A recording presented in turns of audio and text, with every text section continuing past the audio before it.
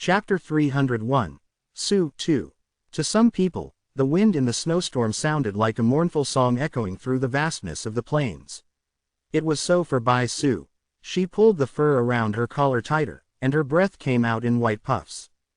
There were also some who did not register the sound of the wind as if it was mourning. Instead, for them it sounded like someone sighing. That was how Su Ming heard it. He walked on the ground and stepped on the snow. As he listened to the sound of the wind along with the crunching sounds coming underneath his feet, he continued walking forward. The two of them did not walk at a fast pace, neither did they talk to each other. They simply welcomed the snow and wind in their faces as they gradually walked into the distance. The wind was strong and the snow fell heavily. A lot of it fell from the sky and fell on their shoulders, their clothes, and their hair. You also walked like this in the snowstorm with her in the past, right? After a long while, Bai Su's soft voice reached Su Ming's ears. You still ask about it? Su Ming did not stop. He simply continued walking, and when he spoke, it sounded as if he was sighing. Shouldn't I have? Bai Su took a few brisk steps forward to walk beside Su Ming before turning her head sideways to look at him. Su Ming remained silent for a moment before he spoke in a soft voice. Nostalgia appeared in his eyes. She and I walked in this manner many years ago. Bai Su lowered her head and asked in a whisper, are we really that alike, she and I? Very, except for a few details. Su Ming's voice drifted in the wind. Is it this thing? Bai Su stopped and brought out two items from her bosom. Then right before Su Ming, she placed them on her earlobes. A smile appeared on her lips when she looked at Su Ming, who had turned around to look at her. The moment Su Ming saw the pair of earrings hanging off Bai Su's ears, he shuddered and a dazed look appeared in his eyes. That pair of earrings was something that belonged solely to Bai Ling in his memories. Bai Su, standing under the night filled with snow and wind while wearing the earrings as snow floated down between them, threw Su Ming into an absent-minded state. It made him feel as if he had returned to that particular moment at the foot of Dark Mountain, the moment part of those beautiful years in his life. Su Ming, didn't you say that you'll walk in circles with me? A bashful look appeared on Bai Su's face, but she kept her head straight and did not lower it. Instead, she kept her gaze on Su Ming as she spoke softly. The moment she said those words, Bai Su clearly felt that Su Ming had frozen up in the snowstorm. Even his gaze too, seemed to have frosted over. When she saw him acting this way, Bai Su became exceedingly pleased with herself. She had been preparing for this day for a very long time. Just a bit more. Just as Bai Su was feeling pleased with herself, Su Ming closed his eyes and sighed softly. When he opened them once again, his eyes were calm, and he turned around to walk forward. Bai Su widened her eyes, then stomped her feet in a fit of discontentment before quickly catching up with him. At that very moment, in a corner of the temporary tribe built by Western Sea Clan for the auction was a clearly much more extravagant tent among the dozens of tents set up there, and within that tent, Sima Shin suddenly opened his eyes as he sat inside. A hint of surprise shone briefly in his eyes. There's no mistaking this, just now, for a moment, I felt a berserker seed showing signs of blooming. That berserker seed is located on the snow plains beyond the tribe. The fluctuations from that berserker seed were so strong that it surpassed those from all my previous berserker children. That person is definitely Su Ming. Bai Su, whether I succeed or fail now depends entirely on you. Sima Shin had originally given up on using Bai Su to plant a berserker seed in Su Ming. He had thought that it would be very difficult to succeed. That was why he had instigated the incident with Ziche and wanted to use Northern Frontier to kill Su Ming. However, he did not expect that the matter would end that way. Towards Bai Su, he only felt deep regret and hate, but he did not dare offend her. After all, he still needed her help to enter Freezing Sky Cave. Quite some time had passed by and he had still received no news about it, but no news was also a form of hope for him. He had originally made up his mind that if he still had not obtained the right to enter Freezing Sky Cave before Sky Mist Shaman Hunt and Su Ming had also not become his berserker child, then he would need to join Sky Mist Shaman Hunt and obtain those shaman heads first. Yet if he could just manage to achieve one of those things, then he would not need to join the battle. He could instead focus all his attention on making preparations to enter Heaven Gate. The sudden signs of the blossoming seed this night made Sima Shin's heart instantly jump in joy. He stood up and lifted the tent flaps. As he looked at the world in the distance, excitement and anticipation appeared in his eyes. Bai Su, you are my destined wife. If you help me make this happen, then I will swear right now that I will marry you. Sima Shin mumbled and clenched his fists. Once he took a few deep breaths, he forced himself to calm down before he once again sat down on the snow. Su Ming continued walking on the plain of snow in the snowstorm. Once Bai Su caught up to him, still feeling discontented, she would occasionally glare at him, fuming as various thoughts raced in her head. At that moment, she did not know that Sima Shin was gazing at that particular spot from the tribe not too far away, waiting anxiously. Time trickled by, and it was soon midnight. The moonlight was scattered due to the snow floating down from the sky, yet in an instant, the light would merge together once again, making others feel like their eyes were playing tricks on them. It's late. If you have nothing else to do, go back. Su Ming's footsteps faltered and he turned around to look at Bai Su. Bai Su was silent. She did not speak. Su Ming returned to the path he originally came from and walked down that way as the wind and snow blew in the air. Su Ming. Bai Su suddenly called out as she stood there. The instant Su Ming turned around to look, Bai Su quickly walked forward and hugged him, burying her head in his chest. Su Ming was silent for a while before he lifted his arms and held Bai Su's shoulders. She lifted her head and looked at him. There was a complicated look and a hidden meaning that could not be described in her eyes as she stared at him. If we continue walking in the snow like this, will we walk until our heads turn white? Bai Su mumbled softly, and her voice sounded as if it had traveled through time. When it fell into Su Ming's ears, grief appeared in his eyes. At the same time, Sima Shin trembled where he was seated in his tent at the corner of the tribe. Excitement shone in his eyes, and it was so bright it could rival the light from the moon. His heart raced against his chest. He could feel that the aura of the berserker seed was growing stronger in the snow plains in the distance. Just a little more and it would be complete. That feeling not only made him excited, it also made him feel like throwing his head and laughing towards the sky. Su Ming, you might be getting stronger day by day, but you're just too confident in yourself. Bai Su's heart will always lie with me. She will fulfill my desires just as I have asked her to. You are still going to end up becoming my berserker child. Sima Shin stared at the snow plains in the distance with excitement and waited. On the snow plains, Su Ming stared at Bai Su as her voice echoed in his ears. The grief in his eyes became stronger and he closed his eyes quietly. The complicated look on Bai Su's face became more prominent. As she stared at him, hesitation and uncertainty rose within her. Let this end, Bai Su. You are not her. Don't make things difficult for yourself anymore. Su Ming's hoarse voice fell into her ears. He opened his eyes, and grief could be seen along with pity within them. He lifted his right hand, and in his palm was a fistful of snow. Place it in your hand and let it melt. When the snow turns into water, you will still be you, and you will not be her. Bai Su stared at the snow in Su Ming's palm blankly. After a long while, for a reason she did not even know herself, and as if she was controlled by some supernatural force, she whispered softly. Su Ming, do you still remember our promise? The moment she said those words, Su Ming's hand visibly trembled. But you didn't fulfill our promise, Bai Su mumbled, then took a few steps away and looked at Su Ming. The snow in Su Ming's palm had melted into water. He stared at Bai Su, and with a bitter smile, he nodded his head. When Bai Su saw Su Ming acting this way, she suddenly felt a sharp stab of pain in her heart and found herself unable to face him. She staggered backwards and moved further and further away, right until she could no longer see him in her eyes.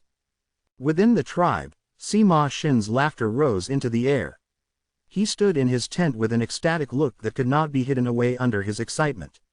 He could distinctly sense that the berserker seed in the snow plains had successfully formed. He could even feel a faint connection between him and that seed. That connection gave him a feeling that with just one thought, he could determine whether that berserker seed lived or died. Su Ming, in the end you still ended up as my berserker seed. As Sima Shin laughed loudly, he walked out of his tent and moved towards the snow plains. He wanted to see how Su Ming looked right now with his own eyes. While on the way there, Sima Xin suddenly stopped, because he saw Bai Su staggering forward on that snow plain as if she had just lost her soul. With joy flowing within him, Sima Xin walked towards Bai Su.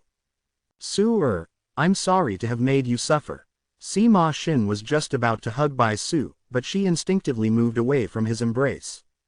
There was a complicated expression on her face, and she remained silent. I originally wanted to go and meet my new berserker child, Su Ming, but you're more important than him. I'll stay by your side and have him come greet us. Sima Xin was far too excited and hence did not bother with how Bai Su looked right then. Instead, in his mind, he gave the order for that berserker seed to come to them. Yet the moment he gave that order, Sima Xin's expression started changing gradually, from that joyful excitement to uncertainty, then from uncertainty to puzzlement, and suddenly, his expression changed drastically. Su Ming was sitting on the snow plain as he looked at the snow falling from the sky. There was not a hint of grief on his face, only a calmness that seemed like the still water in an ancient well. He shook his head gently. Bai Ling, I gave her a chance, and this was her choice. From now onwards, no matter how much she looks like you, even if she's so much like you that she has turned into you, she will not be able to affect my heart. It has ended, along with my very first change of heart. Su Ming lowered his head, and with a wave of his right hand, the drawing board appeared. A long time had passed since the change had begun, and now, for the first time ever since, he turned that board over, then looked at the figure of himself in the grass he had drawn under his feet. In Su Ming's eyes, the picture on the drawing board changed. The picture of himself in the drawing lifted his foot, and the grass ensnaring his foot was shaken free as he did so. Then he walked over it, just like a gust of wind that left no traces behind. As the picture changed, an aura characteristic of a transformation abruptly spread out from within Su Ming. His hair floated in the wind, and an aged look that seemed to have seen through something in the world appeared in his eyes. At that moment, the snow around him also seemed to be moving towards him. For the first time ever, in the picture of the blood moon and dark mountain on his body, snow started falling down. The picture of the snow-covered blood moon and dark mountain. Chapter 302, Second Young Lord. As snow appeared on the berserker mark on his body, that aura of transformation became stronger. The berserker mark under Su Ming's robes started swimming all over his body as if it had come alive. A whirlwind spread out from within his body and blew away the snow around him in all directions. Su Ming's hair moved without wind, and gradually, the black shade of his hair started changing, gaining a purple hue. Compared to the white snow, that purple shade gave off an alluring feeling, along with an indescribable mysteriousness. The five-peaked dark mountain started letting off a dim light on Su Ming's face, like a totem, and on his chest, a layer of snow gradually gathered on the grass, trees, and houses in the tribe under Dark Mountain. The blood moon appeared in the sky within the berserker mark. That blood moon was Su Ming's right eye. Even if he had both his eyes closed at the moment, the red glare shining brilliantly like the moon in his right eye could not be hidden away. There was also snow falling down in that berserker mark, and it looked real. It was as if it had existed within the mark since the beginning, but only then did Su Ming have the right to obtain it and have it revealed to the world. When the snow appeared in the berserker mark and at the instant the picture of the snow-covering blood moon and dark mountain was formed, Su Ming opened his eyes. Right as he did so, a mighty presence shot out from the blood moon in his right eye.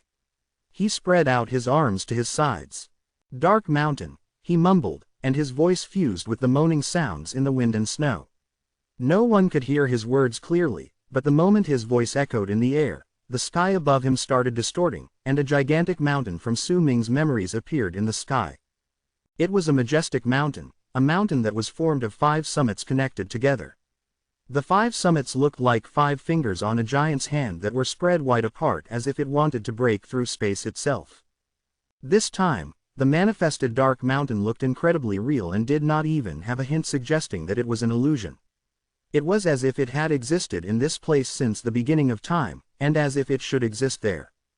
The moment Dark Mountain appeared, an incredible sorrow spread around Su Ming.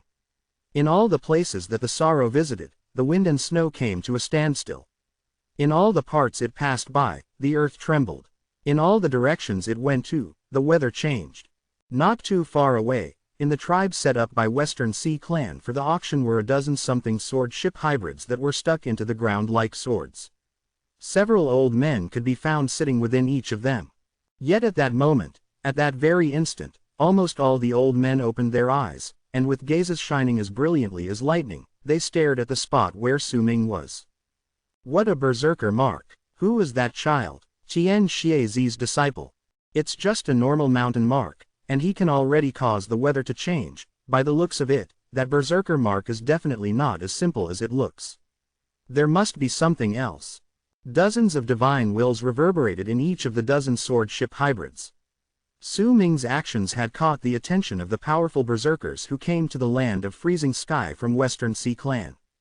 Silence. As these people communicated with each other using their divine wills, one chilling divine will that only they could sense and no one else would be able to hear swept through their minds like a typhoon. It's just the berserker mark of a small fry in the awakening realm, and you lot are already acting this way. Clan Elder Hai, you are wrong. You must have seen that this child is a divine general, and his berserker mark is definitely of the complex sort. He has just shown the mountain mark, and the effects of that mark are already shocking. Is a prodigy of this caliber not worthy of our attention? Once that chilling divine will swept through the area, another divine will that was clearly of the same level as the one previously shot out from another one of those sword ships and reverberated through the air. That chilling divine will let out a cold snort. Even if it's complicated, Yet before this divine will could finish speaking, his words faltered, and the sound he made after that one little pause was filled with surprise. The source of his surprise was the word that came out of Su Ming's mouth, who had his arms outstretched as he sat right in the middle of the whirlwind that lifted the snow and swept it all around him on the snow plain. Tribe. The moment the word, tribe, fell out of his mouth, like a scroll painting that was being opened under the gigantic dark mountain in the sky, a dark mountain tribe filled with its trees and houses appeared in the sky with an astonishingly imposing manner, and in a way that would make all those who understood berserker marks feel shocked to the core. Right then, if anyone lifted their heads up to look, they would not be able to tell where was the sky and where the earth. They would feel as if they were looking at a mirage. Yet those plants, those houses, and all the other things looked so real that they could not be described with words. In a corner of the tribe in the distance where the Western Sea Clan auction would be held, Tian Lanmeng walked out from her tent with a fur robe she had just put on. She stood outside her tent and her beautiful eyes shone with a curious glint. As she looked at the dark mountain in the sky and the vivid dark mountain tribe, she became stupefied. This is his berserker mark. More people walked out of the tents set up around Tian Lanmeng's and looked at the sky. The sorrow in the air was felt clearly by all the berserkers in the area. More importantly, that sorrow did not disappear as soon as it came. Instead, as time passed by, it grew stronger. In the temporary tribe, all the people who came to attend the auction walked out of their tents and looked at the sky. Most of these people came from freezing sky, and some among these people had witnessed the battle between Su Ming and Sima Xin, and had also seen Su Ming revealing his berserker mark during that time. The moment they saw the strange sight in the sky, they immediately let out cries of surprise. This is Su Ming's berserker mark. There's no mistaking this. I remember that mountain and that tribe under the mountain. Only Su Ming has that berserker mark in the entire freezing sky clan. This is Su Ming's berserker mark. Uproars broke out within the tribe and grew increasingly louder. As the people passed the information they knew to the others while keeping their gazes fixed on the sky, a person in black clothes stood outside an ordinary-looking tent inside the tribe. His face was calm and he did not even lift his head. It was as if no matter what happened around him, nothing could catch his interest. He only stood there in silence and waited for the order that would come from the tent behind him. If Su Ming was there, he would be able to tell with just one glance that there were some similarities between this man and Ziche in some of their actions, because they were the same sort of people. Interesting. Uncle Chen, I didn't expect that there would be someone like this in Freezing Sky Clan. A voice with a hint of laughter traveled out from the tent. The moment that voice spoke, a gust of wind blew past and lifted the snow on the ground along with a corner of the tent. That gust of wind saw everything that was inside the tent before it disappeared within, never coming out again. That tent did not seem big on the outside, but it was enormous inside, as big as a palace. There were a dozen-something men dressed in black clothes just like the person outside the tent standing around quietly. These people had their heads lowered and stood like statues, but within each of them, a presence that had surpassed that of awakening and belonged to those within the bone sacrifice realm could be felt. There were even some whose aura was so strong that even a normal berserker in the bone sacrifice realm would find it hard to compare. At the center of the tent that contained another dimension in itself was a table and a young man wearing a green long robe with a black dragon stitched on it taking a sip from the wine cup in his hands. That young man did not seem old, but in his eyes, even as he blinked, was an intimidating pressure, and he had a unique temperament. That temperament was one that only belonged to those who stood above everyone else. With just one word, he could cause disaster to fall on the entire land. With just one word, he could make a countless number of tribes turn to ashes. With just one word, half of South Morning would go to battle for him. That was the bearing of those who held supremacy over all people. Even if that temperament was not too strong and seemed as if it was just starting to form, it was already slowly building up. Perhaps one day, he would be able to announce himself right before the entire land of South Morning with that presence. Second young lord, this person's status is rather unique. He belongs to Freezing Sky Clan, but at the same time not. An old voice spoke from before the young man. On the other side of the table was a white-haired old man who was drinking with the young man. That old man's voice was hoarse, and he wore a long white robe as he sat there. There were 8 white clouds embroidered on his sleeves. If there was anyone from Freezing Sky Clan familiar with Heaven Gate who saw those 8 white clouds, they would definitely feel shocked and immediately kneel down in worship, because those 8 white clouds meant that this person belonged to Heaven Gate's 8th layer. There were 9 continents on Heaven Gate, and the 8th continent had an incredibly high rank among them.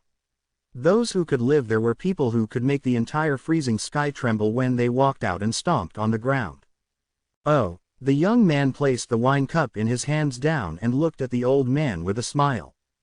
At that moment, besides the crowd in the temporary tribe built by Western Sea Clan keeping a close eye on the strange sight in the sky, there was one more person who stood on the snow plain outside the tribe, Sima Xin, whose expression had drastically changed due to that sorrow from Su Ming enveloping his body. He grabbed onto Bai Su, as if he was hysterical, and roared madly with bloodshot eyes. I already succeeded, so why did this happen? Tell me, why did this happen?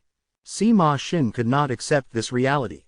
The thing which he had desired for a long time and even succeeded in obtaining had just taken a turn for the worse. This was something he was absolutely not prepared for. It would have been fine if he had never obtained it in the first place, but he did, just moments ago. This sort of feeling of having something he had just obtained forcefully snatched out of his hands made Sima Xin unable to control his own actions. Bai Su's face was pale. Sharp pain traveled from her arms which were held in a tight grip by Sima Xin. Yet the physical pain was nothing compared to the pain her heart felt as it was ripped apart. She looked at Sima Xin and gave him a broken smile. All of a sudden, she saw through this man. This handsome and forever gentle big brother Sima of hers, was now like a clown. Besides raging in madness, he did not seem to have the courage to do anything else. This is impossible. This is absolutely impossible. Sima Xin sensed the sorrow, saw the dark mountain and the tribe in the sky, and even felt Su Ming's aura growing rapidly stronger. This made him so deeply regretful he almost went mad. Chapter 303, Protector. He was regretful, deeply regretful. He regretted that he did not do everything that he could in the past and kill Su Ming beforehand so that he would not have been able to enter Freezing Sky Clan. He was regretful, but no matter how much he thought about it, the only chance to regret was during the first time he fought against him.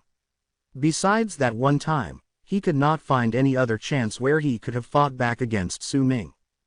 During the first time they met in Freezing Sky Clan, the two of them had battled to the extreme, but even if Sima Xin wanted to kill Su Ming, he was prevented from doing so. Even if he had forcefully attacked him, not only would he not succeed, he would also have brought a great disaster on his own head. He had not understood this at that time, but right then, with his understanding towards the 9th summit, he knew what would happen to him incredibly clearly from experience. After all, He was one of the few people who knew the entire event of what had happened in Northern Frontier Tribe. Sima Xin, you're hurting me. Just as Sima Xin was trapped in his own madness, an aloof voice traveled into his ears. That voice belonged to Bai Su, and she was looking at Sima Xin coldly. She had seen through this person. In truth, she should have seen through him a long time ago, but she did not want to. She had been blinded by a veil called love. Right until she met Su Ming, and through the bits of contact she had with him that accumulated through time, that veil slowly changed color, gradually allowing her to recover her senses, and slowly letting her wake up from Sima Xin.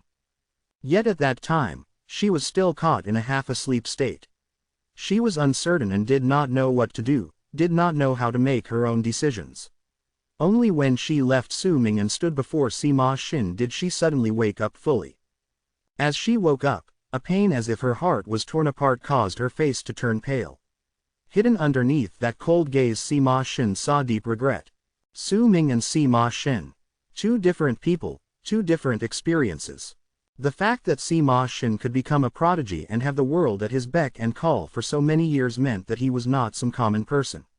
Even if he was caught in this indescribable rage and madness, he could still force all of these emotions down in an instant. However, this rage did not disappear and only became stronger. Because if the berserker child was not planted with the seed, he would be uninjured, but if the seed was planted and something like the situation with Su Ming happened, then to Sima Xin, it was practically a disaster that would completely ruin him. Berserker seed's backlash. There was even a high possibility that he might turn into Su Ming's berserker seed. Even if he did not know the great art of heartless berserker seed, Su Ming could still obtain his one and only berserker seed. To Su Ming, this one and only berserker seed would just be a gust of wind in his life, but to Sima Xin, if this really came to be, then it would mean his entire life. This was just a possibility. Sima Xin had no idea what sort of change would happen, but it was precisely because he did not know that he was afraid. He was so terrified he went mad. Su, I lost control of myself. Sima Xin let go of Bai Su's shoulders with a pale face. When he remembered what he just did, he was assaulted with regret once again. Bai Su might have failed, but this girl was still useful to him. In fact, it could even be said that she was one of the very few methods for him to save himself.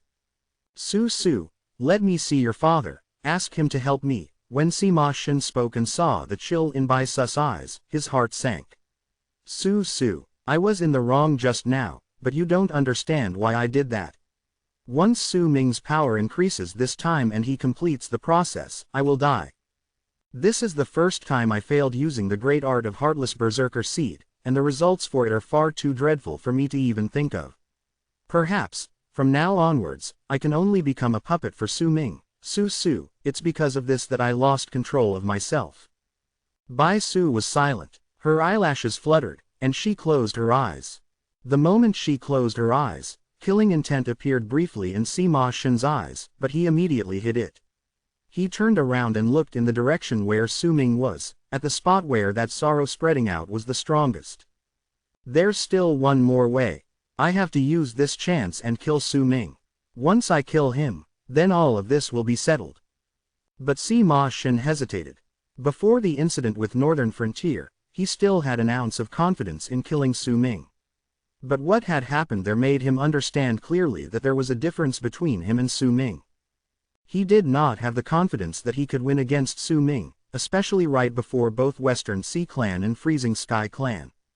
If he fought against Su Ming here, then what awaited him would be an incredibly severe punishment. Even if he managed to kill Su Ming, then besides that severe punishment, he would also have to face the Ninth Summit's madness. With this punishment and madness on his head, even if Sima Xin betrayed Freezing Sky Clan, he would have no place in the land of South Morning, unless he escaped to the Shaman tribe. What should I do? What should I do? Sima Xin trembled and despair appeared in his eyes. Take this and go back to Freezing Sky Clan, then offer it under Heaven Gate. My father's disciples will receive you. Sima Xin, this will be the last time I help you. From now onwards, don't bother me anymore. Bai Su opened her eyes and brought out a wooden slip which she threw on the ground, then she turned around and walked into the distance. Her back showed desolation, loneliness, a deeply rooted regret, and at the same time, freedom. She wanted to go and see Su Ming, but she bit her bottom lip. Even if she broke through the skin and blood started flowing down, she would still not have the courage to face him. She could only choose to leave dispirited. When she came, she had been laughing and talking to Su Ming happily, occasionally looking at him with mischief on her face, and when she left, she did so dejected and miserable, as if she had lost her heart, her soul. Like an injured little beast, she wanted to be alone and lick her wounds quietly. She knew that she made a mistake that would not be forgiven. Thank goodness that mistake did not leave behind an irreparable damage to that person who appeared in her heart right now. In the wind and snow, she left with her head bent down. Behind her, the tribe and dark mountain in the sky had become a shocking sight to behold. Su Ming's voice echoed within the windstorm caused by the whirlwind on the snow plain. Blood moon. It was almost day. The sky should have been dark, but due to the light shining on the snow, the world only seemed blurry, not dark. As Su Ming's words rang, in the sky above Dark Mountain, a blood moon manifested seemingly at the highest point of the sky. As the blood moon appeared, the sorrowful feeling became much stronger, and as it spread out, it turned into a windstorm that shook the skies and moved the earth. An aura that became increasingly stronger gathered around Su Ming, and it only continued to grow, continued to become stronger. Ziche stood several thousands of feet away from Su Ming and endured that mighty pressure, but he was still continuously pushed backwards. He forced himself to back down slower. He wanted to stay in the place and protect the Su Ming right now. He might not have seen Bai Su and did not know what had happened that caused such a change in Su Ming, but he knew that he himself was a part of the Ninth Summit, and Su Ming was a disciple of the Ninth Summit. That was enough. As Su Ming's presence grew increasingly stronger, the divine wills inside the dozen-something sword ship hybrids within the temporary tribe built for Western Sea Clan's auction once again spoke to each other. What a berserker mark! He can at least be considered a prodigy, but how could he choose to break through right outside Western Sea Clan? Does he really think that we won't dare to attack him? Clan Elder Hai, don't be reckless. That child is Tian Xiezi's disciple. Tian Xiezi, that crazy lunatic, I've never met him before. I would have let this slide if you didn't mention it, but now that you have, I'd like to see just how powerful this Tian Xiezi is. That sullen divine will turned into a sharp whistle that very few people could hear and charged out of the tribe. Like a bolt of lightning, it flew towards the windstorm caused by Su Ming with a rumble. His divine will was like a sharp sword that wanted to split the windstorm in two, then kill Su Ming who was within it with one strike. Almost the moment this person's divine will charged out, noticed by very few people in the tribe, the white-haired old man sitting by the table in the ordinary-looking tent with the black-robed people standing quietly inside spoke languidly to the young man before him. Because he is part of the Ninth Summit, the moment he said the final word, his expression suddenly changed and he lifted his head swiftly. Right then, the young man also frowned, and that action caused his domineering might to be revealed. When these two people noticed it, that sharp sword that was formed from the divine will had already cut through the snow plain and appeared outside the windstorm caused by Su Ming. It was about to cut down that windstorm. Yet right then, a wild voice from a divine will that sounded as if it had appeared seemingly out of thin air and seemingly from the world located far in the distance, though it actually came from within the Ninth Summit on Freezing Sky Clan's great frozen plains, came rushing forth with a thunderous roar like a tidal wave. Bloody hell! Which of you brats had the guts to attack my disciple? I'll kill your tribe. I'll kill your entire clan. I'll kill all of your reincarnations. That voice was filled with an indescribable imperiousness. The moment it spoke, it caused that divine will sword that was about to cut to tremble viciously and shatter with a bang as if it was attacked by the voice. Right as it shattered, the scattered divine will instantly fell backwards with an absolutely terrified air. The murderous aura within the voice shook the sky and earth. As it reverberated in the air, the murderous aura enveloped that retreating and scattered divine will once again, and absolutely crushed it. A faint, shrill cry rang out. At the same time, a red-haired old man trembled within one of the sword ships in the tribe. He opened his eyes swiftly and coughed out a mouthful of blood. His face instantly turned pale, and even his hair started withering away rapidly.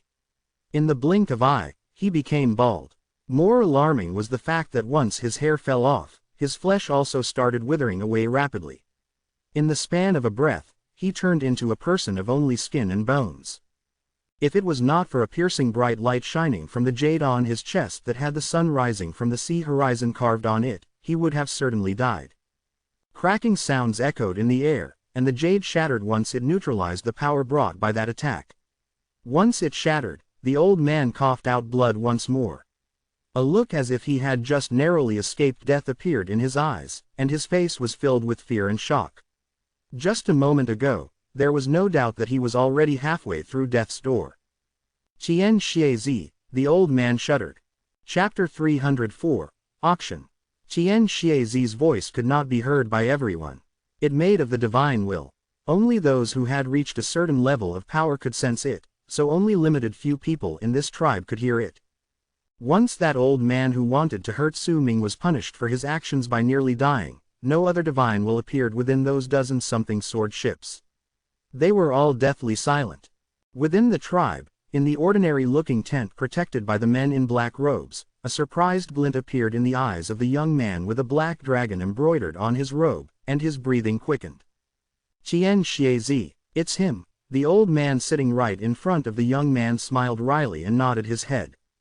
If I can have such a powerful person serving me. When the young man uttered the final word in his sentence, he shook his head and took a big swig from his wine cup. Second young master, don't think about this anymore. That's impossible. As one of the three most powerful berserkers in the land of South Morning, he will definitely not join in the battle between the big tribes. Of the three great berserkers, besides Guru Li Long, who is known to the world and currently staying in Western Sea Clan, very few people know about the other two. And even if they know them, they would definitely not spread the news. Because powerful berserkers like these have the right to choose the way they want to live, such as Senior Tian Xiezi. His personality is weird and he's occasionally crazy. There are less than 10 people who know about his true identity in Freezing Sky Clan, and even within the great tribe of Freezing Sky, only those who have the blood of the elder like you are allowed to know this secret after becoming adults. That is why many of the disciples and outsiders have their own assumptions regarding his identity, but most of them are negative. We wouldn't dare reveal his identity either, or else once he leaves Freezing Sky Clan, it'll be difficult for us to get him back, the old man said with a wry smile. His disciples don't know about it as well. The young man was surprised. The old man hesitated for a moment before he said softly, besides, that person from the Nine Li tribe, the other disciples shouldn't know about this. A glint appeared in the young man's eyes. He immersed himself in his thoughts for a moment before he looked at the old man. Invite that person called Su Ming to join Western Sea Clan's secret auction after the official auction. I will pay for whatever he wants to buy. But, if your older brother learns of this, I'm just making a friend. I sincerely want to befriend Su Ming and I'm not asking for his help. Are people actually going to stop me from making friends now? The young man smiled, but there was a chilling glare in his eyes when he looked at the old man. The old man was silent for a moment before he nodded his head. When I was still a child, I heard of the battle thousands of years ago between the three great berserkers and the shamans. Great patriarch, the young man mumbled, and fascination appeared in his eyes. Outside, the windstorm continued howling on the snow plain, only growing stronger. At its center, Su Ming could also feel his own aura increasing.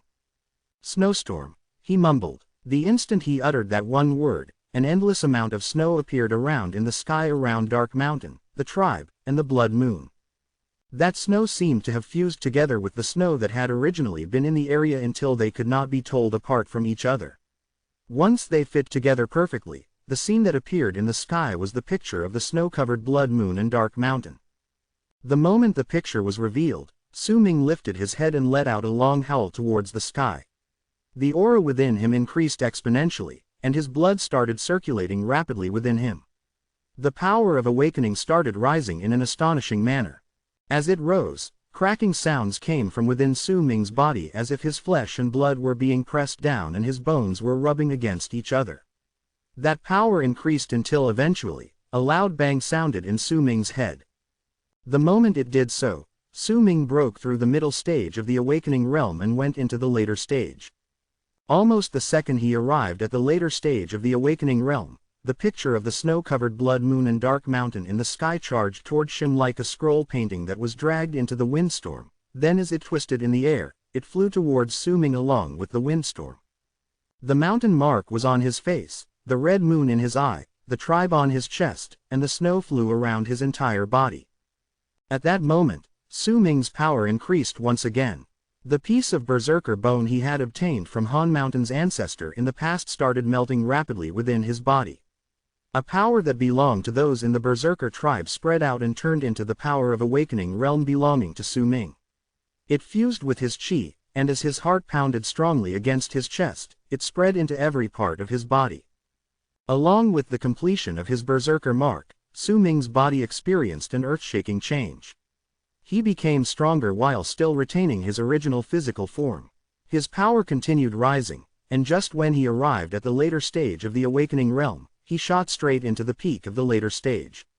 There was only a little more before he could attain great completion in the awakening realm.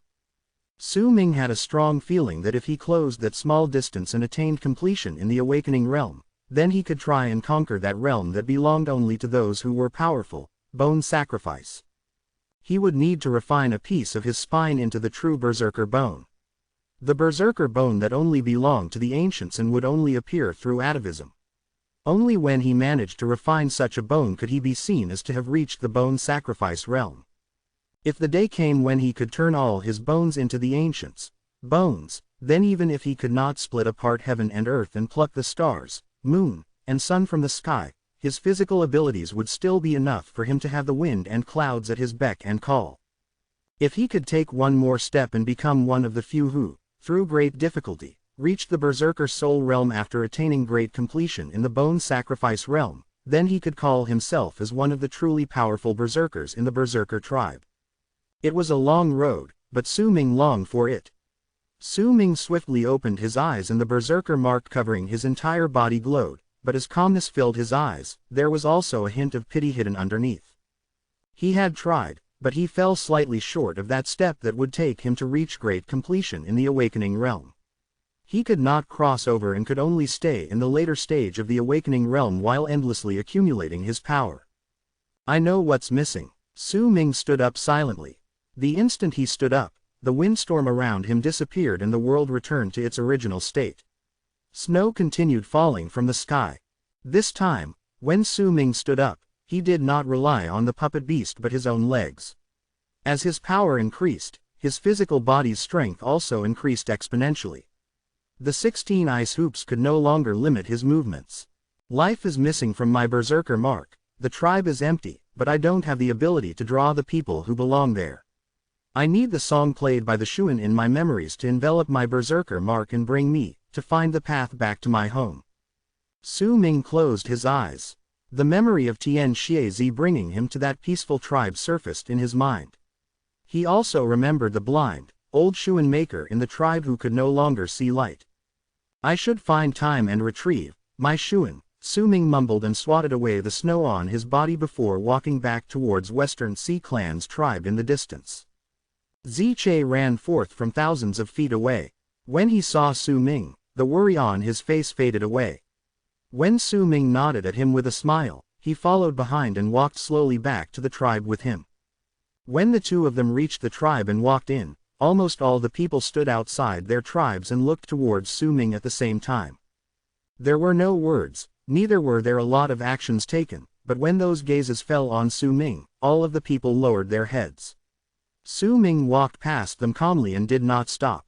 He went to his tent, bent his back, and walked in. The night went by. Perhaps it was a coincidence, but the moment Su Ming entered the tent, the sun started rising in the distance. A new day had arrived.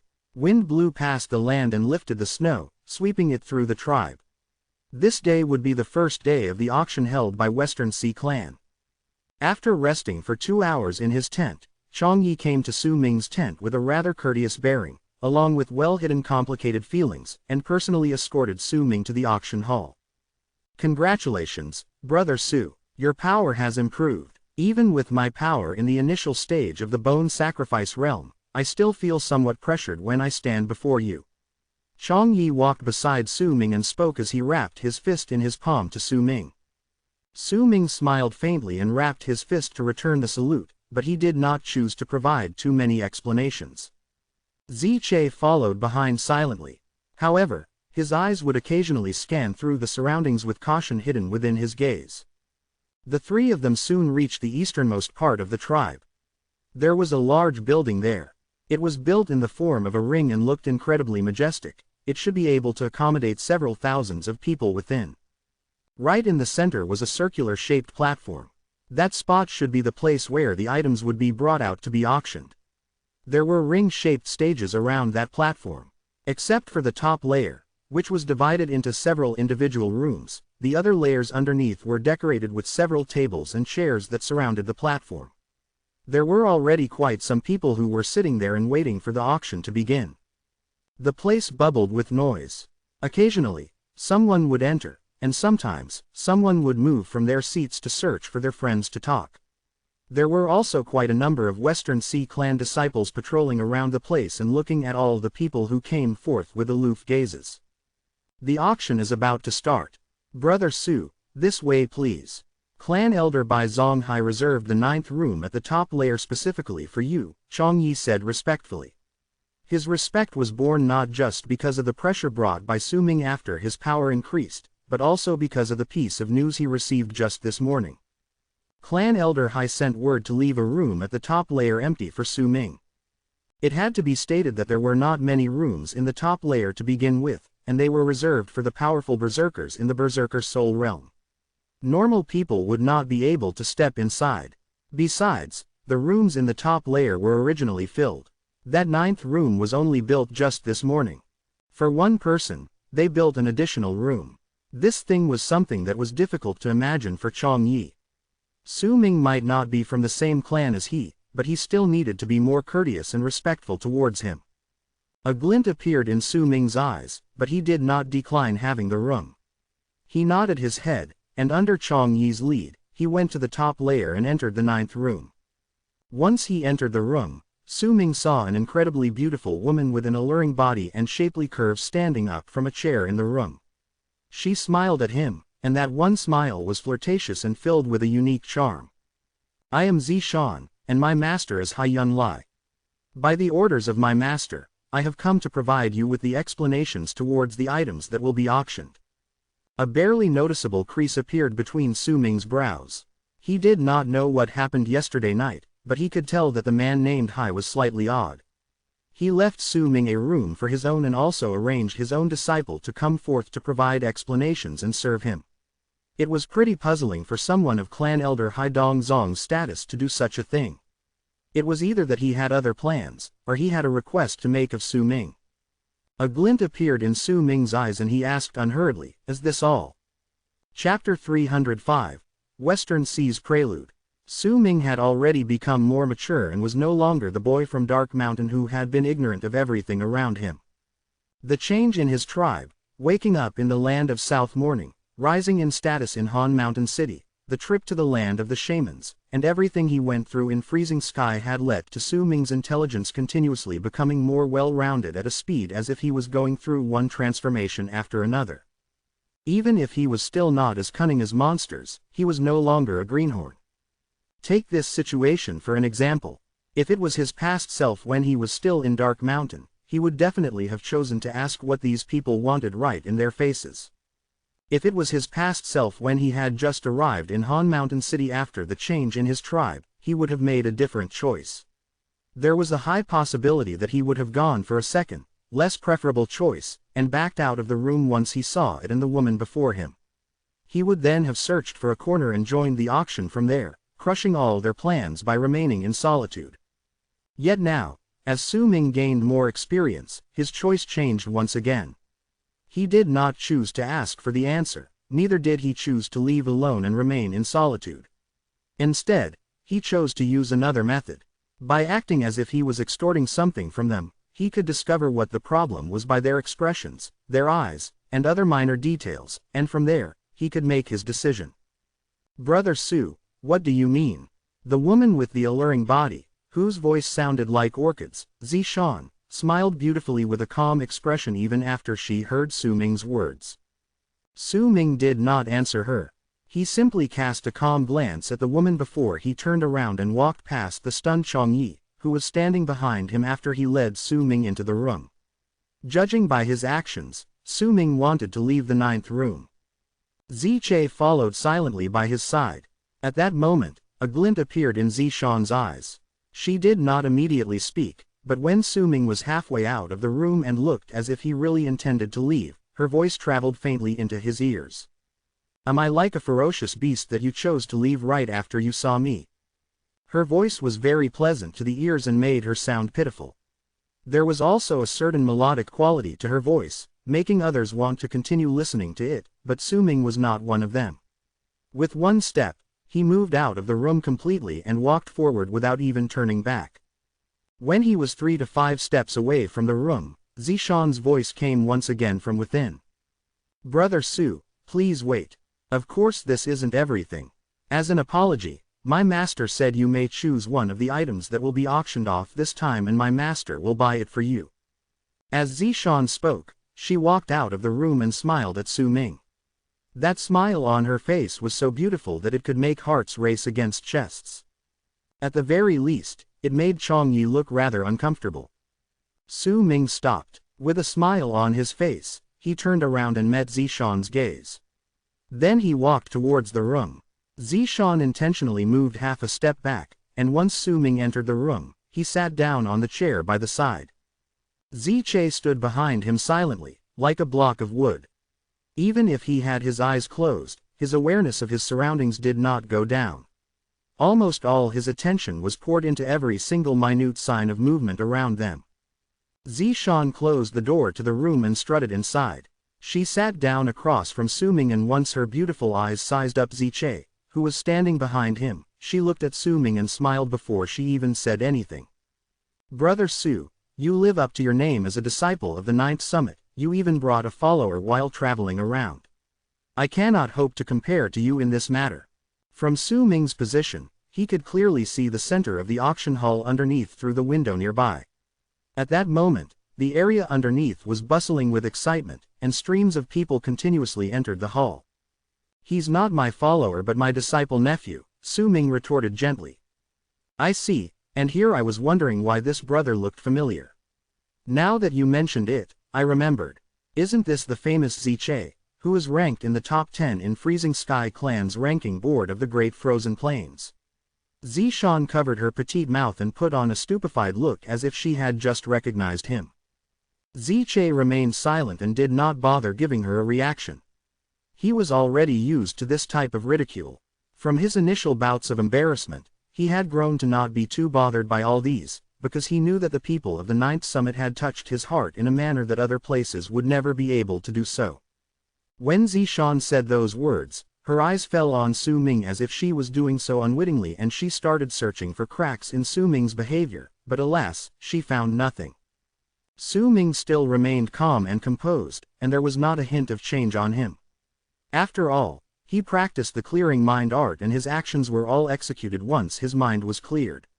Perhaps his actions would seem slightly green to some old folks, but this woman before him would not be able to find any cracks in his behavior so easily, even if there was displeasure boiling in his heart right then.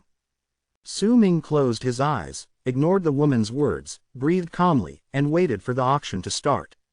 Bai Su was the one girl who saw this attitude of his the most and had been angered many times in the past due to him ignoring her. She had thought of everything she could possibly do to get him to react to her, but none of them bore great results.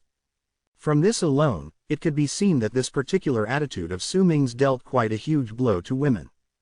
Zishan stared at Su Ming for a long period of time.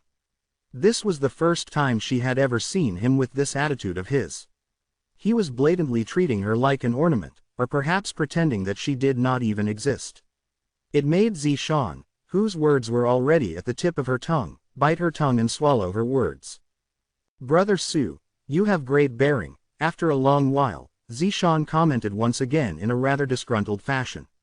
Yet her reply was merely Su Ming closing his eyes as if he did not hear her. Zishan stared at him for a while before she also closed her eyes and no longer paid any heed to him. By doing so, a veil of silence instantly fell over the room, and compared to the noise outside, the room and what went on beyond were like two different worlds. However, compared to Su Ming, Zishan was still somewhat lacking. She could not truly clear her mind and would occasionally open her eyes and look at him. A frown gradually appeared between her brows. I refuse to believe that this person can truly remain so calm. He's definitely pretending. I've seen way too many people who like pretending that they're sophisticated characters. Zishan let out a cold harumph in her heart. In the midst of the silence in the room, time passed by slowly. Approximately the burning of an incense stick later, muffled drum beats came from the platform at the center of the auction hall. The drum beats were like rumbling thunder that seemed to be able to shake the sky and earth. The sound spread in all directions, and each drum beat felt as if it landed on people's bodies, causing most of those who heard it to feel their hearts shaking. As the drum beats reverberated through the air, whining sounds spread out swiftly and blended into the drum beats. However, they were much sharper and seemed to have snatched away all the audience's breaths before they rose into the sky. The drum beats and whining sounds made the auction hall that could accommodate thousands of people to instantly fall silent. All their gazes gathered on the platform at the center. At that moment, Su Ming opened his eyes. He saw 9 burly men standing on the platform at the center of the auction hall beyond the balcony. They were striking the beast skin drums placed before each of them with both hands. The drum beats rumbled in the air and fused together. There were also 9 beautiful women wearing white long robes that were somewhat revealing standing beside those 9 burly men. Each of the 9 women held gigantic conchas in their hands. Naturally, those sharp whining sounds came from the conchas. The moment the drum beats and the whining sounds from the conchas reached their climax, the earth trembled. An even crack appeared on the platform at the center. As the crack spread into its surroundings, the men and women went to stand at the edge of the platform. The instant they did so, a gigantic stone pillar rose up from the crack. Once the stone pillar rose to about 100 feet, it gradually came to a stop. A mumbling sound that no one could hear clearly spread through the area, and it was followed right after by uproars breaking out everywhere. As that voice spread out, an astonishing change happened to the sky above the gigantic open-air auction hall. Ripples appeared in the bright sky, and they spread out to cover a distance of several tens of thousands of li. Western Sea Clan, an aged voice spoke from the sky. The moment it did so, as the ripples grew in number, the ripples that covered those tens of thousands of li turned into a magnificent sea. It was as if those tens of thousands of li in the world no longer belonged to freezing sky at that instant but had turned into Western Sea Clan's sea. The seawater was as tall as the sky and the ripples that could be seen were all caused by the seawater's movement. The ground where the auction hall was located was then turned into the seabed for this sea. A brilliant light shone in Su Ming's eyes. He stood up and took a few steps forward to stand at the edge of the balcony before he looked outwards. He was not the only one who did so. At that moment, many people in the auction hall had also stood up to look at this scene, where the world was transformed, and all their expressions changed. This was not a change brought by a simple illusion but was an astonishing transformation that looked incredibly real. In the space around Su Ming, which had now turned into a sea, he saw countless colorful branches appearing. He also saw all sorts of fishes swimming in the water. Some swam in groups, while others swam alone. When Su Ming opened his mouth, he could even see a large amount of air bubbles floating out of his mouth. This is a rune Western Sea Clan invented many years ago. Brother Su, what do you think of it? Zishan smiled and went up to stand beside him. As she spoke, air bubbles floated out of her mouth as well, and it made it seem as if they were really in the sea.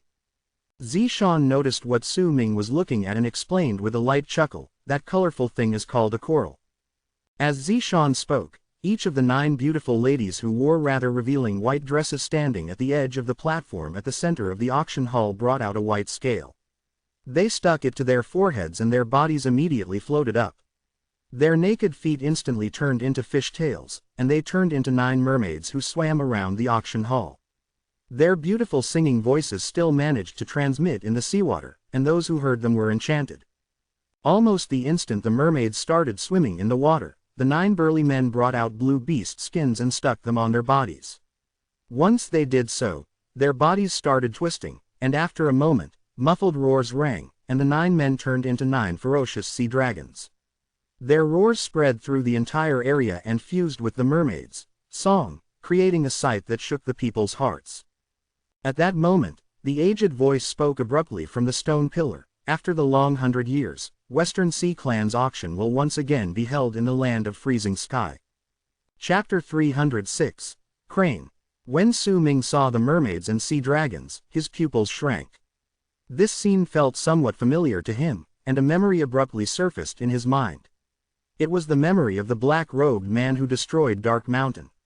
He had also cast an art like this at the end of the battle and covered himself with a beast skin before turning into a ferocious creature. That is the beast form transfiguration art. You must have heard about it before. This is an art Western Sea Clan inherited from the ancients. No one else but those from Western Sea Clan can use this art in the land of South Morning. A proud look appeared on Zishan's face as she spoke languidly beside Su Ming. Su Ming remained silent, as the ancient voice echoed from that stone pillar on the platform at the center of the auction hall. The seawater above the stone pillar distorted and an old man appeared, standing on it. The old man wore a long blue robe that was so big that it covered the surface of the stone pillar under his feet, and some of the cloth even spilled down the pillar. His hair was blue, and if it was not because of his old appearance, it would be difficult to discern his age with just one look. My fellow tribesmen in the land of freezing sky, I am Feng Xiaofeng of Western Sea Clan. It is my pleasure to be here and be the host of the auction. This time, Western Sea Clan has prepared a lot of rare items for all of you in the land of freezing sky. I am not good with words, so I will say no more.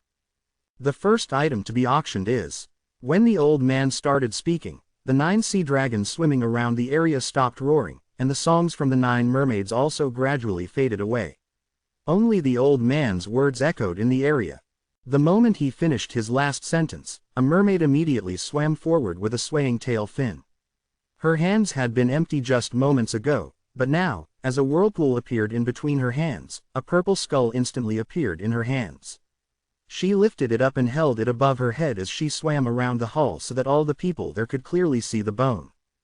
It was a skull that did not seem to belong to those in the Berserker tribe.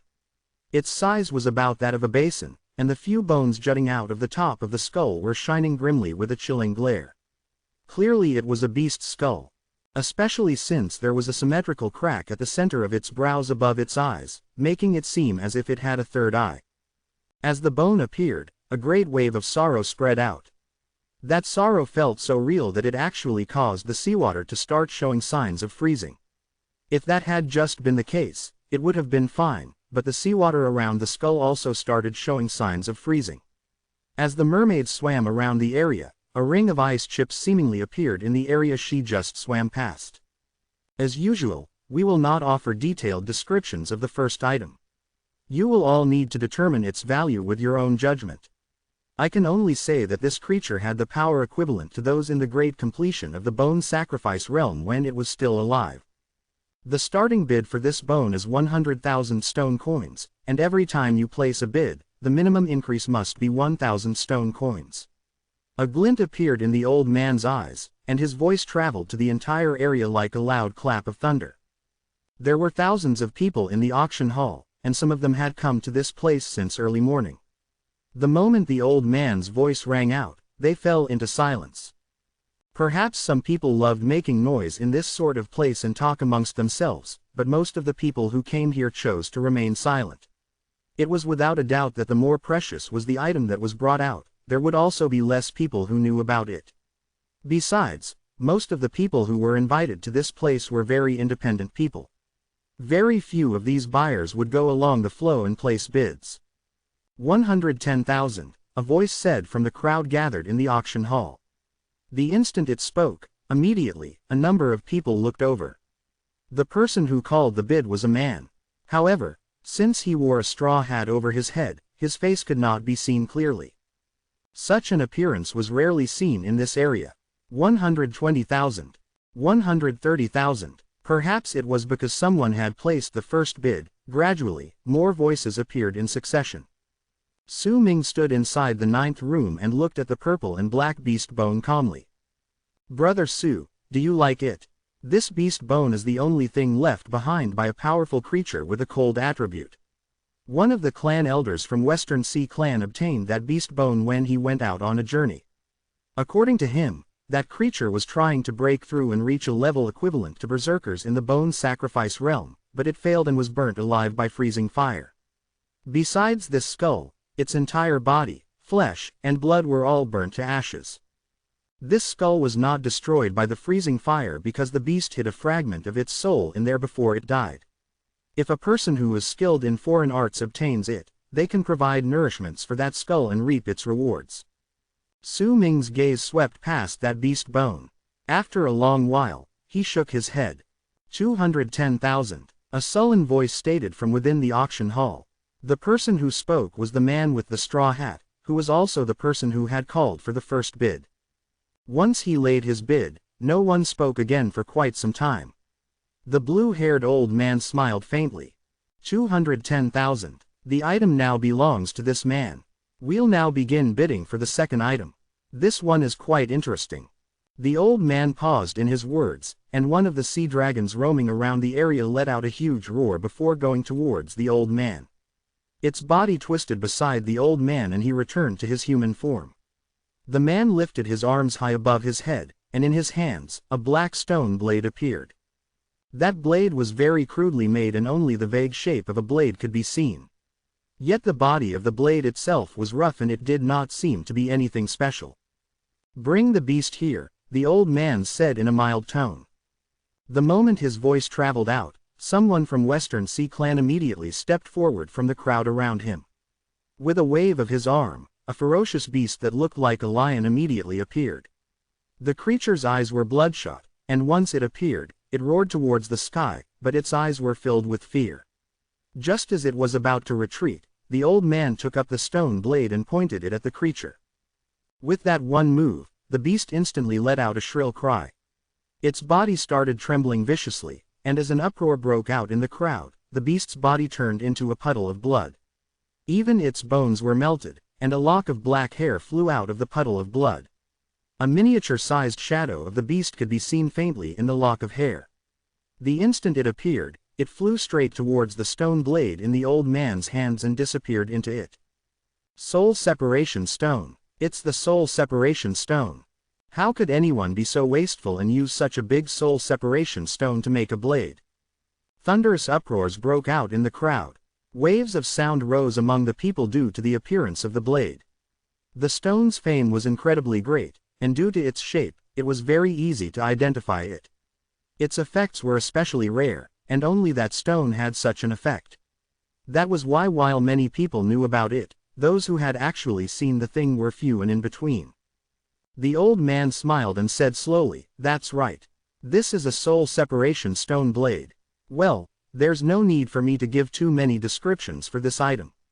The starting bid for this is the same, 100,000. 200,000, 250,000, 280,000, 300,000. Sounds of bids being placed immediately traveled out, and the appearance of these voices instantly caused the price of the stone blade to go up by several fold from its starting bid. Su Ming stood behind the balcony and looked at the stone blade. A glint appeared briefly in his eyes, and he looked at the old man holding the blade. That old man looked calm, still wearing a smile on his lips. He looked very relaxed, but Su Ming could tell somewhat that there were a few secrets lying behind the auction. It was not difficult to guess those secrets, and neither did Western Sea clan try to hide it. There were also quite a few people who understood what went on behind the auction in the land of freezing sky. However, those were the rules. Even if they knew about it, they still could not change it. Not bad. By using the auction that is only held once a century and bringing out a large number of valuable treasures, they can stir up the greed lying within human hearts. As the bidders continuously compete against each other, they will start getting into conflicts with one another. In fact, once every auction ends, there will be people killing each other. Those who obtained a treasure, they have already committed the biggest crime punishable by death by simply possibly possessing these items. Even if they escaped being killed, they can't escape being remembered by others. Once the others have a chance. With this method, they can weaken Freezing Sky Clan's power, just like what Freezing Sky Clan is doing right now in the land of Western Sea by holding the same auction. Their goals are the same. Su Ming shook his head.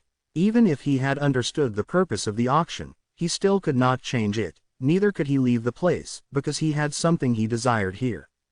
That soul separation stone blade was eventually sold at a price of 930,000 stone coins.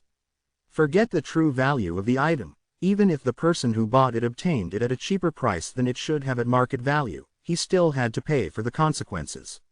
By how the person hurriedly paid the required amount of stone coins and how quickly he left the area with the blade, perhaps what awaited him was repeated running and escaping.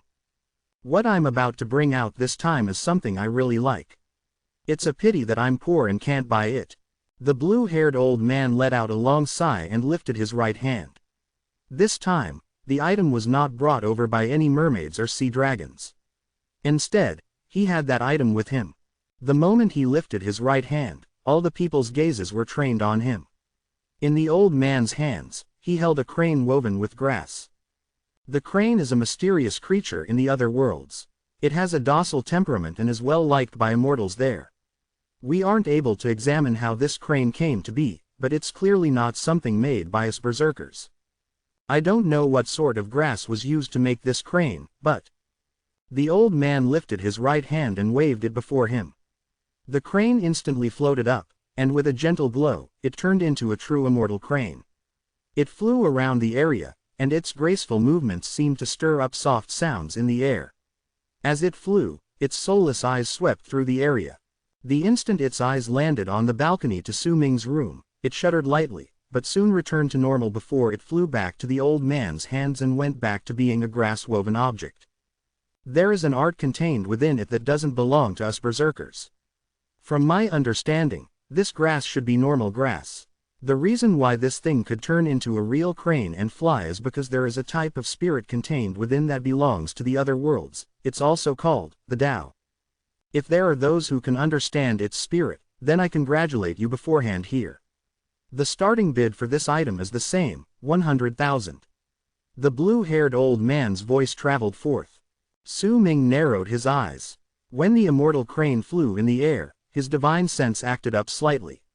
It seemed that there was a similar but faint power of the divine sense within the immortal crane. That faint divine sense seemed to have noticed him, that was why the crane looked at him just then. 500,000, a woman's voice suddenly spoke. That woman's voice was very gentle, but as her voice traveled out, a large number of people instantly recognized who it belonged to. In the crowd were a few spots that no one around dared get closer. In a spot that was rather spacious stood a long-haired woman dressed in white. She was the owner of the calm voice. She was Tian Lan Meng. Chapter 307. Su Ming's Counterattack. Su Ming looked calm, as he usually did. The only change was the slight crease between his brows, which soon disappeared. If it had been anyone else bidding, he might have been somewhat interested in the crane and joined in to bid. Yet since it was Tian Lan Meng, and she started with 500,000 stone coins right from the get-go, Su Ming only gave it a brief thought before he decided not to open his mouth. Yet even if he did not speak, it did not mean that the others in the room would not place a bid. By the side, Zishan noticed the slight crease between Su Ming's brows before it disappeared. A barely noticeable glint appeared in her eyes and with a light chuckle, she spoke in a gentle voice. 700,000. The auction hall should have fallen into silence the moment Tian Lan Meng placed her bid. Most of the people were wary of her status, and the thought that they should not compete against her even rose within them. After all, to them, this item did not seem to have much use. That was why when Zishan's voice broke the silence, it immediately caught the attention of the crowd in the auction hall. Multiple pairs of eyes were instantly trained on the balcony leading to the 9th room. Su Ming was standing there, and right beside him was Zishan, who was smiling as she looked at Su Ming. The expression she put on made it seem as if she was just following Su Ming's orders. The first thought that appeared in most of the people's minds once they saw the scene at the balcony of the 9th room was that Su Ming had ordered the woman to place that bid. Tian Lan Meng also lifted her head. Once she cast a glance at Su Ming standing at the balcony, she moved her gaze onto Zishan with a calm expression. 1 million, she said gently. Brother Su, do you still want that? In the 9th room, Zishan covered her mouth and smiled before looking towards Su Ming. A chilling look settled in Su Ming's eyes and he gave the woman a look. Her actions were disgustingly sinister. Just by standing beside him, she could create animosity between him and Tian Lanmeng, and that casual bid of 700,000 stone coins had just caused Tian Lanmeng to have to spend more than one-fold of what she originally needed to. No, Su Ming averted his gaze and said calmly. Zishan's pupils shrank. She had originally thought Su Ming would definitely get angry. Even if that anger was not shown outwardly, he would still accidentally reveal some of it, and if he did, she would have succeeded in her plans.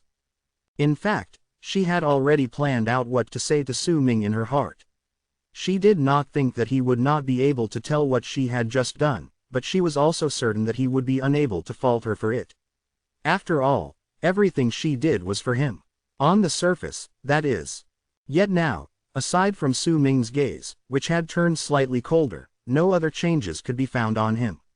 It made Zishan think that the man before her was very enigmatic, and it gave her a feeling that she could not predict his actions.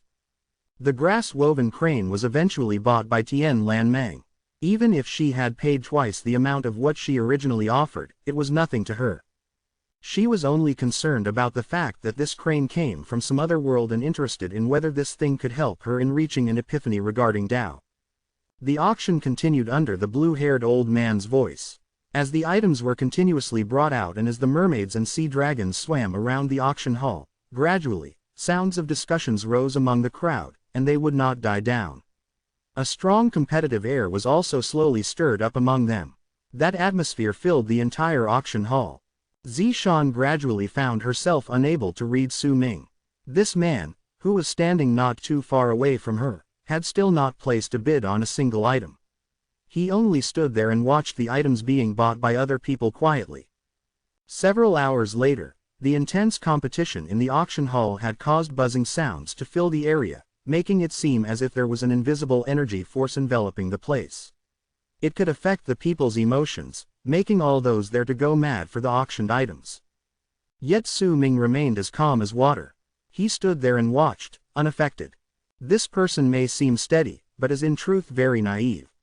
By acting sophisticated, once he places a bid during the auction, he'll definitely attract attention to himself. It'll be difficult for him to get something easily without having anyone compete against him. He's unlike those who had been placing bids for every single item. It's easier for them to get what they want. Zishan cast a glance at Su Ming before she averted her gaze.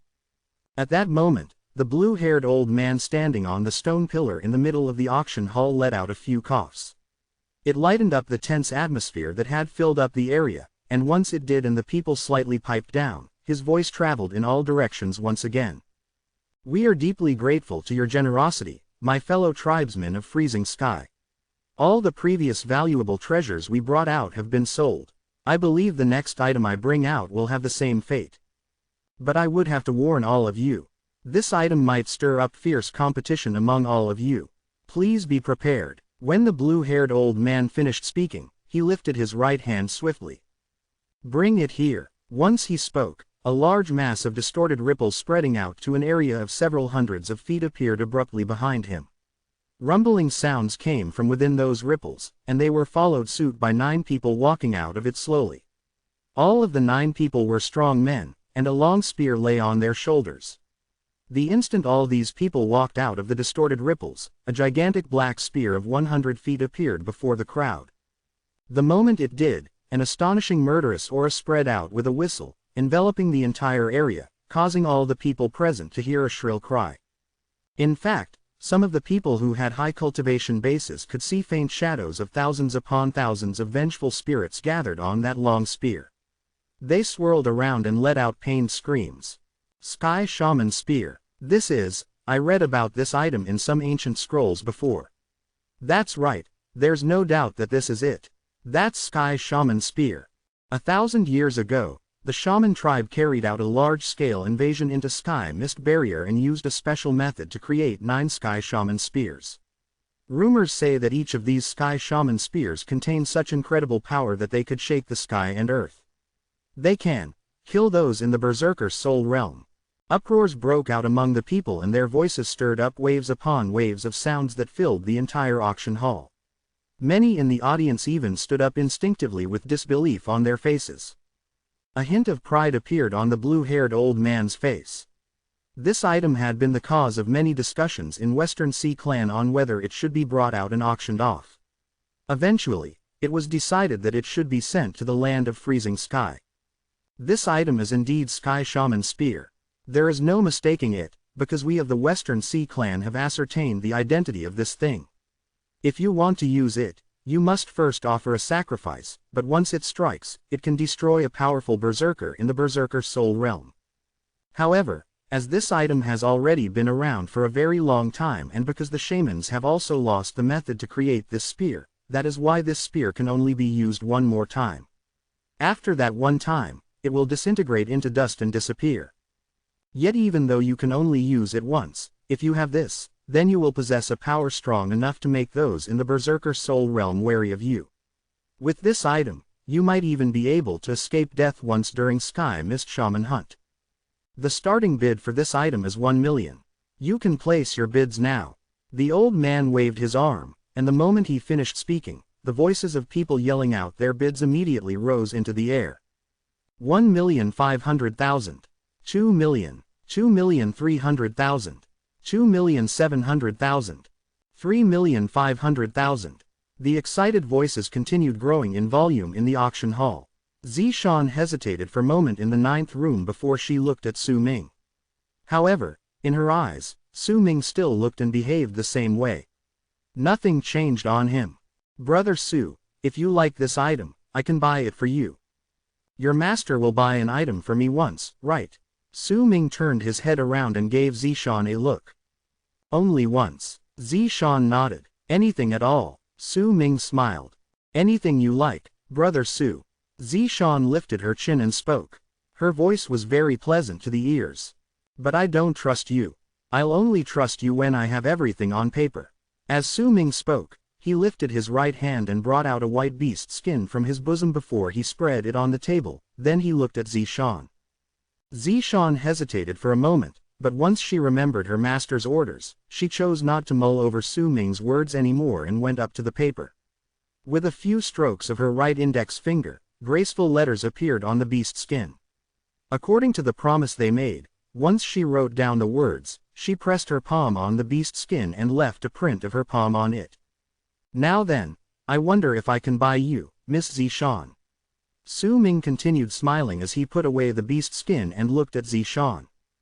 Zishan was momentarily taken aback by his words, but soon after, her face darkened. Brother Su, please don't joke around. What I'm talking about is the auctioned items.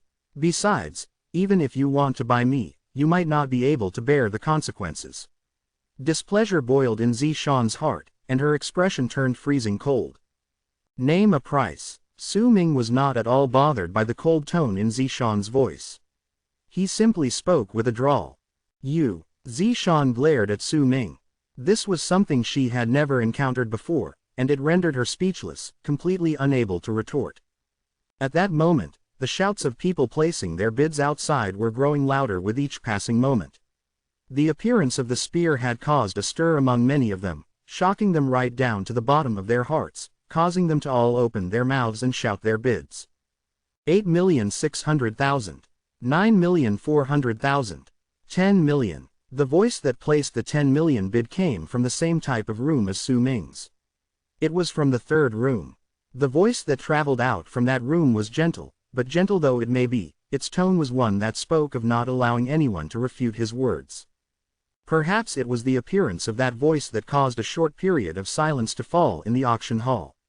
Once Zishan heard it, she glared at Su Ming and her lips curled up into a cold sneer. Even with 10 million stone coins, you still can't buy me. Su Ming, I respect you as a guest, but don't you dare think you can act so cockily. By saying such things, you are humiliating me. Zishan's voice turned colder. Humiliation, Su Ming smiled. Miss Zishan, I want the spear. Please pay for me. Once he finished speaking, he turned around and looked at the auction hall beyond the balcony.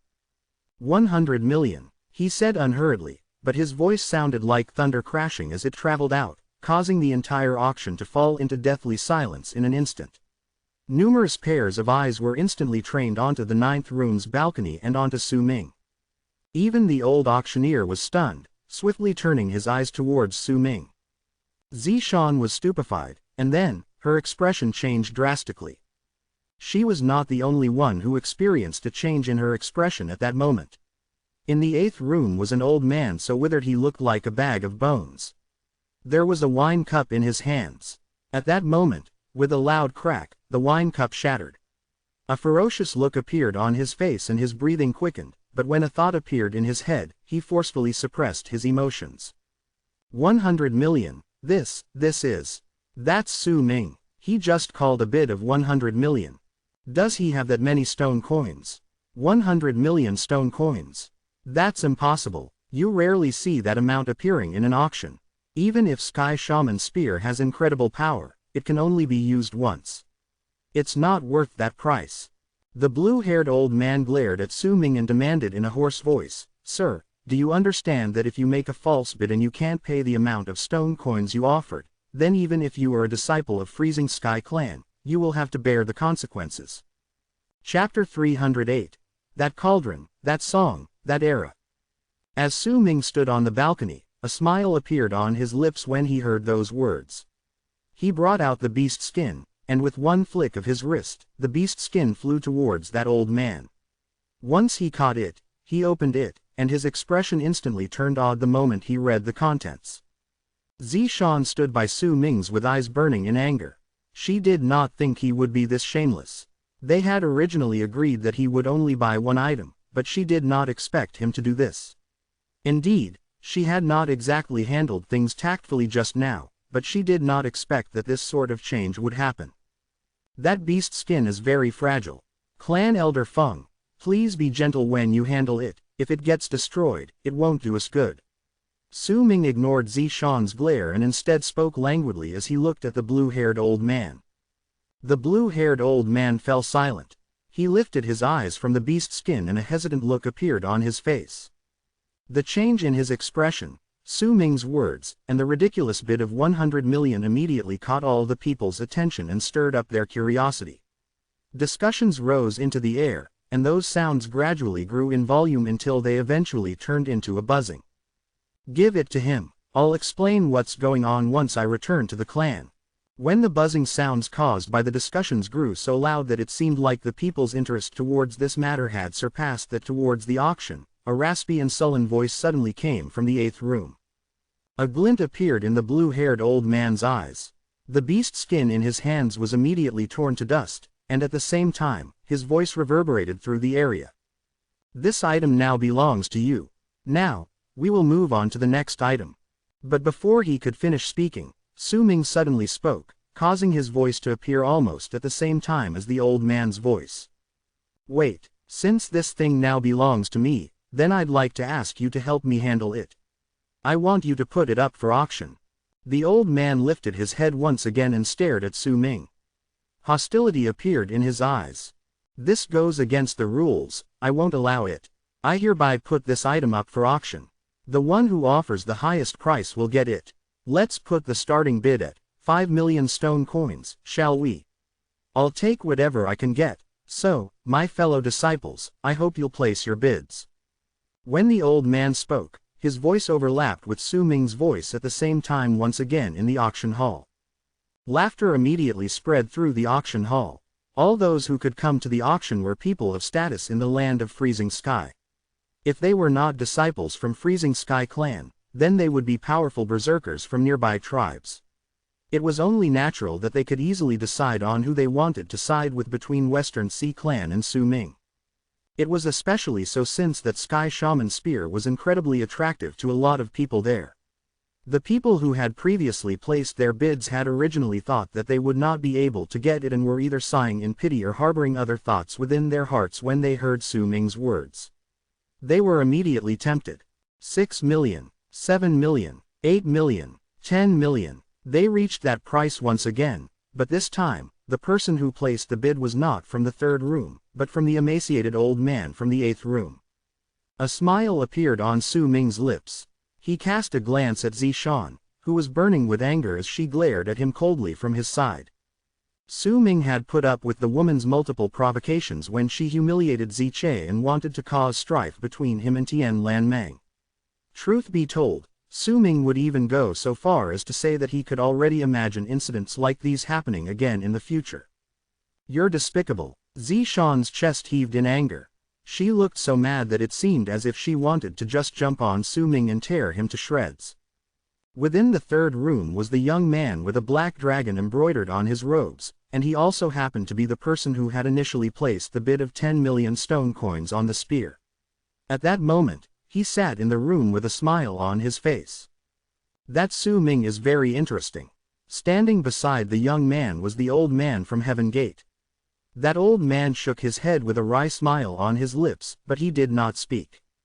20 million. The young man lifted his wine cup and took 2 sips from it before he spoke. His words traveled out of the room and echoed in the air of the auction hall, stirring up another wave of shock among the people. Up till now, while not many treasures had been brought out in the auction, the people there had pushed the atmosphere up to the climax. 21 million. After a short period of silence, a voice appeared once again from the 8th room. 30 million. The young man spoke unhurriedly from the 3rd room. A look of interest appeared on his face. Suddenly, a slight hint of admiration grew within him towards Su Ming. 31 million. That hoarse voice from the 8th room only appeared once again after a while. 39 million. This time, the person who placed the bid was not the young man from the 3rd room, but one from the empty spot in the corner of the auction hall where Tian Lanmeng was. Tian Lanmeng twirled a lock of her hair by her ear with a calm expression and spoke gently. The blue-haired old man standing on the stone pillar at the center of the auction had an incredibly sullen expression on his face. He originally wanted to stop this, but when Clan Elder Hai from the 8th room joined the bidding, that which was unreasonable had turned into something reasonable. He also knew that Clan Elder Hai had to join in the bidding. It could even be said that he wanted Su Ming to hold that auction. If that did not happen, then he would be unable to explain himself once he returned to the clan. Unless he could truly bring out 100 million stone coins and give it to the clan, then once his adversaries started interfering with him trying to clear things up, this matter would only continue getting worse. 40 million. The voice that appeared from the 8th room burned with anger as it reverberated through the area. Tian Lanmeng smiled softly and no longer placed any more bids. As for the young man in the 3rd room, he placed his wine cup down, thought for a moment, before he shook his head with a smile and decided not to place any more bids as well. "Since you offered that price, then you must give the money to the owner of the spear. If that was a false bid, then you will have to be punished as well." The young man might not have continued placing bids, but he did not mind using those words to get acquainted with Su Ming. Besides, it was not as if he was worried about one clan elder in Western Sea Clan either. Su Ming cast a glance at the 3rd room and made a mental note about that voice. Soon, someone knocked on the door. Once Ziche opened it, he brought back a storage bag and handed it to Su Ming calmly. Su Ming took the bag and scanned it with his divine sense. Once he did so, he put it away. Then, as if he was spurred on by the well of emotions stirring within him, he spoke languidly, as if talking to himself, but at the same time, seemed to also be talking to Zishan. "With this amount of money, I can join in the bid for every single item now. I don't have to be like before and not dare to place any bids because I don't have any coins in my pocket. I've never seen someone as shameless as you. Su Ming, you're shameless. You're despicable." Zishan was so angry that her face had turned white. She glared at Su Ming, then stormed out of the room in a rage, though her rage only added extra charm to her alluring body. Ziche cast a glance at the departing Zishan from the corner of his eyes, then shook his head and averted his gaze. Within his heart, he thanked the heavens that Su Ming's second senior brother was not there. If he was, then Zishan would truly come to understand that there was someone who was even more shameless than Su Ming. If Hu Zi was here, then Zishan would also be driven insane with the realization of just what sort of life she would have to face during her remaining stay in the land of freezing sky. She was lucky that she met Su Ming alone. The disturbance during the auction died down once the bid arrived at an amount of 40 million stone coins. The blue-haired old man had a sullen look on his face, but he had to continue hosting the auction. He brought out some of the remaining items and tried to redirect the people's attention back towards him, allowing the auction to get back on track. When the sky started to darken and the first day of the auction that would be held for several days was about to end, the auction committee brought out the last item to be sold on that day, and the atmosphere within the auction gradually heated up once again. The Great Yu dynasty is the sacred land for us in the Berserker tribe. The Great Barren Cauldron is the country's sacred item. It can even be considered as a Berserker tribal item. During that era, when the Berserker tribe was at its most glorious age, the cauldron was considered the most supreme of all items. All treasures that were created in the form of a cauldron were rare, because all of them contained power so incredible they could cause the heavens to tremble. Now, we do not know whether the Great Yu dynasty still exists, neither do we know where our tribal item, the Great Barren Cauldron, was located. In fact, even if we, their descendants, created other items in the shape of the cauldron, it'd be difficult for us to escape bringing destruction on our heads when we create a cauldron. We all know that when a cauldron is created, the moment its form appears, a destructive force will manifest, and it is so devastating that even a powerful berserker in the berserker soul realm cannot endure the blast. Even during that ancient age, there was only a small handful of cauldrons and any treasures that were made in the cauldron's shape that existed, and now, I'm about to bring out one of them. This is a treasure that is made in the form of a cauldron, and its seal still remains even now. Over the years, it has been buried in a corner of earth until it was discovered by the head preceptor of Western Sea clan. There should be something sealed within the cauldron, but it cannot be opened. Those of us in Western Sea clan have examined it for a long time, but we cannot open it. Now, we brought it here to be auctioned off to those in the great tribe of Freezing Sky. Only those chosen by fate can open it. This item is the treasure of the Berserker tribe. It doesn't belong to any tribe or any clan. My fellow tribesmen in the land of Freezing Sky, I hope that someone among you can obtain this.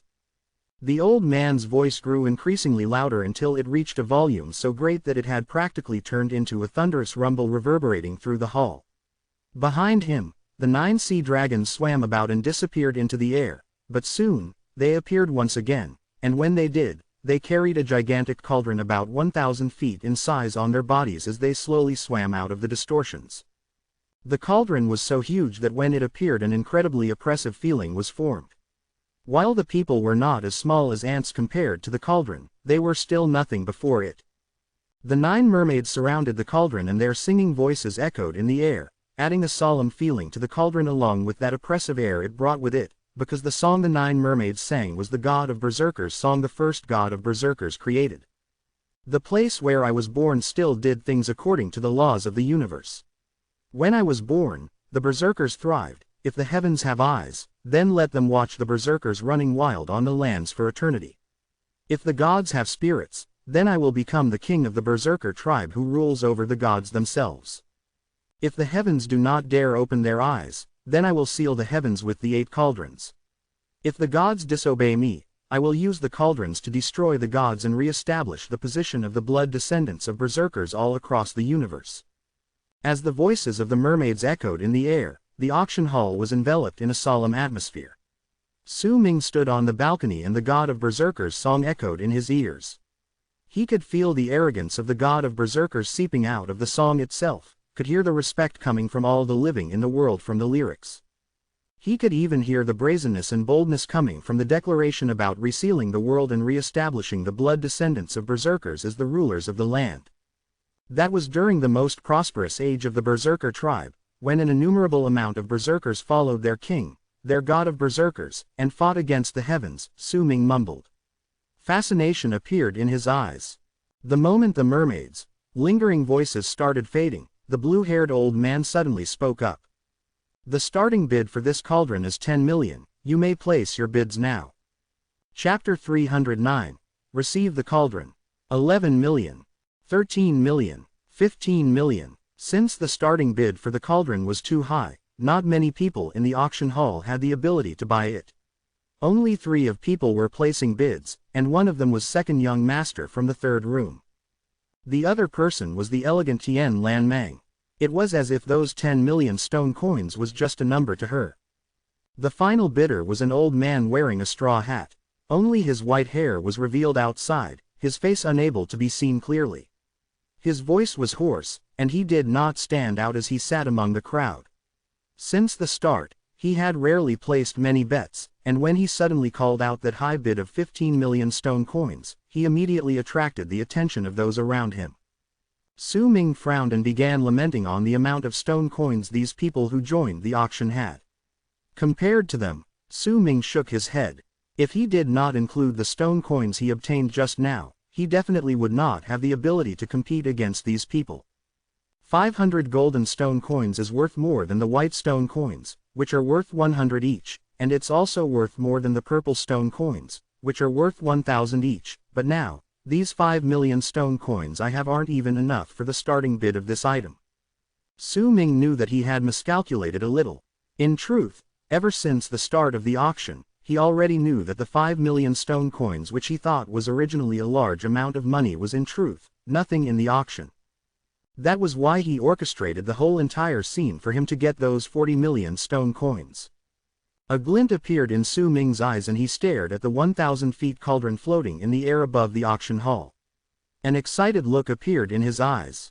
No matter how he looked at it, that item was a barren cauldron used to create medicinal pills. It was especially so since Su Ming could even sense a faint wave of heat that did not blend in with the illusionary sea around him. Clearly, it had been enveloped in fire for long periods of time and was very suitable to create pills. 17 million. Tian Lan Meng spoke softly. Her gentle voice was pleasant to the ears and showed off her unique temperament, causing the people who looked at her to not be able to help but begin feeling attracted to her. She was a woman who did not seem to belong to this world.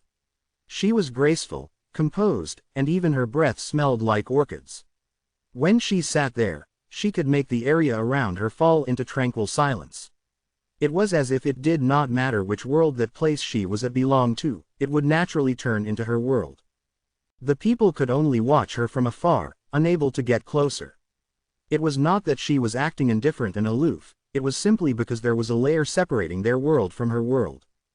20 million, second young master stated from the third room with an air of casualness in his voice. It was different compared to the gentle quality in Tian Lan Meng's voice, but it still gave a similar feeling to those who heard it. It was as if the two people who placed the bids belonged to the same world. The old man with the straw hat fell silent, as if he was hesitating on whether he should continue bidding. As he remained silent, Su Ming lifted his head. No matter what, he was getting that barren cauldron. After all, he came to the auction specifically for it in the first place. 23 million. Su Ming stood on the balcony and declared unhurriedly. Due to the large impact he left behind earlier, the moment his voice appeared, he immediately attracted a lot of attention to himself. Tian Lan Meng lifted her head, cast a glance at Su Ming standing on the 9th room's balcony calmly, fell into a short period of contemplative silence, and no longer placed any bids. Within the 3rd room, a glint appeared in second young master's eyes. He looked at the cauldron floating in the air above the auction hall, then at Su Ming standing in the 9th room, and his lips curled up in a smile. He wants this item. Second young master, treasures made in the cauldron's shape rarely appear. If you can obtain this and offer it to the elder, perhaps we can find another use for it, the old man named Chen from Heaven Gate said in a soft voice. Offer it to the elder. A pensive look appeared in second young master's eyes. At that moment, due to Tian Lan Meng's silence and second young master sinking into his thoughts, the auction sank into an atmosphere that could almost be considered silent after Su Ming placed his bid. Su Ming's heart pounded against his chest. He still could not reach a state of mind where he was completely unbothered by anything. He became nervous. 30 million. A hoarse voice spoke, and the moment it did, the atmosphere in the auction hall became so tense that it was almost suffocating. Su Ming cast his gaze over in that direction and saw that the person who had placed the bid was the old man wearing the straw hat. Su Ming gritted his teeth and said without hesitation, 40 million. The moment the bid of 40 million stone coins was placed, the crowd in the auction hall burst into an uproar. 40 million was not a small sum. It was not as if that sum had not appeared before during the auctions, but in truth, it did not matter whether it was that previous bid of 100 million stone coins or the spear that was eventually bought by someone from Western Sea Clan with several tens of millions of stone coins. To most of them, that sum of money was just an act. Yet it was different now. This was a real auction. In this sort of situation, a bid of 40 million stone coins was enough to make a lot of people's breathing quicken. 41 million. The old man with the straw hat still did not lift his head. Once Su Ming placed his bid, he immediately spoke up. Su Ming remained silent for a moment before he placed another bid. 45 million. Those were all his stone coins, and it was the biggest bid he could place. If the old man continued bidding, Su Ming could only use other methods to obtain the cauldron. The old man with the straw hat fell into a moment of pensive silence before he spoke once again. 50 million. Su Ming closed his eyes. When he reopened them, calmness appeared within. He did not look at the old man with the straw hat but at the floating cauldron. That cauldron shone with a light that spoke of age, as if there was an infinite amount of time resting within it. Once the old man with the straw hat made that 50 million bid, the auction hall was silent besides the audience's labored breathing. That amount of money was not something that could possibly be owned by a normal person.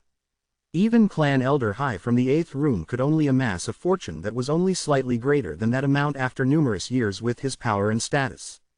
When Su Ming fell silent and the crowd in the auction hall waited for Su Ming to possibly place another bid, someone knocked on the 9th room's door lightly.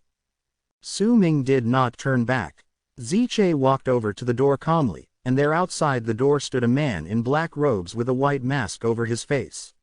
He wrapped his fist around his palm to Su Ming before he placed a white storage bag on the ground and left. Right till the end, the man did not say anything. Ziche frowned, then picked up the storage bag before he returned to Su Ming's side. However, when he saw the letters, Meng, embroidered on the storage bag, understanding dawned on him and he handed it to Su Ming. Once Su Ming took it and saw the letters, Meng, sewn on the storage bag, he fell silent for a moment before he scanned the storage bag with his divine sense. The moment Su Ming lifted his divine sense from that bag, he shouted his bid to the auction hall. 60 million. The moment the bid was placed, it immediately incited an uproar that caused the entire auction hall to be filled with buzzing sounds. 60 million stone coins was an amount most people would never be able to obtain in their lives. The old man with the straw hat shuddered and slowly lifted his head to cast a glance at Su Ming standing on the 9th room's balcony before he lowered his head and fell silent.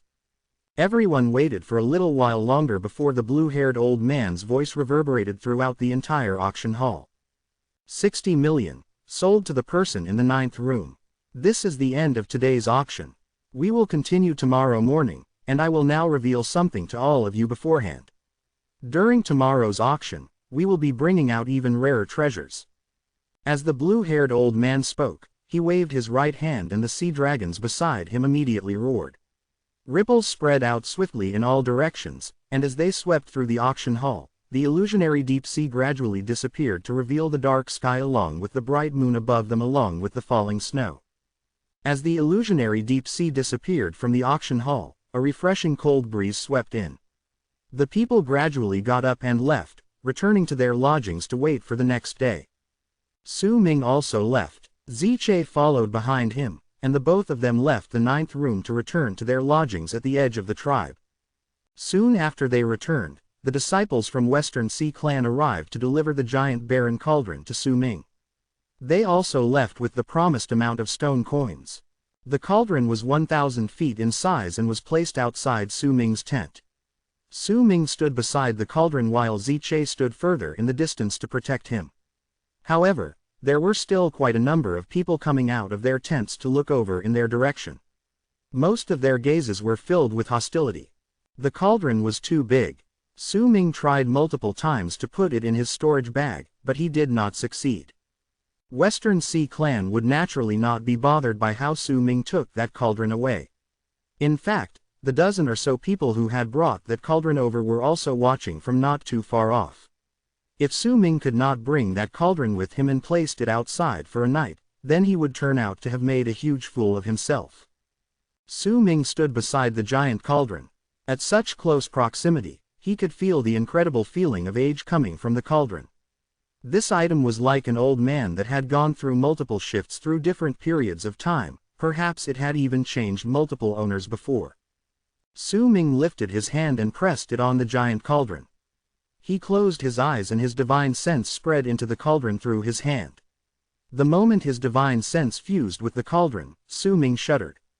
An incredibly powerful force shot out from within and charged towards Su Ming's divine sense as if it wanted to destroy him, lunging forth towards him like a tidal wave that wanted to drown his divine sense. All of this happened too quickly. That rebound charged towards him in an instant, but the moment it was about to touch Su Ming's invisible divine sense. Zan, Yin, Kui, these few syllables rolled off his tongue awkwardly, though no one heard his voice, because he only said them in a whisper, barely forming his mouth in the shape of those syllables.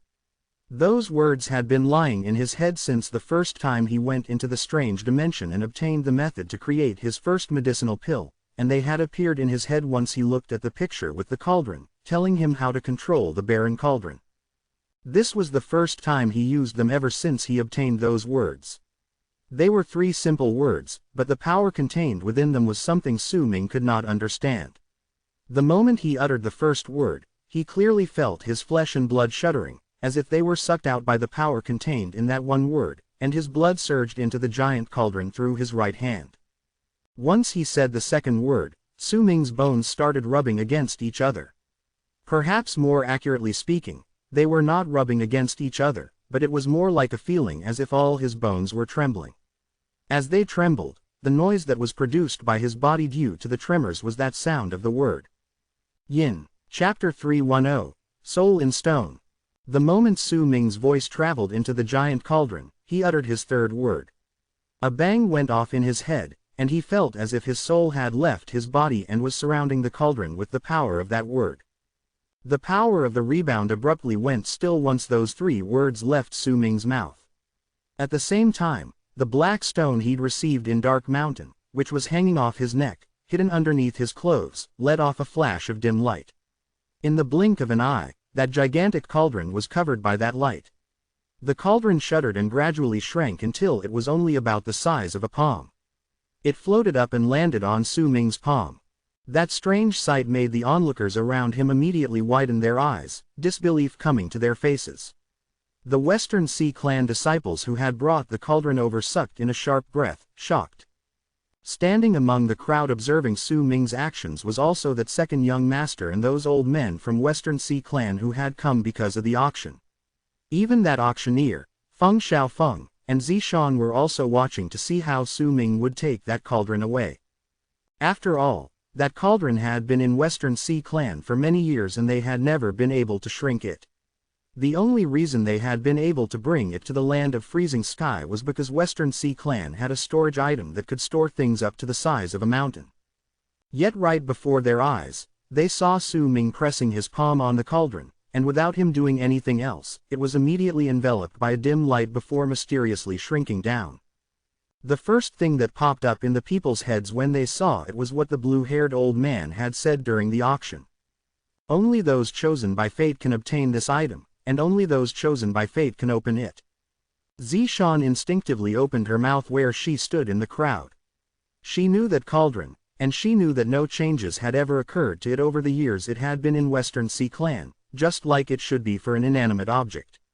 There had been countless Western Sea clan disciples who had examined it and tried claiming it for their own, but no matter what method they used, it yielded no results. Even the clan master of Western Sea clan had to give up in the end, and the research on this item only ended when Guru Li Long, their progenitor who was regarded with the highest prestige in Western Sea clan, said something. That something was what the blue-haired old man had said during the auction. The cauldron was sent to the land of freezing sky due to Guru Li Long's will as well. He had a feeling that since no one in Western Sea clan could obtain it, then it was best that they did not keep it around, or else they would only bring disaster on their heads. That was why they sent it to the land of freezing sky to see whether there was anyone who was chosen by fate to own the cauldron. At that moment, the clan elders of Western Sea clan who came to the auction began breathing rapidly as they stared at the small cauldron glowing dimly on Su Ming's palm. They were shocked, but at the same time, all of them imprinted Su Ming's face in their memories. A curious glint appeared in second young master's eyes. He looked at Su Ming standing in the distance and a smile appeared on his lips. Very good. At least changing my plans and not buying that cauldron to give it to the elder wasn't for nothing. A pensive look appeared in the eyes of the old man by the name of Chen from Heaven Gate as he looked at Su Ming. For the first time, he regarded the youth seriously because of Su Ming himself, not because of his master. He had Su Ming's name burned into his memories. Qian Lan Meng was also watching Su Ming from the distance, and an elegant smile appeared on her face. At that moment, the person who was under everyone's scrutiny had a dazed look on his face and he only regained his senses after quite a long time. He looked at the small cauldron in his hand and turned around silently to walk towards his tent. Ziche followed behind him and sat down cross-legged outside his tent. Then he started giving a cold glare to the people whose eyes had now turned towards the tent. After a long while, the owners of those eyes gradually averted their gazes, feeling conflicted, jealous, emotional, and all sorts of other feelings that were reflected on their faces before they returned to their own tents. It was already dark outside. The moon shone high in the sky, but snow continued falling down, causing the land to be covered in a layer of silver. The entire tribe fell into silence, and the only sound that could be heard came from the fires in the covered lamps, letting out crackling noises in the cold wind. Su Ming sat cross-legged within his tent and stared at the cauldron on his palm. Excitement appeared in his eyes, and he brushed the small cauldron with his left hand. A feeling as if his blood and flesh were connected to the cauldron rose within his heart the moment he touched it. This is indeed the barren cauldron needed to quench herbs and create medicinal pills, and the blue-haired old man from Western Sea Clan is right, this cauldron hasn't been opened for a very long time. There's a medicinal pill in it, Su Ming mumbled, and the light shining in his eyes grew brighter still. His heart pounded against his chest. He had originally not believed in those words, but when he used the method to control the barren cauldron and made this thing shrink, he had a faint inkling that there was a mysterious life force within the cauldron. That life force did not seem to belong to a living thing but a medicinal pill. The cauldron has been around for ages. If it wasn't opened for thousands of years, then the medicinal pill inside is definitely something that is thousands of years old. If no one has opened it for tens of thousands of years. Su Ming's heart pounded even harder against his chest. He stared at the cauldron on his palm and hesitation gradually appeared in his eyes. Once he observed the small cauldron closely, that hesitation in his eyes was replaced by shock. A solemn expression appeared on his face and he brought the cauldron right up to his face to take a deep sniff.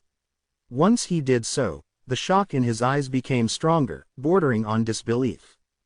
The medicinal scent isn't strong. There are two reasons for this. It's either that the medicinal pill in the cauldron was cast aside, or that the medicinal pill isn't completed.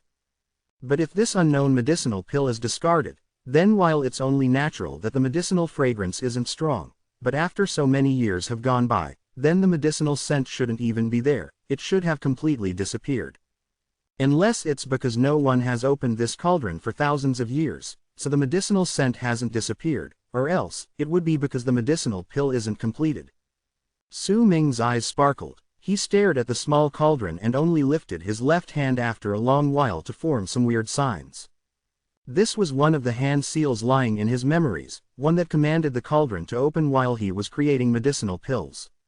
With some strange-sounding words, he could make the cauldron's lid move aside and end the entire process of creating the medicinal pill. Su Ming knew that he just needed to recite the correct words as he made those hand seals and the cauldron would open up immediately, but when he looked at the small cauldron in his hand, he hesitated. If the medicinal pill in the cauldron isn't discarded because it was a failed pill but is actually going through a process of reaching completion, then if I open it now, it'll truly become a failed pill. Su Ming was silent for a little while before he stopped making the hand signs and put the cauldron away into his storage bag. This isn't the place for me to look into it. I'll figure it out once I return to the 9th summit. Su Ming did not act rashly. Once he put away the small cauldron, he closed his eyes and started meditating.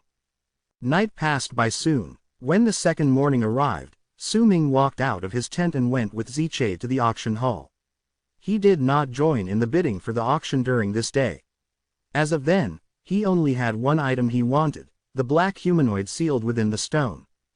That item did not appear on the second day of the auction but on the last day, once the auction had gone on for some time and the intense atmosphere in the hall had started dying down due to it having gone on for several days. Only then, the blue-haired, old auctioneer finally brought out the item Su Ming had been waiting for. It was a mountain rock that was slightly taller than a person. It was transparent, and there was a small black humanoid sitting inside. It looked almost as if it was alive. I have no idea what this is, and I've even asked a lot of people about it, but most of them do not know what it is. We did not bring this here. A few days ago, an esteemed guest of ours brought this here and asked us to put it for auction for him. That esteemed guest called it a soul in stone.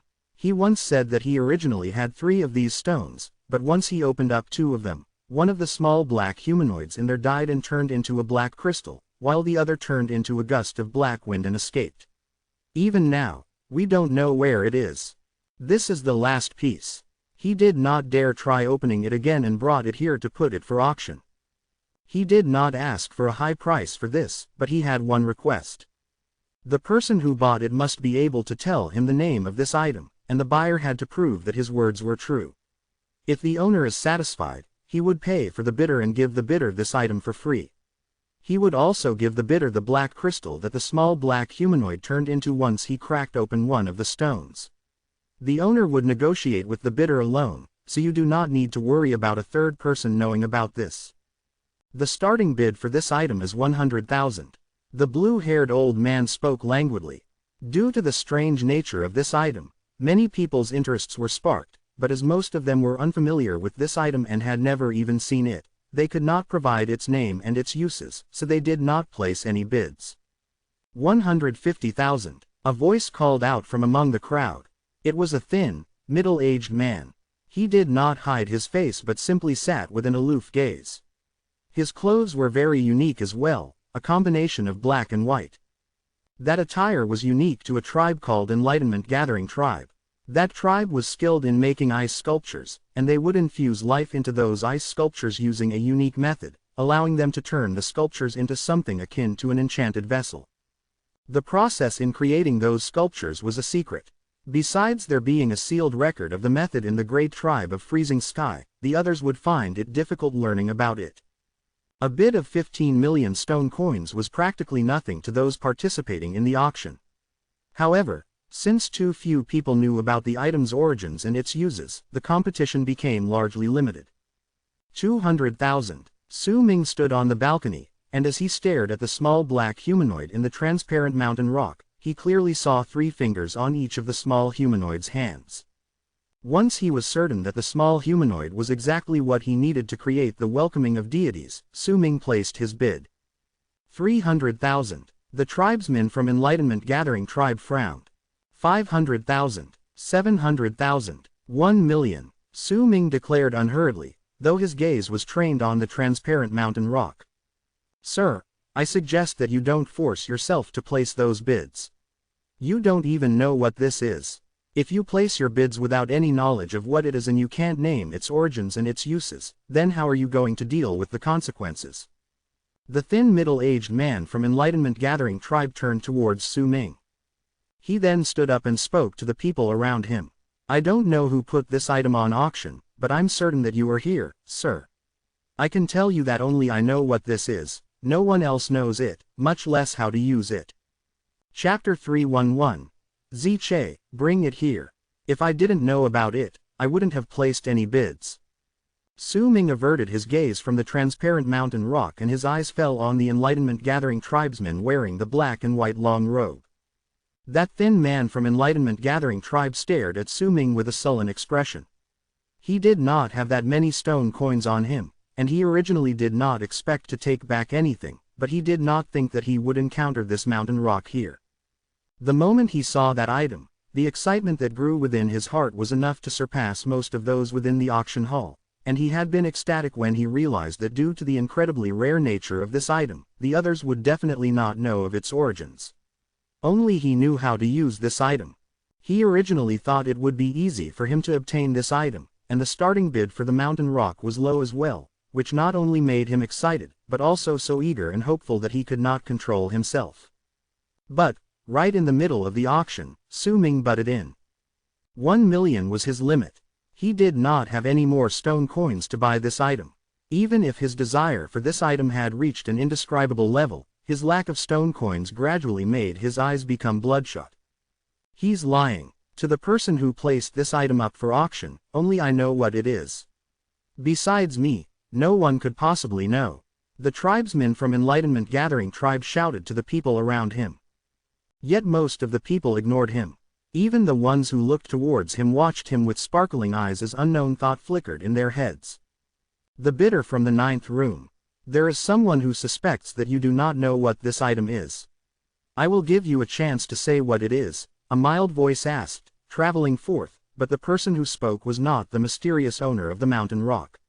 Instead, it was the blue-haired old auctioneer. If you can't provide an answer, then please give up on the chance to bid for this item so that things remain fair. A light appeared in the blue-haired old man's eyes as he spoke slowly. Oh, could it be that all the people who want to buy this item have to say what it is right before the crowd? The ghost of a smile appeared on Su Ming's lips and he cast a glance at the blue-haired old man. That's right. Those are the rules. The blue-haired old man gave Su Ming a once-over before he nodded his head. The tribesmen from Enlightenment Gathering tribe felt his breathing quicken. He had already risked defending Su Ming for that mountain rock.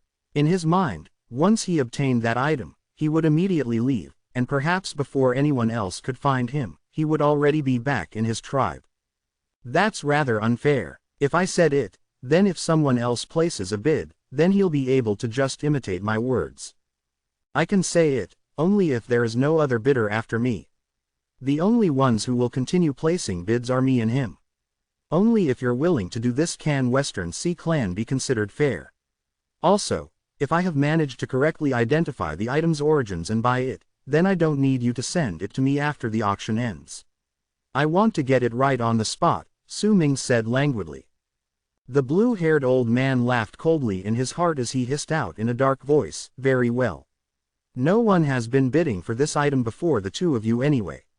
If that's the case, we will not accept anyone else placing any more bids for this item. The only people eligible to obtain this item are the two of you. If you can get it, then take it away. This item is indeed a soul in stone. However, what's valuable isn't the small black humanoid inside but the mountain rock itself. With a special method, a person can put it into his or her own body, which will make their chi become thicker. It will also nurture the mind, which will help in training when meditating. The small black humanoid within is actually formed after the mountain rock absorbed the polluted aura from the world. That thing is filled with venom, but that venom is not deadly. However, it will affect a person's growth in his training, and it must be extracted with a special method. Anyone who takes it out recklessly will only bring harm to himself, Su Ming stated in a mild-mannered tone, and his voice filled the entire auction hall. Bullshit. You're wrong. The tribesmen from Enlightenment Gathering tribe immediately shouted and glared at Su Ming with eyes dripping with hate. That hate burst forth all of a sudden and without a reason. To him, Su Ming was just doing this on purpose so that the tribesmen could not get the item. A smile appeared on Su Ming's face. He was not bothered by a person like this who could not conceal his feelings. He was more worried about the people who could hide their feelings and showed no hints of what they were thinking. Su Ming looked at the person from Enlightenment Gathering tribe and said, "I've finished speaking. Now then, it's your turn to say what this is." There was a sullen expression on the blue-haired old man's face, but he could not accuse Su Ming of saying the wrong thing. After all, he did not know what it was himself either.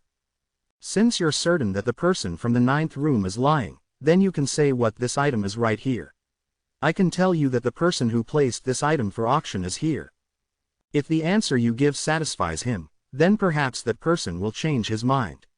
The blue-haired old man looked at the thin tribesman from Enlightenment Gathering tribe. The person from Enlightenment Gathering tribe found himself speechless for a long time. He did not know how to say it. Even if he spoke the truth, he was not certain whether he would be able to get it, and that was not all, just the potential dangers he might face on his way back would be enough to kill him multiple times. In fact, there was a high possibility that he might bring disaster back to his tribe.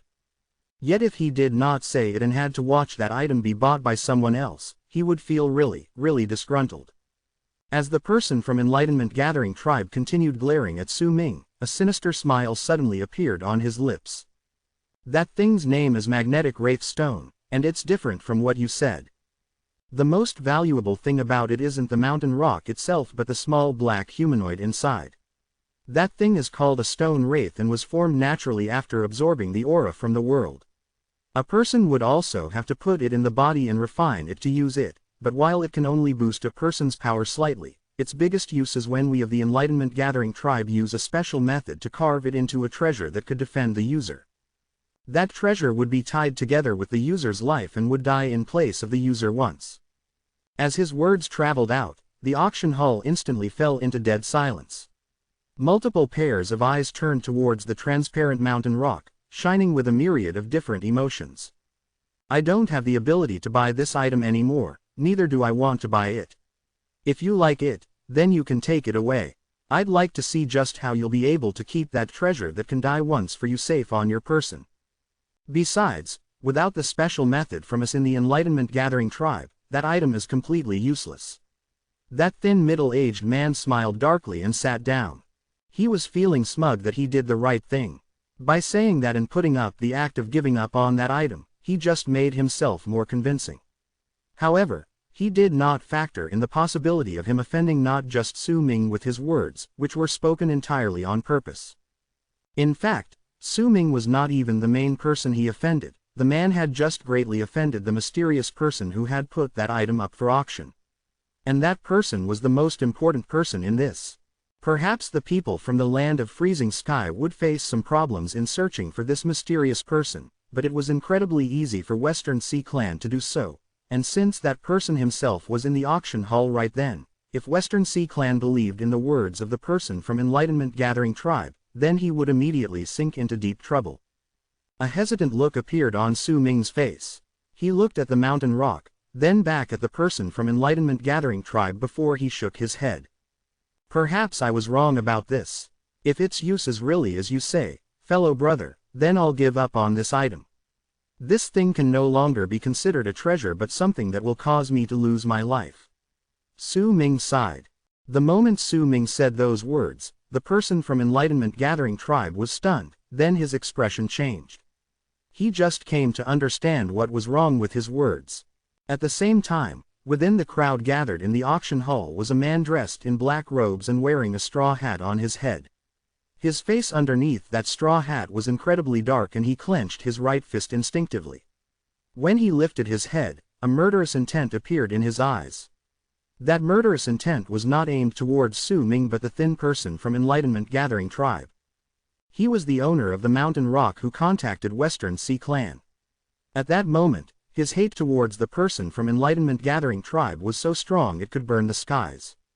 They were practically forcing him in a dilemma, and with the slightest mistake, he would not be able to walk out of the temporary tribe built by Western Sea Clan. He could even sense the blue-haired old man's gaze falling on him occasionally, and within that gaze was surprise. Nonsense. The man stood up swiftly and, with one leap, rose in midair. His voice rumbled like thunder in the hall. I was the one who brought that item and handed it to Western Sea Clan for them to put it up for auction for me. I've had this item for many years and have asked many people before.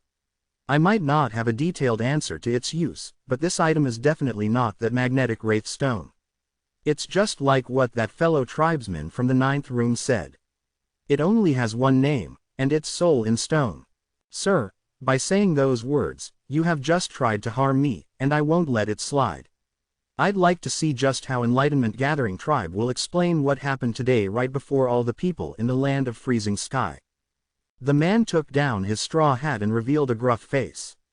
He had to do this, because if he continued hiding his face, then it would be even more difficult for him to get himself out of trouble. You've seen my face now. There's nothing for me to hide. Enlightenment Gathering tribe, I will invite Western Sea Clan along with me to act as my witness to test whether what you've said is the truth. If it's fake, then you must give me a satisfactory answer.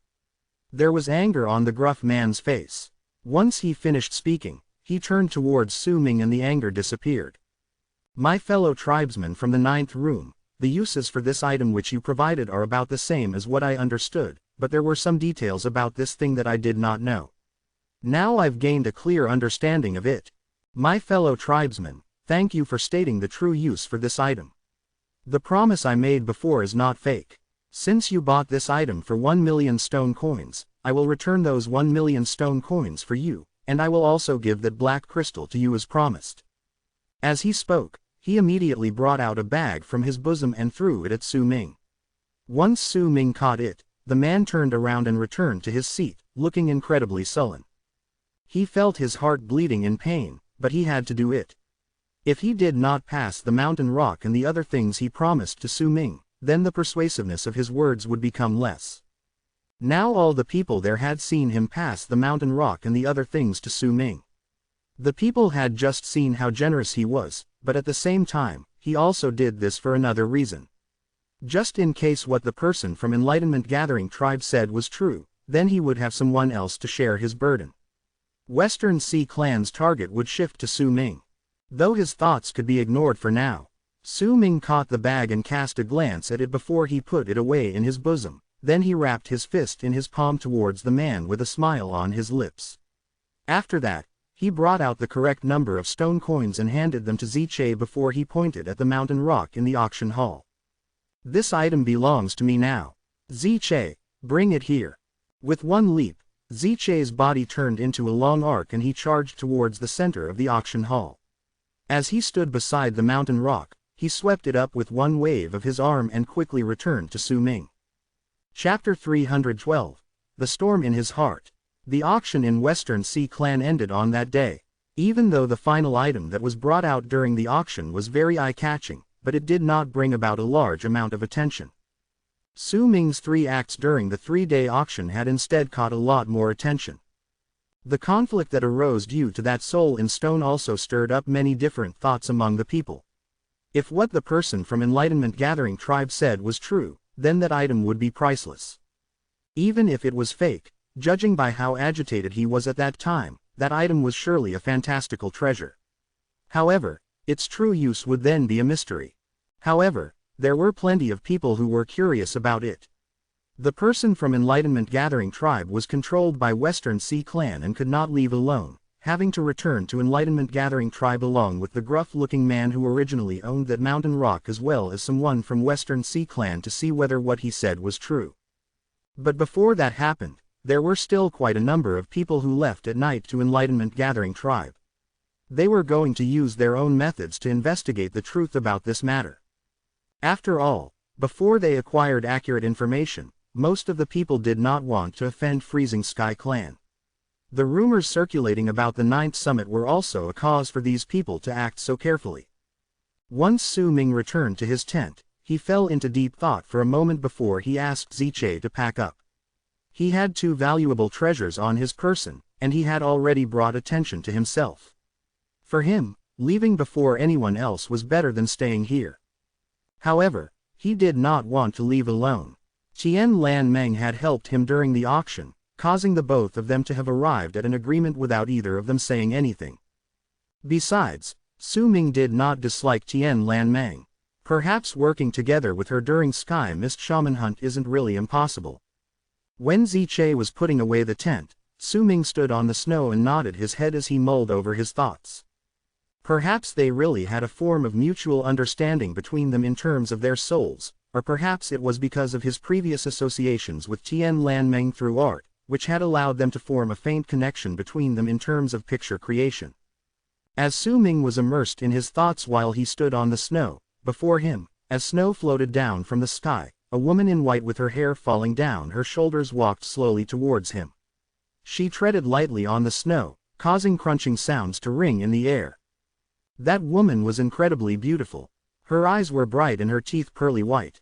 There was a certain gracefulness and an indescribable charm about her as she walked through the snow. She looked like a drawing. 2 people followed behind her. One of them was the girl Su Ming had seen before, and the other was the man in the white mask who had given Su Ming the stone coins previously. The man had his head lowered and not a hint of power could be felt from him. He seemed like a normal person, but when Su Ming looked at him, he sensed the same depressing feeling he had when he stood on Sky Mist Barrier in the past and looked at the land of the shamans. I was wondering whether you would want to leave. When Tian Lan Meng got closer, her gentle voice floated through the wind and snow and drifted into his ears. When are you leaving? Su Ming turned around and looked at the woman walking towards him. The snow added another charm to the woman's beauty. It was as if her existence caused the snow and wind in the area to go towards her and surround her, making her look breathtakingly beautiful.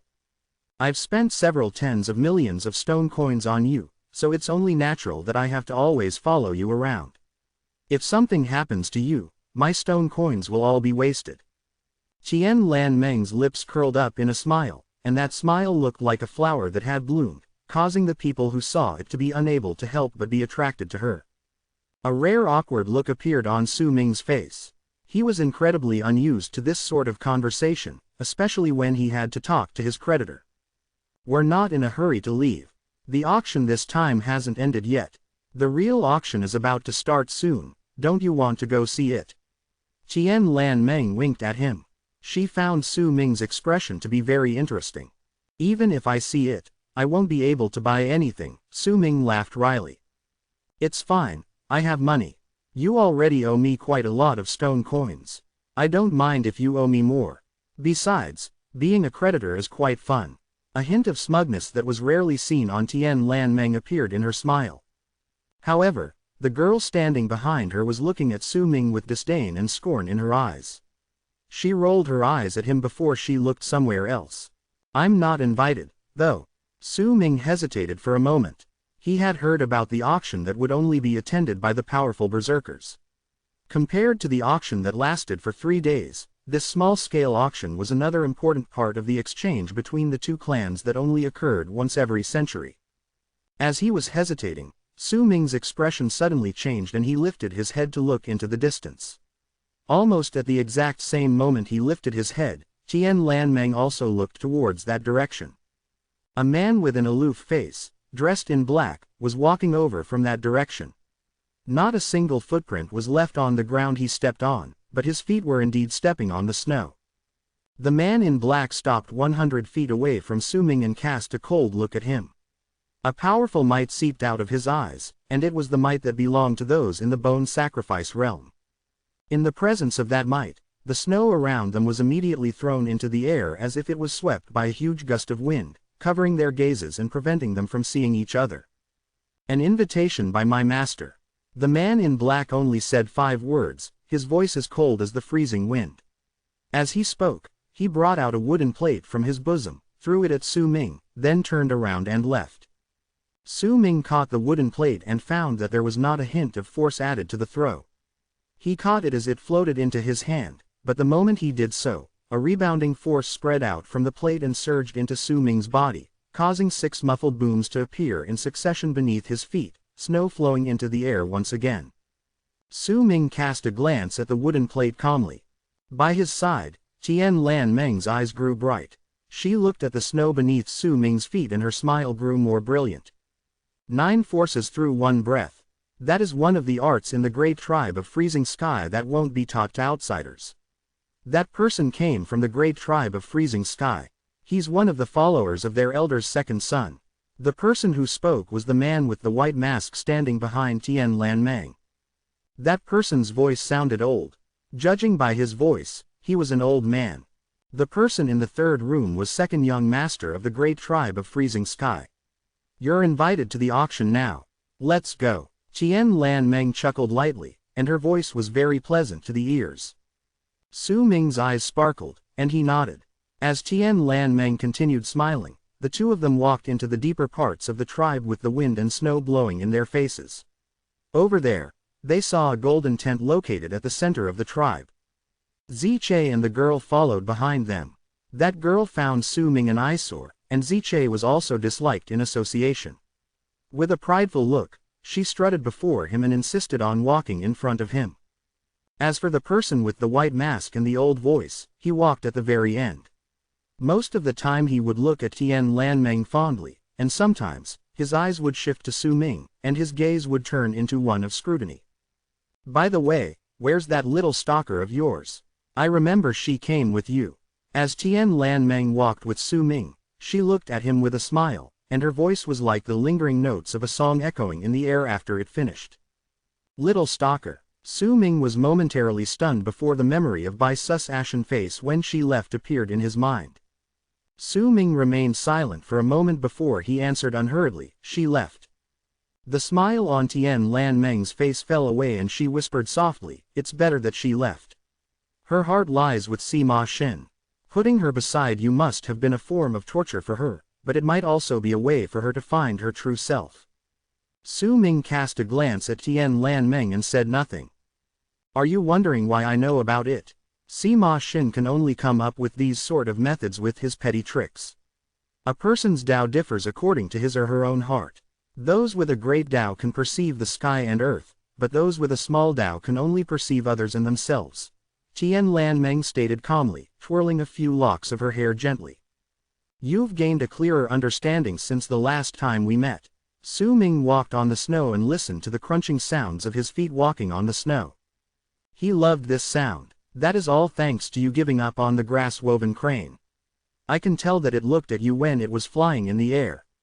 Tian Lan Meng smiled. There was some snow stuck on her petite, smiling face, causing her soft and fair skin to look as if it was made of sparkling ice. As the both of them continued speaking to each other, they arrived before the golden tent at the center of the tribe. The moment they stepped into the tent, an invisible wave swept past them. When it touched the wooden plate in Su Ming's hand, ripples appeared in that wave and Su Ming's vision blurred. When he could see clearly again, he was already in a dark room that was about several hundred feet in size. There were quite a number of tables set on either side of the room. There were already around a dozen people sitting behind those tables. Their faces could not be seen clearly and everything appeared as a blur, a clear sign that their identities were intentionally hidden. These people did not talk to each other. All of them sat silently behind the tables. When Su Ming and Tian Lan Meng arrived, their gazes traveled towards them. Su Ming's heart thumped against his chest. All the gazes looking towards them pressured him greedily. That sort of pressure was not something a normal berserker in the bone sacrifice realm could bring on him. In fact, some of the gazes that swept towards him even made Su Ming feel shocked to the core. That sort of gaze only belonged to those in the berserker soul realm. However, there were also some gazes that were quite ordinary when they turned towards them. How we see them is the same as how they see us. Unless we reveal our power on purpose, then they will not be able to tell our true level of cultivation. A gentle voice suddenly spoke in Su Ming's mind. That voice belonged to Tian Lan Meng. She stood beside him, and her face too was blurred out. Su Ming stayed silent. He cast a glance at Tian Lan Meng, then the both of them sat in the chairs placed beside each other on the right side of the room and waited for other people to arrive. Before long, more people came. Most of them were familiar with the rules and moved to the empty seats. An hour later, when all the seats were filled and there were about 20 people in the room, Tian Lan Meng's voice once again spoke in Su Ming's mind. "It's starting." Almost the moment that voice turned to echoes in Su Ming's mind, loud, hearty laughter came from within the dark room. When the laughter started, a young boy walked through the wall at the very front of the room. That boy looked like he was only about 7 or 8 years old, but his voice was as loud as a tidal wave, and it was dripping with experience and ruthlessness. "Most of us here are old friends. There are some of us here who are new, but since you're here, you must know the rules. I won't take up your time with idle chatter, so we'll just do things as we did. Let's start with something not so valuable. The first thing I'll be bringing out is a living thing." As the boy spoke, he lifted his right hand and waved it in the air before him. Immediately, a black chain charged out, and at the other end of it was a bound living creature. Its speed was exceptionally quick, and the moment it appeared, it instantly started running as if it wanted to escape, but the chains were tightly fastened around its neck. When it dashed quite close to Su Ming, the chain was stretched taut and strangled its throat, causing it to let out pained shrieks. The moment Su Ming saw that living creature, he felt as if hundreds upon thousands of lightning had just struck him. A bang went off in his head, and in the blink of an eye, everything before him except that living thing vanished. Chapter 313, Fire Ape. It was an ape. It was an ape that was entirely dark red. There was madness on its face. There was a chain tightly wound around its neck, and there was pus on the skin underneath the chain. Some of its flesh had even fused with the chain itself. That chain was stretched taut due to the ape's charge, and it cut into the animal's neck to the point that the ape had difficulty breathing, but it still continued struggling madly to break free of the chains. Its dark red fur did not seem like the ape's original color, but was because it had not cleaned itself for a very long time. If it could clean itself up properly, then its fur would surely turn into a fiery red shade, judging from the red hue at the very end of its fur. It was not big and was only about the size of a child around 3 to 4 years of age. At that moment, it had all 4 of its limbs on the ground and was howling at the people around him. Hidden in its eyes were terror and hate, and as it looked around it trembled. Su Ming shuddered. He stared at the fire-red ape before him and a boom reverberated in his head. He had already forgotten where he was. All he could see was the picture that was hidden deep within his memories. In that picture, he saw a boy in beast skins laughing happily as he jumped around in the forest. On the boy's shoulders was a small monkey with fire-red fur. It held the boy's hair in a tight grip with one claw, and in its other claw it held a piece of fruit, gnawing at it while occasionally letting out delighted squeals. This is a new type of fire ape. This ape likes fire and it's impossible for it to live in the land of freezing sky. We've never seen a fire ape like this in Western Sea Clan territory before either. I've even checked through some ancient scrolls before and found that the climate and environment in the entire land of South Morning isn't suitable for this type of fire ape to live. That's why I call this ape a new type. It's incredibly rare, and I don't know whether it's the only one of its kind in the world, but over the years, I've only ever seen this one. The boy smiled and cast a glance at the fire ape before he spoke slowly. It's just a monkey and you brought it here to be auctioned. You're overestimating its value, a sharp voice stated from the crowd sitting by either side of the room. The body of the person was entirely blurred out and his face could not be seen clearly. This is not a normal ape. It's so quick that even I have some degree of difficulty trying to chase after it. Also, the monkey's blood is good for your health and can lengthen your lifespan. If you continuously drink its blood, your power will also increase. But that's not the main value of this creature. Due to the rareness of this monkey, that's why if you take out its soul and put it into an enchanted vessel, then the power of fire in that enchanted vessel will reach astonishing heights. Also, this ape's physical strength is so great that it could compete against those in the bone sacrifice realm. You can also use it to guard your cave abode, and that is discounting the possibility of it undergoing transformation, the boy said leisurely. Perhaps no one else noticed Su Ming trembling, but Tian Lan Meng, who was sitting beside him, could tell with just one glance. She looked calm, but questions had already appeared in her heart. She looked at the ape, then at Su Ming, and found herself not being able to understand what made Su Ming behave this way. Su Ming did not hear what the other people were saying and only stared at the ape. After a very long time, he closed his eyes. It's a pity that this ape is too wild. I've tried everything that I can, but I still can't tame it completely. I've even subjected it to bear the weight of mountains, but the monkey has showed no signs of submitting to me. I wouldn't have been willing to sell it otherwise, the boy lamented. Once he finished introducing the ape, he brought out another few more items and explained their uses. Each of the items he took out would have caused a stir if he had brought them out in the auction during the day, but it did not incite much of a reaction among the people in the room. He only managed to draw a few pairs of eyes to the items at most. After all, the people who could join this small auction were all highly calculative people. Their faces were also blurred out and no one could see their expressions. Even if they could see them, they would not be able to see any clues there.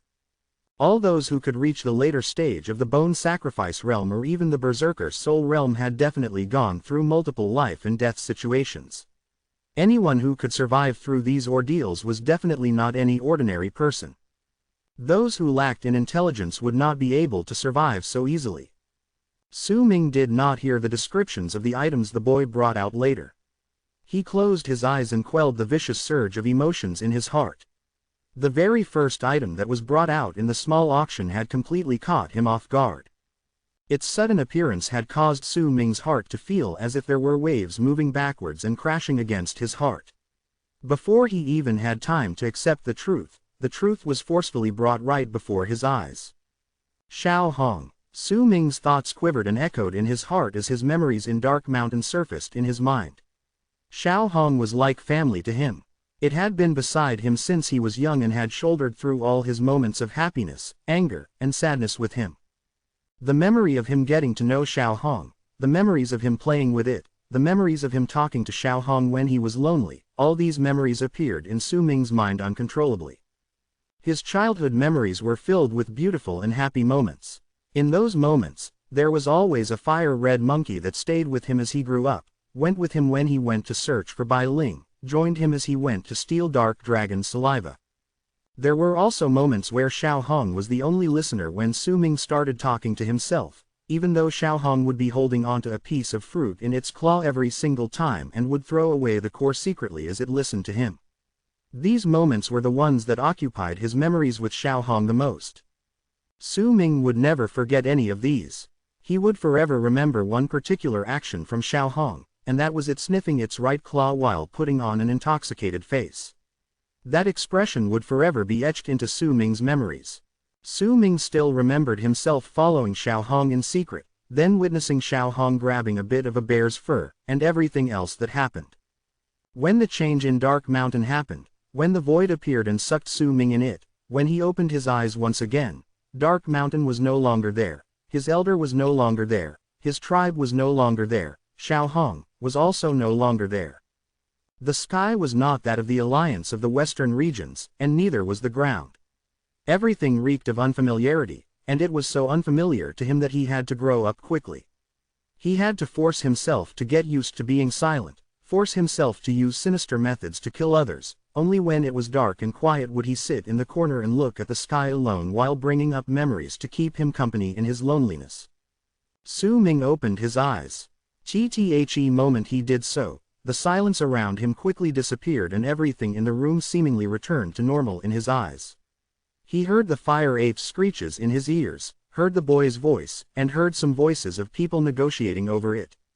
In its continuous struggles, Su Ming saw the ape with the dark red fur beginning to suffocate, and it squatted down on the ground as if it gave up on the thought of escaping.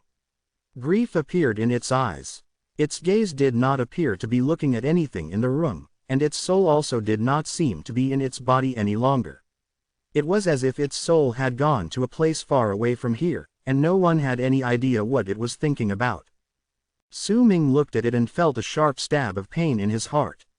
That pain filled his entire body like a tidal wave that drowned him, even though he could tell that this ape was not Xiao Hong. It possessed the same intelligence as Xiao Hong, had the same fur as Xiao Hong, had the same speed as Xiao Hong, but Su Ming had lived with Xiao Hong for many years. From the minor details, he could tell that this was a fire ape, but it was not Xiao Hong. It was just like the case with Bai Su. She was not Bai Ling. As Su Ming stared at the ape, it noticed that there was one particular person among the dozen humans it hated and despised around it staring at it since the start. It was a gaze that was different from the people around it. It wasn't filled with indifference but with a type of sorrow. The ape had seen these sort of gazes before, when it was caught. However, in its memories, there was almost always pity and compassion lying underneath those sorrowful gazes. The ape did not need that kind of compassion. However, this person's gaze was slightly different. It squatted down on its spot, and the highly intelligent ape turned its head around to look in the direction where that gaze came from. The ape saw a blurred-out person, saw the gaze that was looking towards it. There was no pity in that gaze, no compassion, only pure sorrow. That sorrow made the ape shudder. I can't exchange anything of mine for that ape alone. Its value is either too great, or too small for my items. How about this? I'll use a ray of starlight that I've been refining for nearly 100 years to exchange for those 2 sea creation stones of yours as well. I may not have starlight, but I obtained the skeleton of a sacred beast from the shaman tribe in the past and turned it into a puppet. This puppet's price is worth much more than all the items you showed us. If you give me another 10 drops of that Western Sea Clan's sea marrow, then I'll exchange the puppet with you. This was an auction Su Ming had never seen before. The bidders did not compete using stone coins but with items, and the idea of the item going to the highest bidder did not exist. The person who brought out the auctioned items would be the one who decided who he would be trading those items with based on what he was lacking. His will could determine the results for everything here. I can refine Starlight myself, though it might take some time. As for the puppet made using the skeleton of the shaman tribe's sacred beast, if I spend some effort in this, I'll be able to get it from the shaman tribe myself. I want rare items. If you don't have them, then forget it. The boy shook his head. There were 4 items floating before him. One of them was a jade bottle, while another one was a small umbrella, and the remaining 2 were 2 black stones.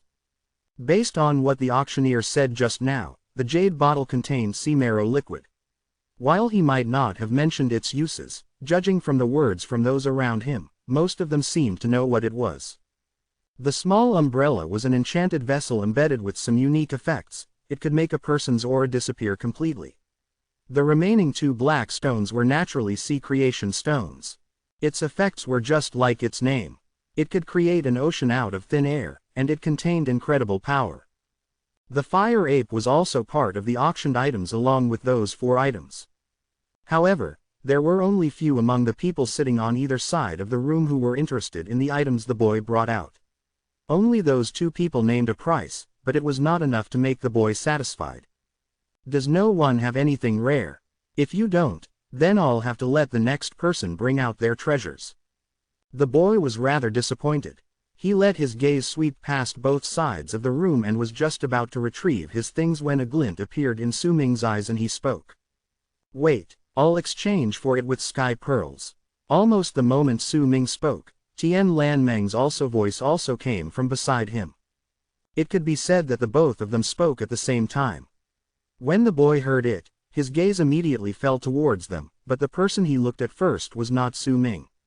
It was instead Tian Lan Meng, who was sitting beside him.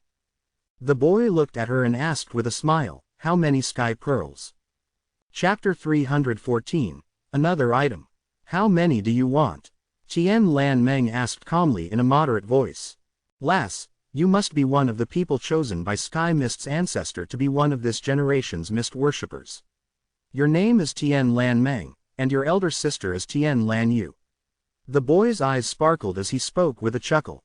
The Tian Lan family has to send one of the mist worshippers of each generation to Freezing Sky and Western Sea, then they would choose one among the 2 to receive the coming of Sky Mist's ancestor. I respect Sky Mist, so if you want these items, then I'll give it to you for 10 sky pearls. The boy's words echoed within the dark room, though the people who heard it did not turn their gazes over. Most of them chose to ignore what was going on. 10. Tian Lan Meng hesitated. She looked at the 4 items before the boy, then at the dark red ape before she fell silent for a moment. I can only give you 2, she stated softly. No can do, lassie. You need at least 5 sky pearls before they can gather together. 2 isn't enough. You can't get any of my items with just 2. Unless you have some rare items with you, that is. I'm especially interested in all rare items. The boy smiled, then turned his gaze to Su Ming. He remembered that Su Ming had spoken up just now as well. Rare items. Su Ming closed his eyes and reopened them a short moment later. Right at the moment Tian Lan Meng was about to speak again, Su Ming pressed his palm against her arm. Tian Lan Meng offered the price because she saw the changes that occurred on him when he saw the ape. There was in no way that Su Ming would not know that. He committed her goodwill into his memories. He could also tell with certainty that those sky pearls were incredibly valuable items. The value of those pearls were the same for Tian Lan Meng. He could choose to give up. After all, he was not too interested in the other things brought out by the boy, but Su Ming found himself unable to turn his eyes away from the ape. Even if it was not Xiao Hong. I have a rare item, but it'll depend on you on whether you can discern the uses of this item. Su Ming lifted his head and looked at the boy. The difference in their levels of cultivation was incredibly great, but he was not afraid. This was a trade. At the very least in this dark room, both parties involved in the trade were in the same position. If he became afraid, if he was stunned still by the boy's power, then there was no need for them to negotiate anything.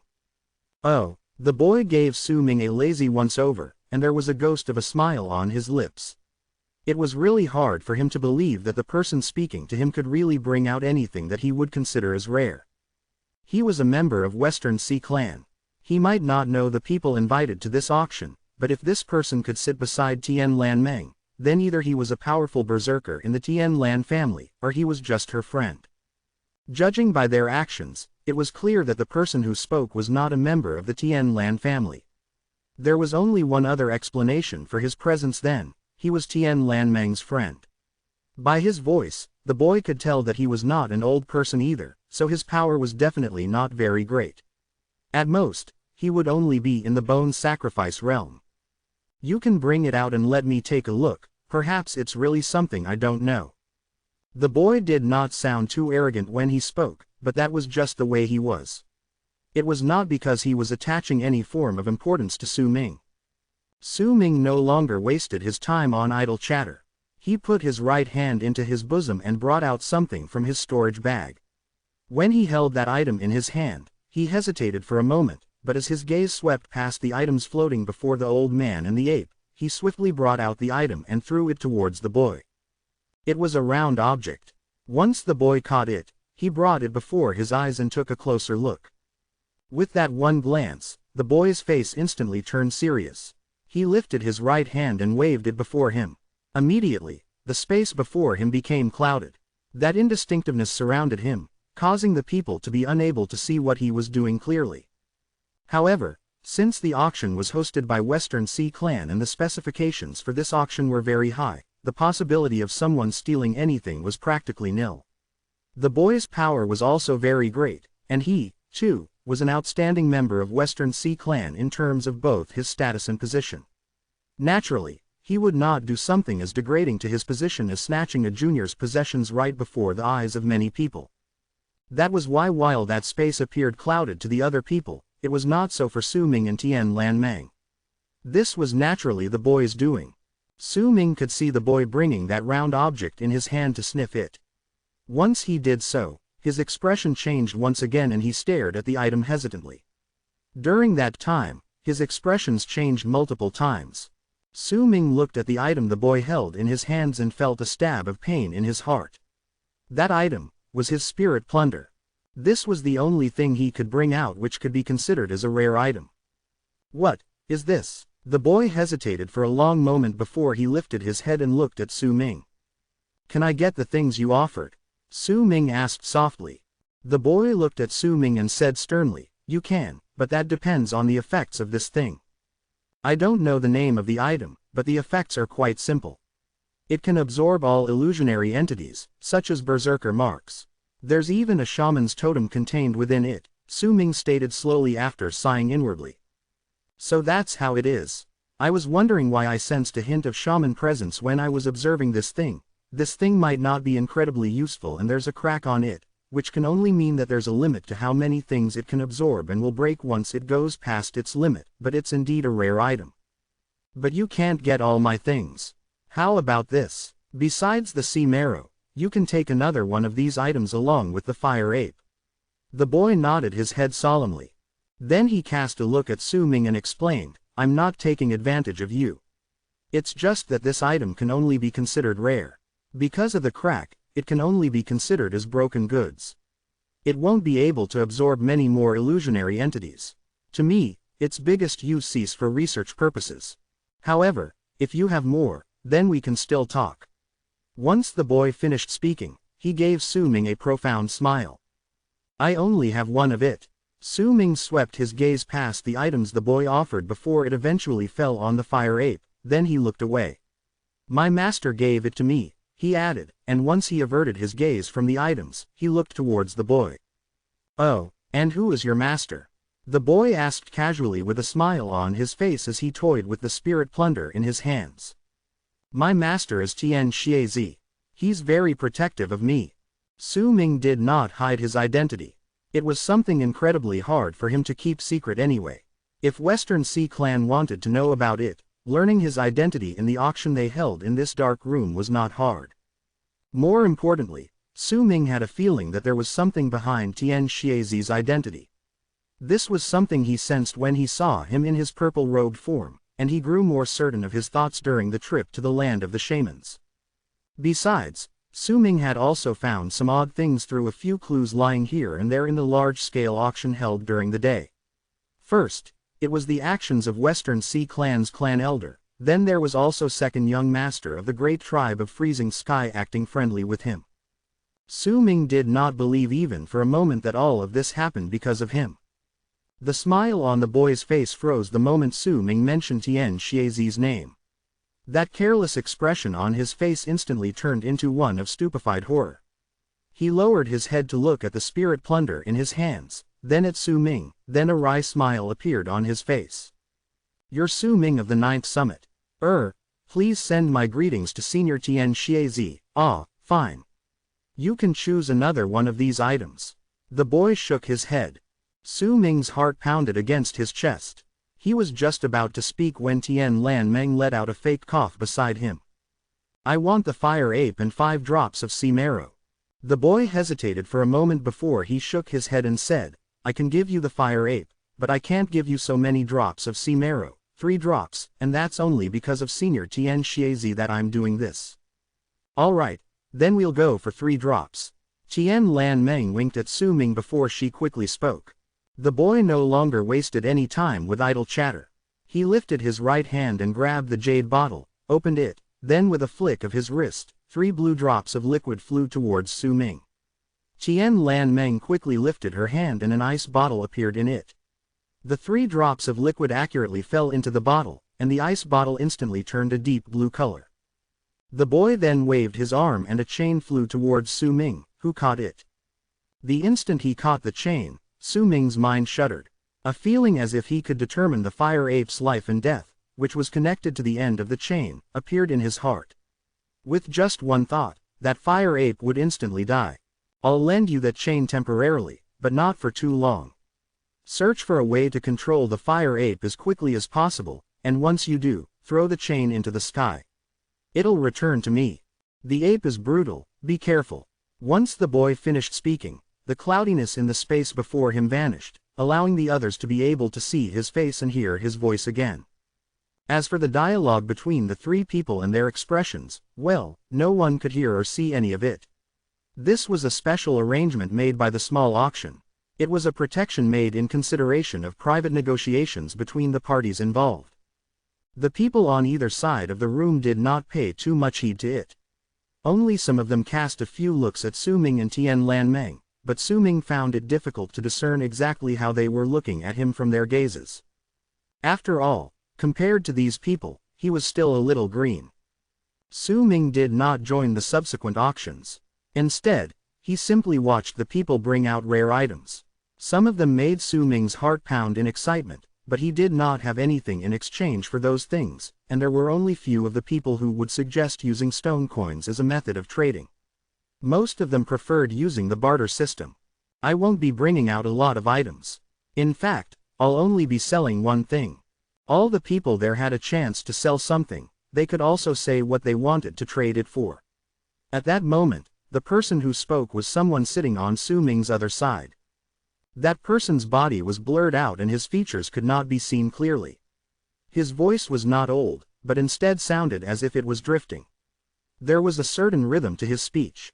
As that person spoke, he lifted his right hand and pointed to the space before him. Immediately, the space which he pointed to distorted, and a small bottle floated out from within. Once the bottle appeared, it gradually became transparent and the bottle opened up by itself. A medicinal scent spread out from the bottle and filled the entire dark room. As the body of the bottle slowly became transparent and all the people's gazes turned towards it, they clearly saw 4 spherical-shaped things the size of a fingernail in the bottle. Medicinal pills. Su Ming did not expect that there would be 2 things that would throw him into such huge shock in this small auction. Chapter 315. Return. The medicinal scent filled the dark room and spread around, causing the people who took a whiff of it to feel refreshed. Su Ming looked at the 4 medicinal pills in the transparent bottle. They were green. The inside of the bottle seemed like an illusion, as if the 4 medicinal pills inside did not blend in with the surroundings. Once the person beside Su Ming brought out the medicinal pills, he stated unhurriedly in his seat, "These are 4 second-grade shaman cores. I've already verified their uses myself. They're used to treat wounds." Shaman core. Su Ming looked calm, but his heart was trembling. This auction had let him get to learn of many items he never knew before. He stared at the transparent jade bottle and remained silent.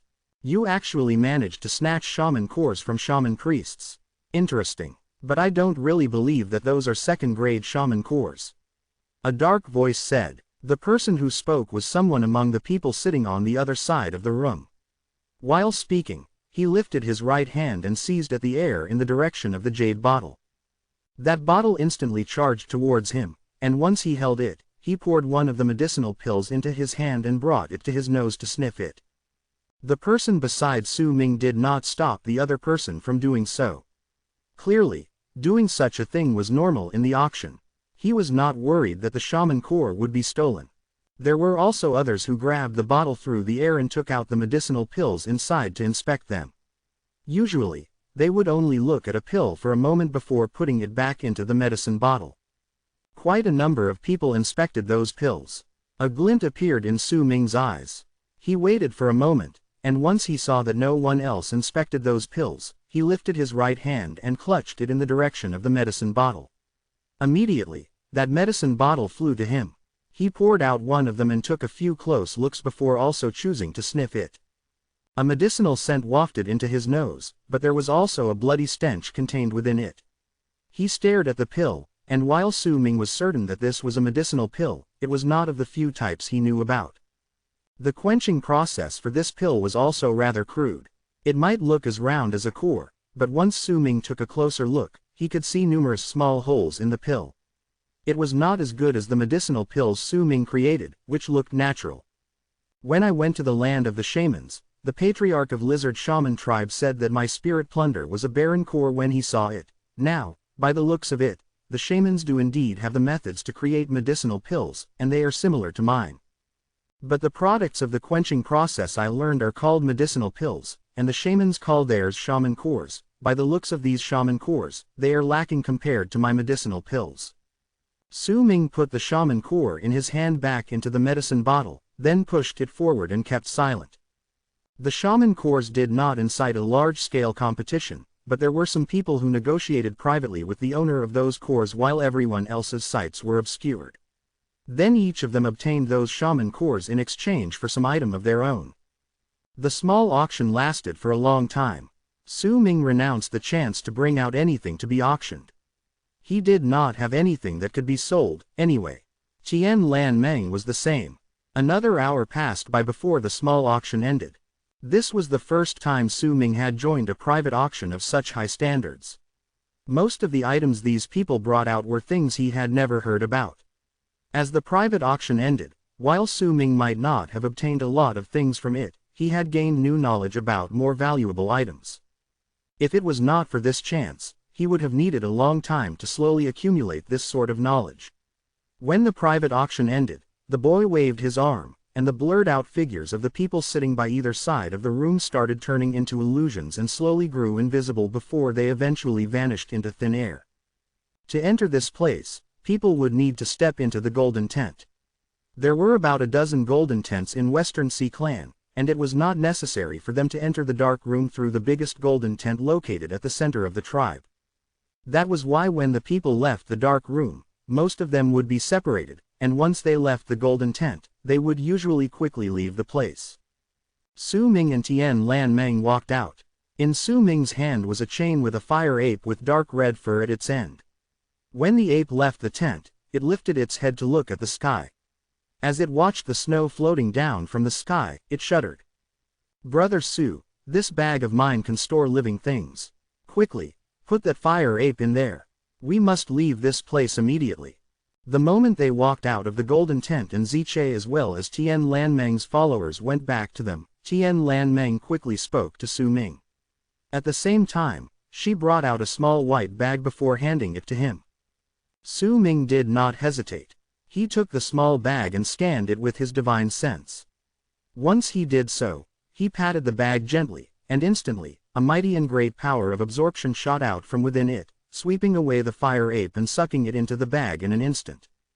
"Let's go." Tian Lan Meng turned into a long arc and rose into the air. Su Ming took a step and bounded forward. Even if Tian Lan Meng had taken off first and was charging forward, with that one step, Su Ming could stay by her side in midair. Ziche and the girl followed behind them while the man with the white mask stayed at the very end of the team. His footsteps were paced moderately and he looked rather relaxed.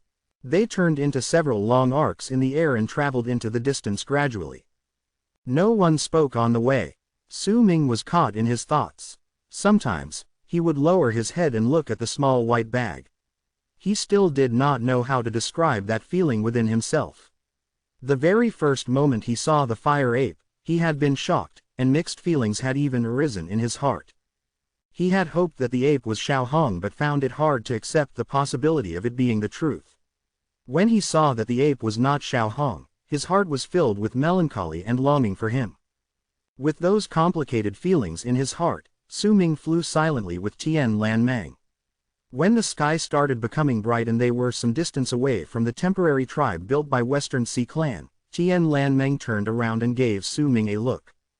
The thing you used in exchange for the fire ape was also a type of shaman core.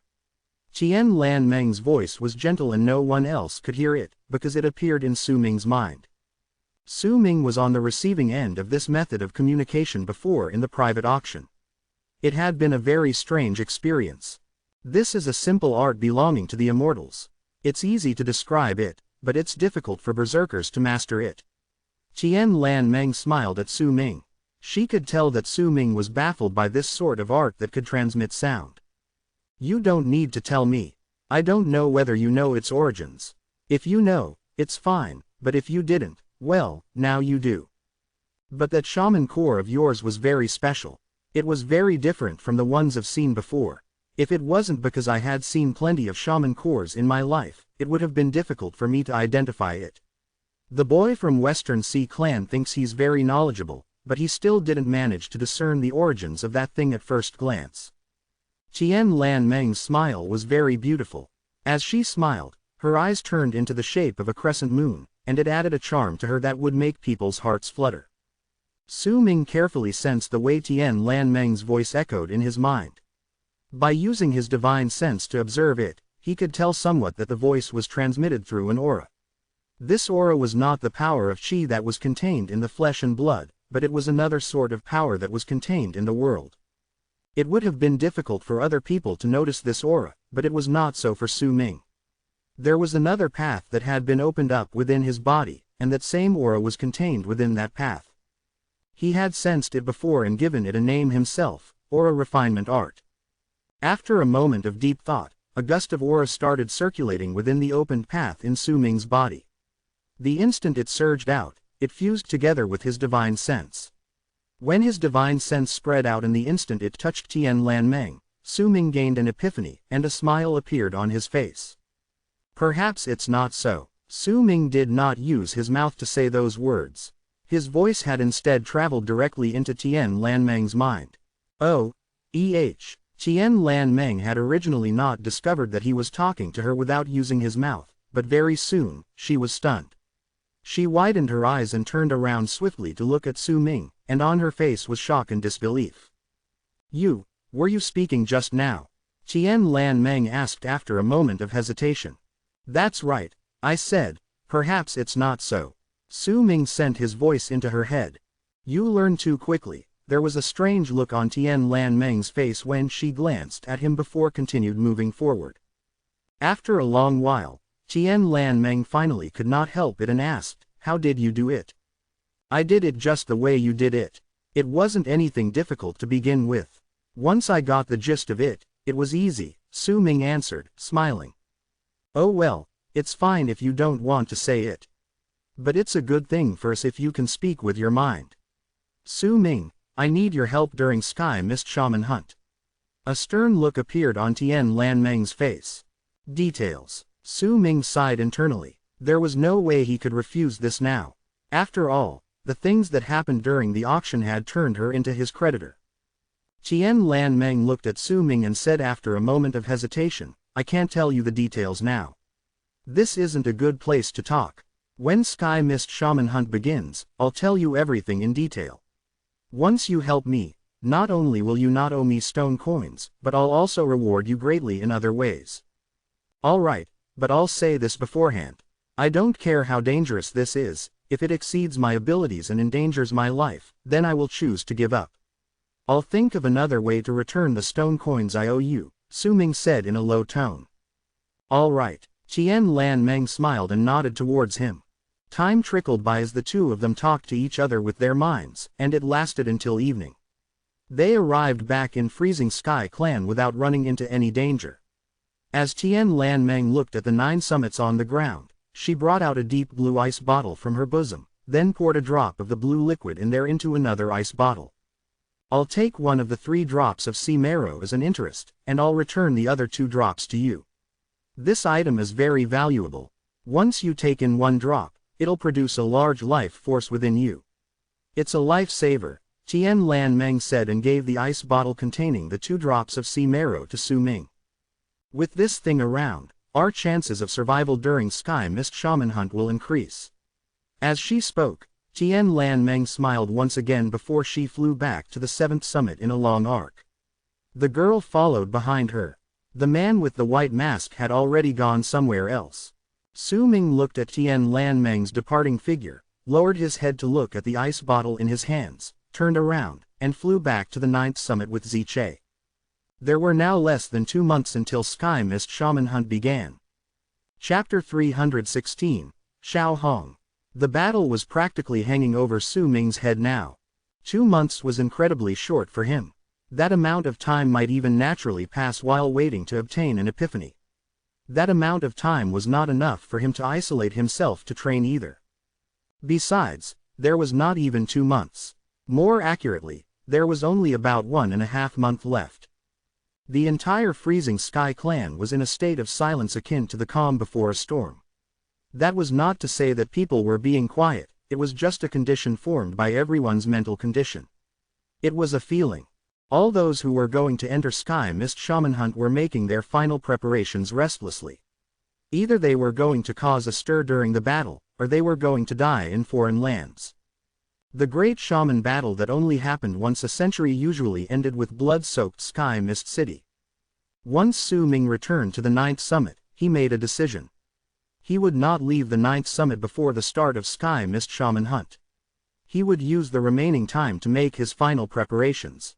He had too many things to do. He Feng's fusion with the wings of the moon had reached its critical stage. This was his final transformation. Once he succeeded, He Feng would become a strong guard for Su Ming during Sky Mist Shaman Hunt.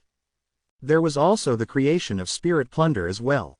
He had enough materials now, so all Su Ming needed was the aura of death, and once he had enough spirit plunders on standby, he would be ready for the battle in the land of shamans. He also needed to examine the barren cauldron he had obtained. After all, if he did not open it, then he would not be able to use it to create other medicinal pills. The battle in Sky Mist this time would last for years or even longer. That was why he needed to prepare a large amount of medicinal pills, or else, once an accident happened, he would die. There was also the matter about Su Ming's own training. He had to spend more time on turning the black mist into runes for his divine general armor and make it even sturdier. Su Ming also had to train and refine his body even more for when he used Picture Creation's second style and activated the Golden Rock speed. Only by doing so could he be able to withstand even faster speeds. He had also sensed the key for him to go from the later stage of the Awakening Realm to great completion in the Awakening Realm. He had to go and retrieve his repaired Shuan and play the song from Dark Mountain so that his cultivation base could reach great completion in the Awakening Realm. Su Ming had to prepare all of these things. As for Sima Xin, well, he did not have time to care about him. The moment that person had failed to plant the berserker seed in him, he had already lost his courage to face Su Ming head-on. Bai Su Ming sat on the stone platform outside his cave and Bai Su appeared in his head. She started to gradually fade away in his head, and eventually disappeared. Once Su Ming calmed his mind, he brought out a small white bag from his bosom when it was dark and the moon hung high in the sky. He looked at the bag and sorrow appeared on his face. It was a deep sorrow that was usually hidden deep within Su Ming's heart, only revealing itself occasionally, albeit rarely. Every single time that sorrow appeared, the scar on Su Ming's face would turn as red as blood. After a long while, Su Ming patted the bag gently. Instantly, a layer of mist spread out from the bag, clinking of chains coming from within it, and as it did so, a dark red shadow charged out of the mist with a speed so quick it was difficult to see with the naked eye. That dark red shadow came to an abrupt halt several dozens of feet before Su Ming. Its body became clear. It was the fire ape. It squatted down before him and glared at him with hate and disgust, along with a strong desire to not submit to him. From its gaze, Su Ming could sense the pride within the ape's heart and its hatred towards all the living. Clearly, it had gone through an endless amount of suffering and torture in the boy's hands. Yet not only did his actions not subjugate the ape, they instead fueled it with a maddening killing intent towards all the people around it. Even Su Ming, who had looked at him slightly differently previously, was completely hateful in its eyes as he sat before it at that moment. Once the ape had the chance, it would tear its body apart. Ziche stood up in the distance and took a few steps forward as he glared at the fire ape coldly. He could sense the intense rage and madness from the ape. If it was not for the chain binding it, it would probably have instantly jumped on Su Ming and killed him, and once it did so, it would roar towards the skies before running away. Ziche could also sense a powerful, threatening feeling from that animal. That ape might be weakened now, but there was a mighty pressure that was equivalent to the power of those in the bone sacrifice realm coming from within it. That pressure might be faint and weak right then, but it was there, and it was a clear sign on just how strong the ape was when it was at the peak of its health. The speed just now had especially shocked Ziche. Almost the instant Ziche took a few cautious steps forward, that fire ape immediately turned around and glared at him with bloodshot eyes before charging towards him with a murderous aura. He only managed to see a dark red shadow charging out, and in an instant, it was already only 30 feet away from him. With a bang, that chain was stretched taut, causing the fire ape's speed to come to an abrupt halt and its claw swiped through the air 20 feet away from Ziche. It might not have touched Ziche, but it still stirred a strong gust of wind that stunned him where he stood. The wind against his face was so strong that it caused a faint stab of pain. The fire ape that was tied down by the chain around its neck was howling at the sky at that moment. Its voice was filled with despair, resignation, and resentment. The flesh under its neck was also torn into a bloody mess because the chain was wound too tightly. Ziche, stand down. Su Ming was staring at the fire ape when he whispered. Ziche bent his body down and bowed towards him. He took a few steps back but kept his eyes trained warily on the fire ape. That creature's savage presence was shocking, and he could already imagine that it would definitely turn into a huge disaster once it broke free of the chains and regained its freedom. Though Ziche retreated some distance away, the madness in the fire ape's eyes did not diminish, it instead became stronger. It could be seen from the ape's expression alone that it did not believe in anyone and harbored an intense repulsion and hatred towards everything around it. Su Ming could also tell that it was using its savageness and madness to hide the loneliness in its heart. These were the things Su Ming saw. I once had a companion, Su Ming whispered softly. The moment he opened his mouth, the fire ape turned around and stared at him. The red glare in its eyes appeared once again.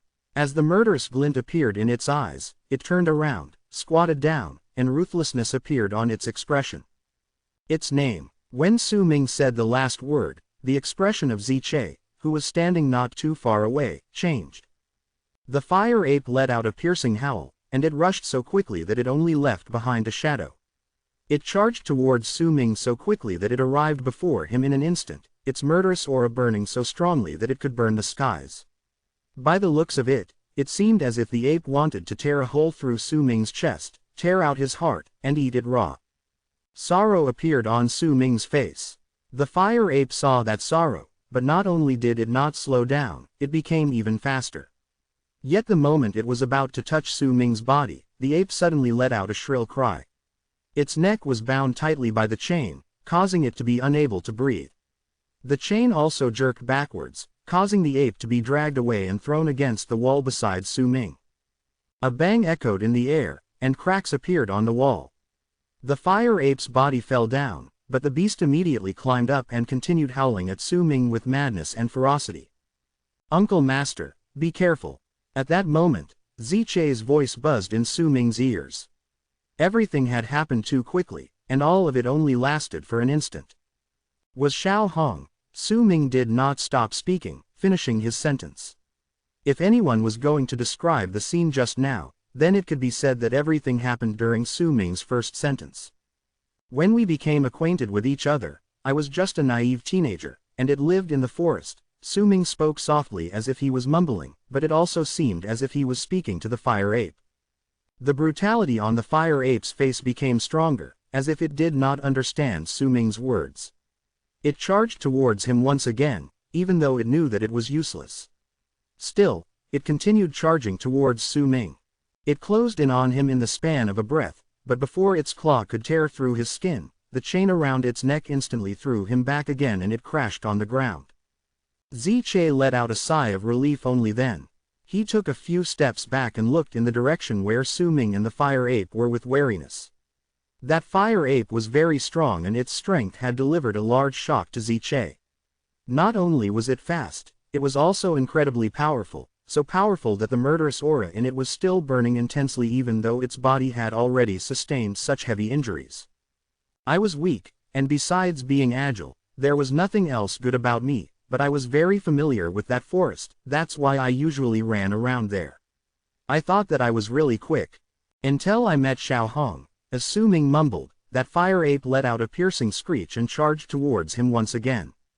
Yet once it arrived before him, it was still thrown back by the chain. A crashing sound reverberated through the air, and it covered Su Ming's voice. I remember that when we first met, it was sitting on a tree branch with a piece of fruit in its claw. It was laughing at me from that tree. It had fire-red fur just like yours. Nostalgia appeared in Su Ming's eyes. As he spoke, the fire ape appeared before him once again, yet what awaited it was it falling to the ground once again. This time, it coughed out a mouthful of blood. Yet the madness and ferociousness on its face did not dwindle. It was very beautiful and I really liked it. I wanted to catch it, but it was just too fast. Perhaps it was fate, but after that, every single time I entered that forest, I saw it. A smile appeared on Su Ming's face. It was a nostalgic smile brought about by reminiscence. The moment that smile appeared, the fire ape charged towards him once again. However, this time, before it could even get closer to Su Ming, it saw the gentle smile on his face and trembled. It possessed high intelligence and could differentiate good intentions from bad. It had also never believed in people, be it their smiles or their words, because from its experiences, they were never true. It did not believe in anyone. It only believed in its own instincts. That was why while it had understood Su Ming's words, it chose to ignore him and instead used violence to fight against him. However, right then, at that very moment it saw the gentle smile on Su Ming's face. For a reason it did not know itself, that smile touched its soul, which was hidden deep inside. There was not a hint of ill will in that smile, but neither was that smile aimed towards it. Nonetheless, there was sincerity within that smile, and even a hint of sorrow that was hidden underneath joy. That fire ape stopped and squatted down 10 feet away from Su Ming. It looked at the person before it, and a hint of hesitation appeared on the brutal expression on its face. I gave Xiao Hong its name. Su Ming mumbled and closed his eyes. Chapter 317, Familiarity. Su Ming opened his eyes and looked at the fire ape that was squatting down 10 feet away from him. He whispered softly, I always wanted to catch it. Perhaps there would be someone who could truly tame this fire ape in the land of South Morning, but all their taming methods would be related to brute force, because it was just like the boy had said, that fire ape was a new type. That was why no one had any experience in taming fire apes. They could only use the taming methods they applied on other fierce beasts. Only Su Ming and Su Ming alone had the experience of befriending a fire ape. Because when he was young, there was a fire ape that had been with him for his entire childhood. But I never managed to catch it. Su Ming stood up, and as he shook his head, he walked towards the fire ape. Almost the same moment, wariness appeared on the fire ape's face. It let out a low growl, and as it did, the savage look appeared on its face once again. This lasted for several years before it let me catch it on purpose. At that time, I was really happy, but it was not until a long time later that I realized that it let itself be caught on purpose, because it was also very lonely in the forest, just like me, Su Ming mumbled, walking towards the fire ape. A fierce light appeared in the ape's eyes, and the moment Su Ming walked over, it suddenly leapt up and swiped its claw at his face. It was so fast that in the blink of an eye, a huge gust of wind blew against Su Ming's face. Yet this time, almost the moment its claw was about to touch Su Ming's body turned to the side. It looked as if he was ripped apart by the fire ape, but in truth, the beast had only torn apart an afterimage. Only then did I know that it was not me who found it, but that it chose me to be its friend, a friend for eternity. Su Ming mumbled and shifted his body to the side before he took a step to stand behind the fire ape. He lifted his right hand and brushed the fur behind its head lightly. His touch was very gentle, just like how he petted Xiao Hong in the past. This particular action made Xiao Hong the most comfortable. The fire ape shuddered and turned around. It bared its teeth and anger appeared on its face to hide that thump of its heart during that instant. Su Ming looked at the fire ape snarling at him and said softly, "You're very fast. If you weren't tied down by the chain, you'd be even faster, just like Xiao Hong. It's also very fast. When I was young, I could never catch up to it. This place isn't suitable for you to stay. Perhaps the land of the shamans is a more suitable choice for you. I won't harm you. Once I go to the land of the shamans, I'll release the chains, and I'll return your freedom to you." Su Ming mumbled and looked at the fire ape. The ape took a few steps back and looked at Su Ming warily, as if it did not understand what he had just said. "Let's make a bet and see who is faster." Su Ming suddenly smiled. That smile contained a sense of naivety that was rarely seen on his face since he arrived in the land of South Morning. It was a smile that belonged to a young boy, not a man. "If you win, I'll unchain you right that instant and return you your freedom. But if you lose, then you must brush your fur. You look far too dirty right now." Su Ming looked at the fire ape, and the fire ape also looked at Su Ming. "We'll race from here to the top of the mountain. Let's see whose speed is faster. You have to follow the rules." Su Ming pointed towards the top of the 9th summit, then at the fire ape, before he let go of the chain in his left hand. The moment he let go of the chain in his left hand, the fire ape charged forward, but it did not run towards the top of the mountain. It instead seemed to have jumped into the air and flown towards the world in the distance. It howled, and its voice was filled with mockery. Ziche was shocked still where he stood by the side. A wry smile appeared on his face. He had always thought that Su Ming was a bright person, but he could only smile wryly at the things he was seeing right now. At the very least, its first thought is to escape, not to attack me. Su Ming looked at Ziche with a smile, then took a step towards the sky. The moment his foot landed, booming sounds came from his body. 4 of the 16 ice hoops on his legs had exploded. Because of it, Su Ming's speed instantly increased. In the blink of an eye, he rushed after the fire ape and even closed the distance between them. Once he did so, booming sounds came from his body once again, and 4 more ice hoops exploded. The moment that happened, his speed reached a level as if he could warp through space itself. With one step, his body seemed to have disappeared, and once he reappeared, he was already less than 100 feet away from the fire ape. The fire ape swiftly turned its head around, and disbelief appeared on its face. It let out a piercing screech, then as it charged forward at its full speed, 2 more booms fell into its ears. 2 more ice hoops exploded on Su Ming's body. His speed increased to the point that he appeared before the fire ape in the blink of an eye and blocked its path forward. "You have to follow the rules," said Su Ming with a smile. The fire ape widened its eyes and snarled, then it swiftly went backwards to run in another direction. Su Ming looked at its retreat, and praise appeared in his eyes. Even the fire ape itself was not certain why it chose to change directions instead of brutally tearing apart Su Ming's body like it had wanted to do previously. Perhaps Su Ming's words had had an effect on it, or maybe his smile had touched it. Perhaps it was that gentle touch from Su Ming's hand that made it hesitate, or it could have been something else. When the fire ape changed its direction, Su Ming took a step forward, and when he reappeared the next instant, he stood before the ape once again. It was not until the fire ape changed its direction a few more times, his path repeatedly blocked by Su Ming, did the savageness return to its face.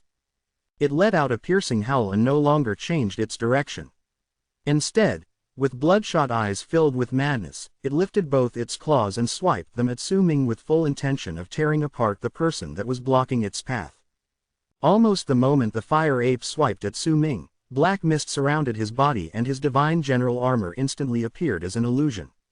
That armor may look as it did usually, but if anyone took a closer look, they would see that the black mist had gathered into a large amount of lines that crisscrossed against each other to perfectly form the armor. The instant the fire ape's claws were about to touch the armor on Su Ming's body, a booming sound echoed in the air and a powerful force spread from within the fire ape. That force was so great that it was definitely not something a berserker in the awakening realm could summon. It was one equivalent to those in the bone sacrifice realm.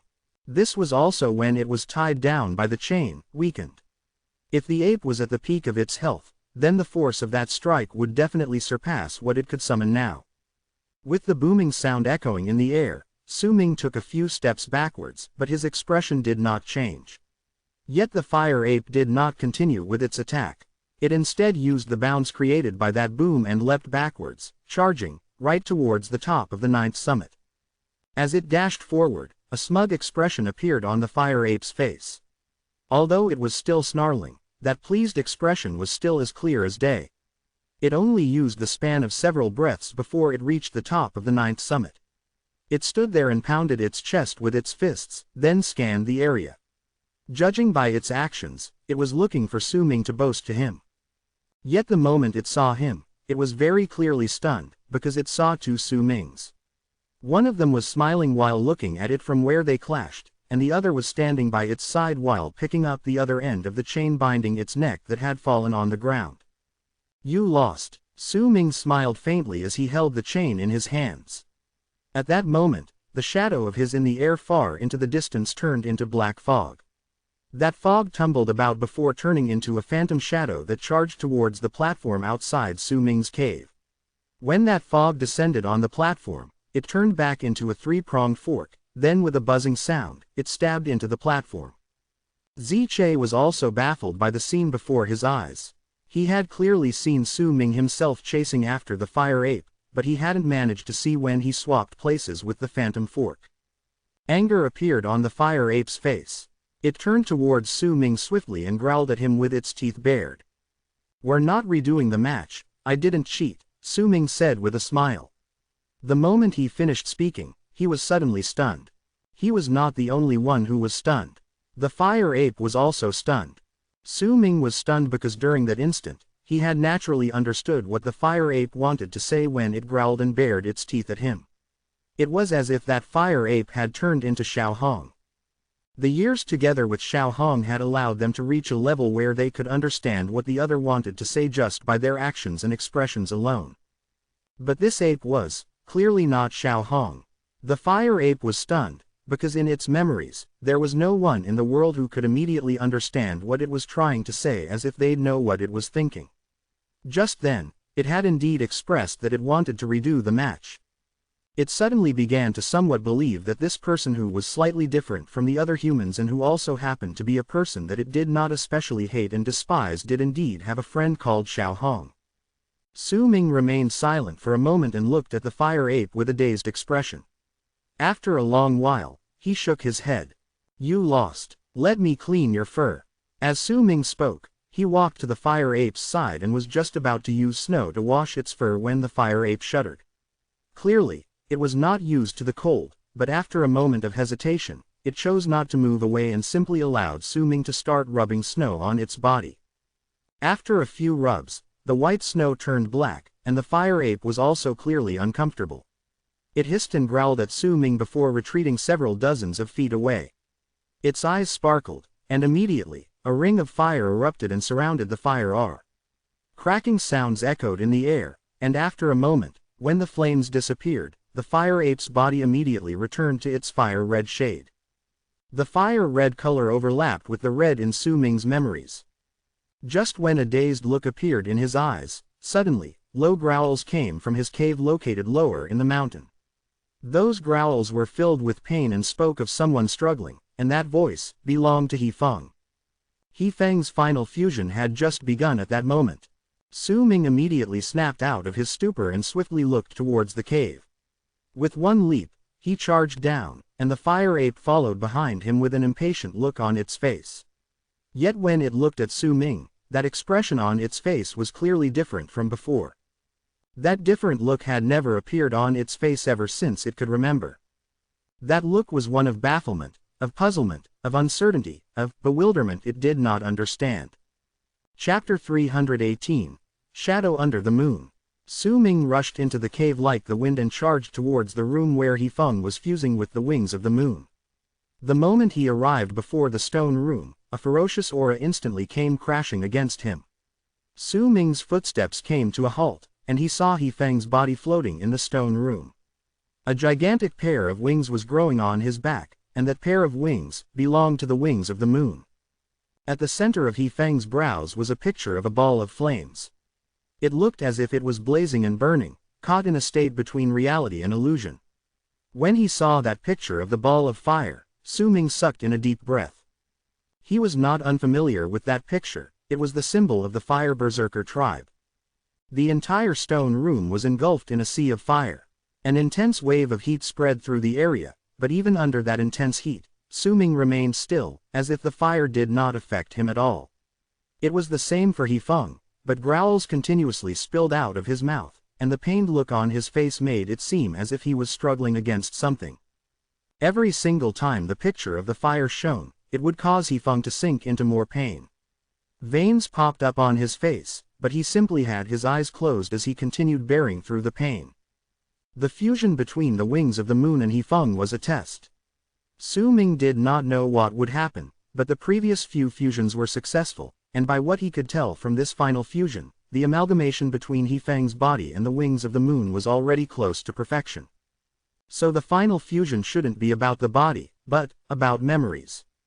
Su Ming's eyes sparkled and he looked at He Feng, ready to take action at any moment.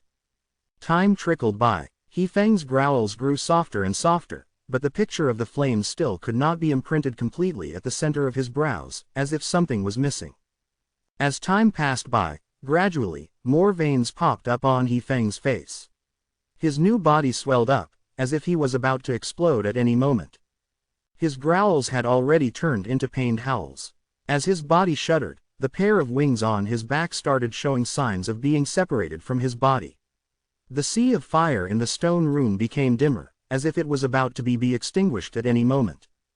If the sea of fire was extinguished and He Feng's wings became separated from his body, then it would mean that the final fusion had failed. He Feng would die, and the souls of the wings of the moon would also vanish. Su Ming would absolutely not allow such a thing to happen, especially when Sky Mist Shaman Hunt was about to begin. This was something he could not accept. Without hesitation, Su Ming took a step forward into the stone room. The instant his foot landed on the ground of the sea of fire, the dimming sea of fire blazed up as if a barrel of oil had been thrown into it. A large amount of flames surrounded Su Ming as if he was their king and his appearance could make them stronger. Su Ming walked towards He Feng through the blazing sea of fire and lifted his right hand. The moment He Feng's head swelled up as if it was about to explode, he tapped his finger against the picture of the ball of fire at the center of He Feng's brows.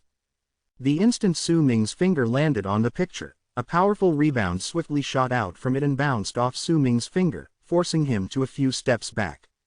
Su Ming lifted his head swiftly. He could feel that this rebound was not from the wings of the moon but He Feng's will rejecting him.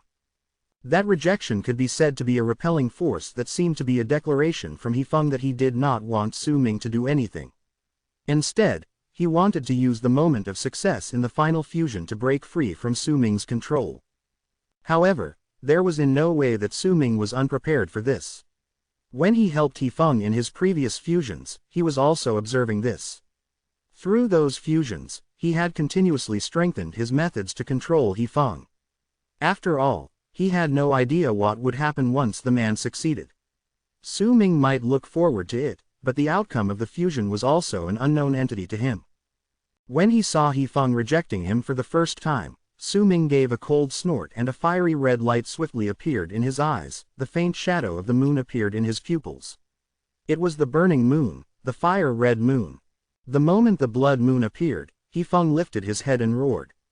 Immediately, countless wings of the moon surfaced on his skin and let out submissive screeches, worshipping Su Ming.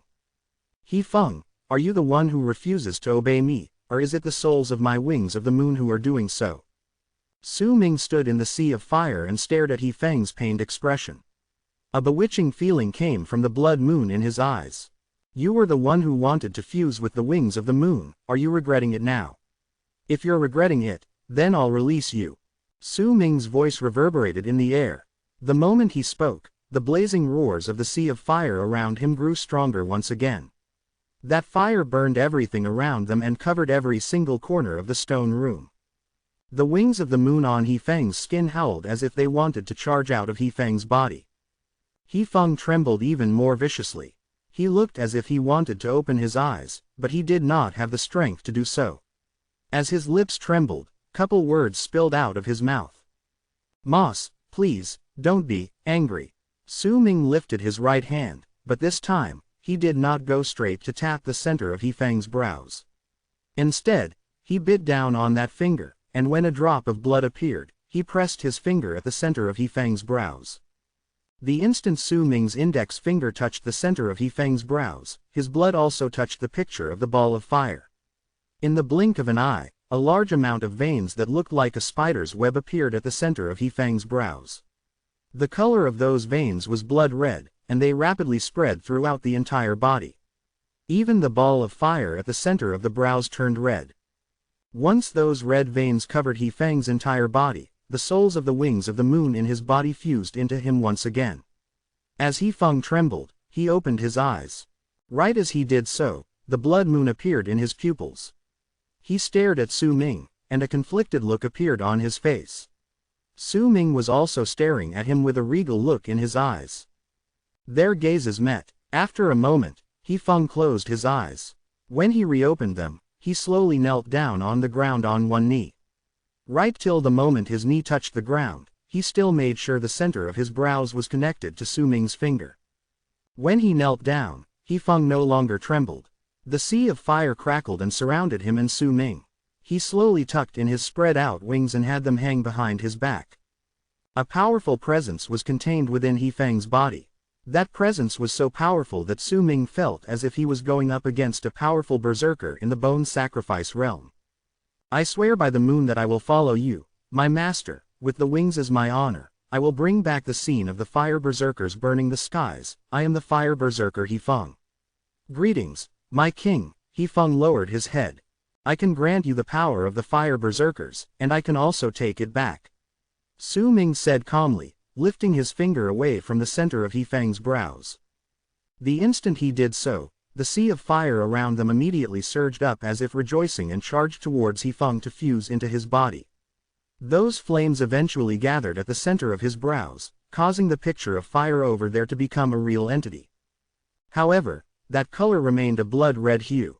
That red was Su Ming's color, and within it was Su Ming's will. The fire berserkers worship the moon and treat the moon as their honor. From now on, you will be my shadow. My shadow created under the moon will be your dwelling place. Su Ming turned around and walked out of the stone room. As he walked out, He Feng's body, which continued kneeling on the ground, gradually faded out, eventually turning into a mere illusion. Once he disappeared, Su Ming's shadow became slightly different. When Su Ming walked out of his cave, Ziche looked over from his position not too far away. There was uncertainty in his eyes. Clearly, this was not the first time he had heard He Feng's roars. He already had a few guesses regarding the secrets contained in Su Ming's cave. Compared to him, the fire ape who had been originally squatting outside the cave grooming itself lifted its head once Su Ming walked out of the cave and let out a few growls whilst snarling as it stared at Su Ming's feet. A wary expression appeared on its face, as if the thing under Su Ming's feet was making all its fur stand on end. It even took a few steps back, the growling sounds becoming louder.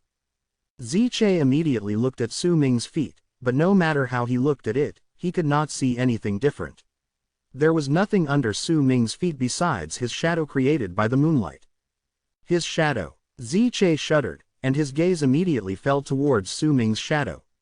A shocked look gradually settled on his face. Su Ming's shadow was not of a human but someone with a pair of tucked-in wings, and during the instant Ziche looked over, he seemed to have seen a pair of blood-red eyes staring coldly at him from the shadow. Ziche felt shaken, and he quickly moved back.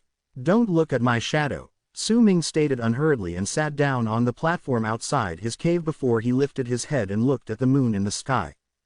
Ziche quickly obeyed and took a few steps back. He had his head lowered, but he could not calm down. He had a feeling that his eyes had not been playing tricks on him just now. There was something strange about Su Ming's shadow, especially that pair of blood-red eyes that had looked towards him just now. Not only did they shake Ziche to his core, they also gave him a feeling that the distance between him and Su Ming was becoming wider, and that distance between would only continue increasing for an eternity. Once that distance arrived to a certain point, Uncle Master will no longer need me to protect his cave. Ziche lowered his head quietly, and as he sat there, resolution appeared in his eyes. My level of cultivation has been stuck at the same stage for a long time. Am I really unable to break through into the bone sacrifice realm? While Ziche was occupied by his thoughts, Su Ming looked at the moon in the sky, and the fire ape stared at Su Ming's shadow with a hostile look on its face. Su Ming turned around and looked at it before he spoke softly. "Stay by my side until we go to the land of the shamans. Let's call you Xiao Hong. Once we go to the land of the shamans, I'll return your freedom to you. Remember not to be captured by anyone anymore." The fire ape rolled its eyes and gave Su Ming a stink eye.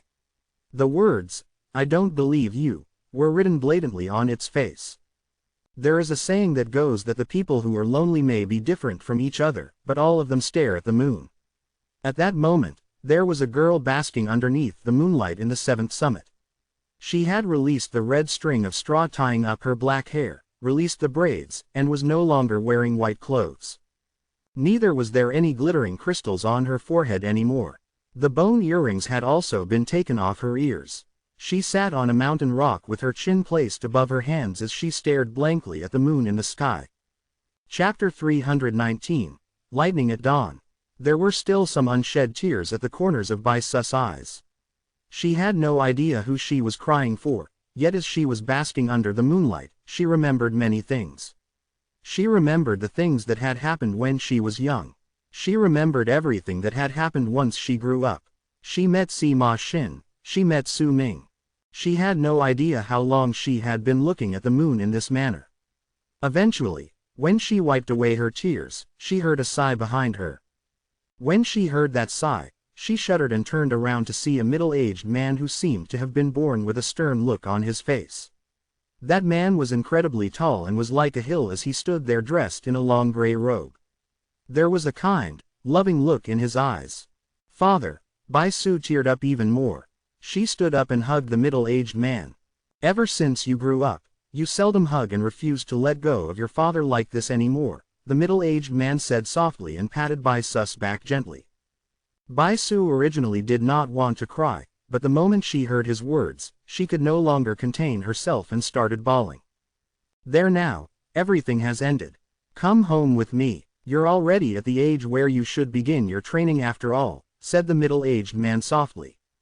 "You're still too young to understand the love in the world." The man sighed and his gaze landed on the 9th summit. A frown appeared between his brows. "This has nothing to do with anyone. It's my fault. I don't know what I should do, I just don't know," Bai Su said softly and lifted her head from her father's bosom to wipe away her tears. "Then don't think about it anymore. I've already sent Sima Xin to Freezing Sky Cave.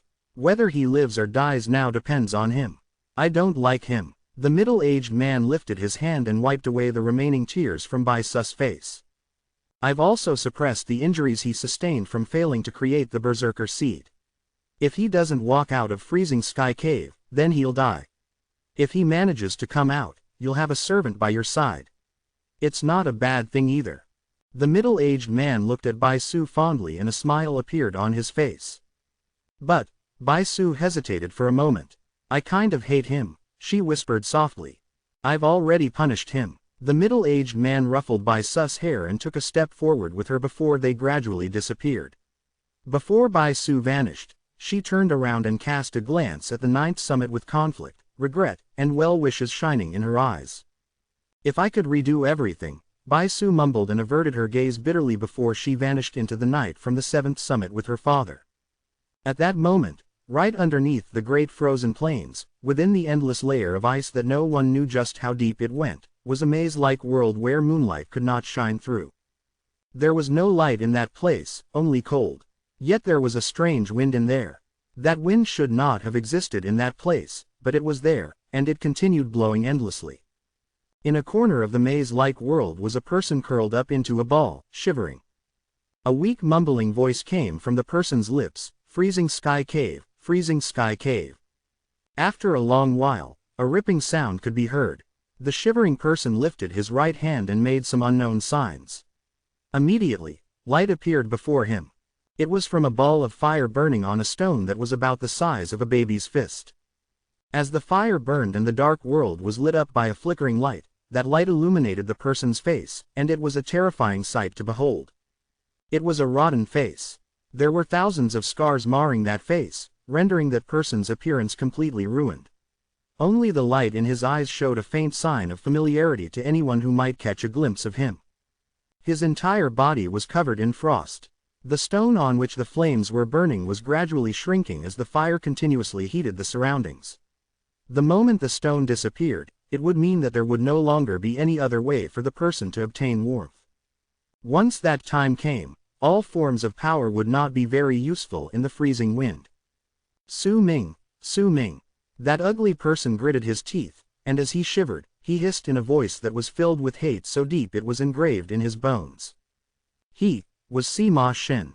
Only he himself and Bai Su's father knew exactly what had happened on him. Yet judging by his looks, it was clear that this was a path he was forced to choose. Moonlight continued shining on the ground. There was also a woman sitting outside her cave abode on the third summit. She was not afraid of the cold. As she breathed, freezing aura blew against her face. An old man sat by her side. "You've already accumulated enough freezing aura, and your chi has already changed because of it. You can already awaken, so why do you continue gathering it?" The old man asked languidly. "Master, if I awaken, I must definitely have more than 990 blood veins." The woman opened her eyes and a clear light appeared within them. She was Han Feizi. "Must you compete against him?" The old man frowned. "He's a divine general, then I too must become a divine general." Han Feizi nodded her head with a determined face. "But if you persist, then you won't make it to Sky Mist Shaman Hunt." The old man gave his disciple a look. "Even if I can't make it to the start, I can still join the battle halfway through." As Han Feizi spoke, all her chi started circulating and blood veins manifested on her body, shining through her robes with a blood-red light while also giving off a shockingly cold air. 981 blood veins. I can still continue. Han Feizi took a deep breath, closed her eyes, and continued immersing herself in the process of breathing in freezing aura to stimulate her blood. Her expression was calm, but only she and the old man beside her knew just what sort of intense pain she had to endure by breathing in the freezing aura. Yet no one could see any signs of that pain on her face. It was as if her entire person had almost turned into a block of ice. Night gradually went by. When a hint of light appeared in the horizon in the distance and a new day arrived, Su Ming opened his eyes. He had already recovered from the depletion caused by helping He Feng. Once he returned to normal, he got up and went back into the cave when the day arrived. Days went by. Su Ming seldom went out of his cave, and during the times he did, he would only get out during the night to look for his second senior brother. Only his second senior brother had the aura of death required to create spirit plunder in the 9th summit. Half a month later, once he had enough aura of death and there was less than a month left until Sky Mist Shaman Hunt, Su Ming left the 9th summit alone at night. He did not bring Ziche, neither did he bring the fire ape. He left alone, only in the company of his shadow born under the moon. 3 days later, above an ice mountain located far away from Freezing Sky Clan, thick clouds collected. Thunder rumbled in the sky and bolts of lightning struck down, causing that mountain to turn into a pool of lightning. The bolts of lightning continued raining down for several hours before gradually disappearing. When the tribes around the area sent people to check the place, they found nothing. 3 days later, Su Ming returned to Freezing Sky Clan. Lightning swam on his body, and when he stepped on the ice mountain, cracking sounds rang out. His origin vessel that was hidden within his body had grown stronger, and he had gained further understanding towards controlling lightning. When he returned to his cave abode, Su Ming brought out the completed spirit plunders. 4 spirit plunders floated before him, shining with a light that could suck in gazes. There were only 20 days left until the commencement of Sky Mist Shaman Hunt. Changes also gradually appeared in the 9 continents floating in the air above Freezing Sky Clan. The distance between them shrank, and people could see others moving at each hour. That strange sight attracted quite a large amount of attention, but most of those who had gone through Sky Mist Shaman Hunt before knew that the war was about to start. The oppressive feeling that filled Freezing Sky Clan from the upcoming battle reached its peak at that moment. The movement of Heaven Gate also meant one thing: one of Freezing Sky Clan's greatest treasures, Frozen Sky, had appeared. Frozen Sky was the treasure that the disciples of Freezing Sky Clan were most familiar with among the greatest treasures in the clan, because every single time the Battle of Sky Mist was held, the treasure would appear, and it symbolized Freezing Sky Clan. The number of shamans who died under its hands could not be counted. Every single time it appeared, it would turn all the ice mountains in Freezing Sky Clan red. That was not because they were dyed red, but they turned red due to the light shining on them. A part of it will be revealed 15 days before the battle. 5 days before the battle, its full form will show up, and 2 days before the battle, it would break free from the illusion it was sealed in and descend upon us. What we see during the Battle of Sky Mist that occurs once a decade is just its projection. It's not the real deal. It will only appear in its true form during the great battle that occurs once a century. With it around, those of us from Freezing Sky Clan fighting in the battle will have a much greater chance of survival, and we can experience the life and death crisis in our growth. There are a lot of rumors regarding its origins, and the one that is the most widely accepted is about it being created when Freezing Sky Clan was formed. As one of the 3 greatest treasures of Freezing Sky Clan, its main function is to kill. Of our 3 greatest treasures, this is the treasure we use primarily to kill. It constantly changes, and from what I can tell, the projection it uses each time it comes in battles every decade is always different from the others. In fact, its form is also different each time it descends upon us with its true form during the battles that occur once a century. It's as if its true form is constantly changing. Su Ming lifted his head and looked at the 9 continents of Heaven Gate that were moving slowly while Ziche's pious voice fell into his ears. All those who are joining the battle will follow it, and head to Sky Mist City. Uncle Master, the war is about to start, even if it has been a very long time since Sky Mist barriers was broken through, but during the great battle that occurs only once a century, well, such a possibility still exists. Ziche looked at the sky and mumbled. I can already imagine ferocious beasts so great in number they cannot be counted gathering under the skies in the land of the shamans. There's also the matter about those powerful sacred beasts. The shamans are also preparing for it, as if we're fulfilling an ancient promise. Ziche closed his eyes. Su Ming and Ziche were not the only ones looking at the sky at that moment. Almost all of the people in Freezing Sky Clan, even the superior Heaven Gate disciples living within Heaven Gate, were watching the sky. Yet then, during that morning, at the top of the 9th summit, Tian Xiezi, who had his palms flat on the ground while counting something, suddenly shuddered. He lifted his head swiftly, and at that moment, his expression turned incredibly stern as he stared at the sky in the distance. From that piece of sky, a shooting star with blue and red colors crisscrossing against each other whistled through the air at an unbelievable speed. The size of that shooting star was like a small hill. The blue light symbolized protection, while the red light symbolized murder.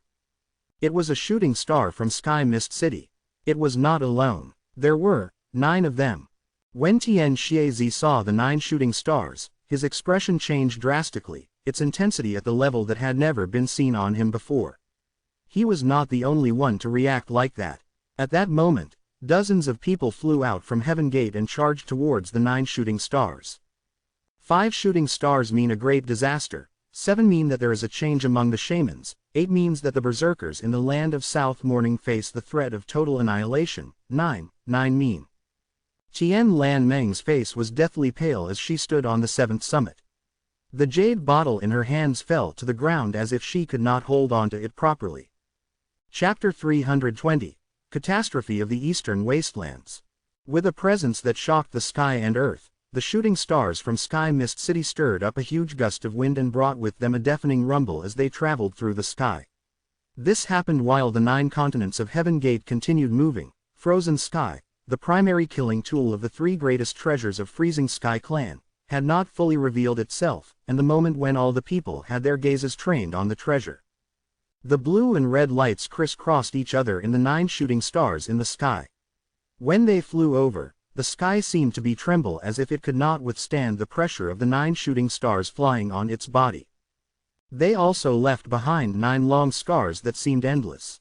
An intense murderous aura spread towards the earth from the 9 shooting stars. Su Ming was stunned. Zi Che was stunned. Almost everyone within Freezing Sky Clan were stunned at that instant. Even the disciples from Heaven Gate were also stunned. The 9 shooting stars appeared too suddenly, and no one was prepared for it. More importantly, Su Ming saw Tian Xiezi going towards them, saw long arcs flying out from the other summits at shocking speed, and even saw a dozen people quickly walking out of Heaven Gate. He might not be able to see these people's faces clearly, but when they appeared, an indescribable pressure swiftly enveloped the world around them. Ripples spread out and distorted the space around them. It was as if the sky had turned into the sea and there were huge and fierce waves rocking the sea as of then. Once the 9 shooting stars got closer to Freezing Sky Clan, they came to an abrupt halt, causing ripples to spread through the sky. They floated around Freezing Sky Clan's Heaven Gate. It was as if they had formed a strange, interconnected rune. The blue and red lights continued shining brilliantly. Su Ming lifted his head, his eyes were glued to the shooting stars. He had a bad feeling about this. In truth, he was not the only one with that feeling. Almost all the Freezing Sky Clan disciples who were looking at the sky at that moment had the same feeling. 9 shooting stars. Why did they appear? What did they mean? Su Ming mumbled and immediately looked towards the 7th summit. He could faintly see Tian Lanmeng over there. Perhaps she knows. Su Ming fell silent. Yet at that moment, a shrill sound came once again from the sky in the distance, attracting all the eyes of the people. A rarely seen grim look appeared on Tian Xiezi's face. Around him, the people who originally had dark expressions on their faces when they arrived became terrified and shocked when they heard that shrill sound. That shrill sound from the sky in the distance came from a shooting star. It was yet another shooting star with red and blue lights crisscrossing each other as it traveled forth. It was the 10th shooting star. The instant the 10th shooting star appeared, Tian Lanmeng's face turned stark white where she stood on the 7th summit. Horror gradually appeared on her face. It was an expression that was rarely seen on her, the polar opposite compared to her usual grace. She shuddered as if she could not stand properly. There was terror on her face, and sorrow too appeared in her eyes. 10. Tian Lanmeng staggered a few steps backwards, then gritted her teeth and flew up, then charged towards the sky. The moment she flew into the sky, the 10th shooting star had already arrived and joined together with the previous 9 shooting stars to form a gigantic circle. Soon after that shooting star completed the picture of the circle, a deep voice spoke from within the 10 shooting stars as if it came through time and space itself. Sky. The ancient voice echoed in the air. That voice might only have uttered one word, but that one word alone caused the ice on the ground to rumble and the sky to distort. It made Su Ming's ears buzz, and besides that one word, he could hear nothing else. Su Ming was not the only one who could not hear anything else. Zi Che, who was standing by his side, was the same. Even Hu Zi, who was in the 9th summit at that moment, could not hear anything else as well. Their ears were filled with only buzzing sounds. That buzzing reverberated incessantly in the air. Almost no one from the 8th summit, the 7th summit, and all the 9 summits on the Great Frozen Plains could hear anything else after the first word was spoken clearly. All they could hear was the buzzing in their ears. This was not limited to the disciples in Great Frozen Plains. Those within Heaven Gate were the same. All of the disciples could only hear buzzing sounds and could not hear any other sound clearly. That was a type of subjugation done using the power of cultivation. It was a mystical ability that was used intentionally. That mystical ability was not harmful. Its only use was to allow only those who were qualified to hear it, and those who were not qualified could not hear the voice. Those who wanted to hear the voice carried within the 10 shooting stars had to be at least at the Berserker Soul Realm. From that alone, it was clear that the message in that voice was an incredibly shocking secret. There were only around a few dozens of people who could hear that voice in the entire Freezing Sky clan, and almost all of them were the true powerful berserkers in Freezing Sky clan. Su Ming's ears rang incessantly. He could hear nothing else around him, but his mind was clear. He looked at the dozen people standing around the 10 shooting stars and watched as their expressions changed rapidly. Among them was Tian Lan Meng, who was shivering. She was so pale her face was bloodless. Su Ming knew that something shocking must have happened. A glint appeared in his eyes. Even if his ears could not hear, but perhaps if he used his divine sense, he could.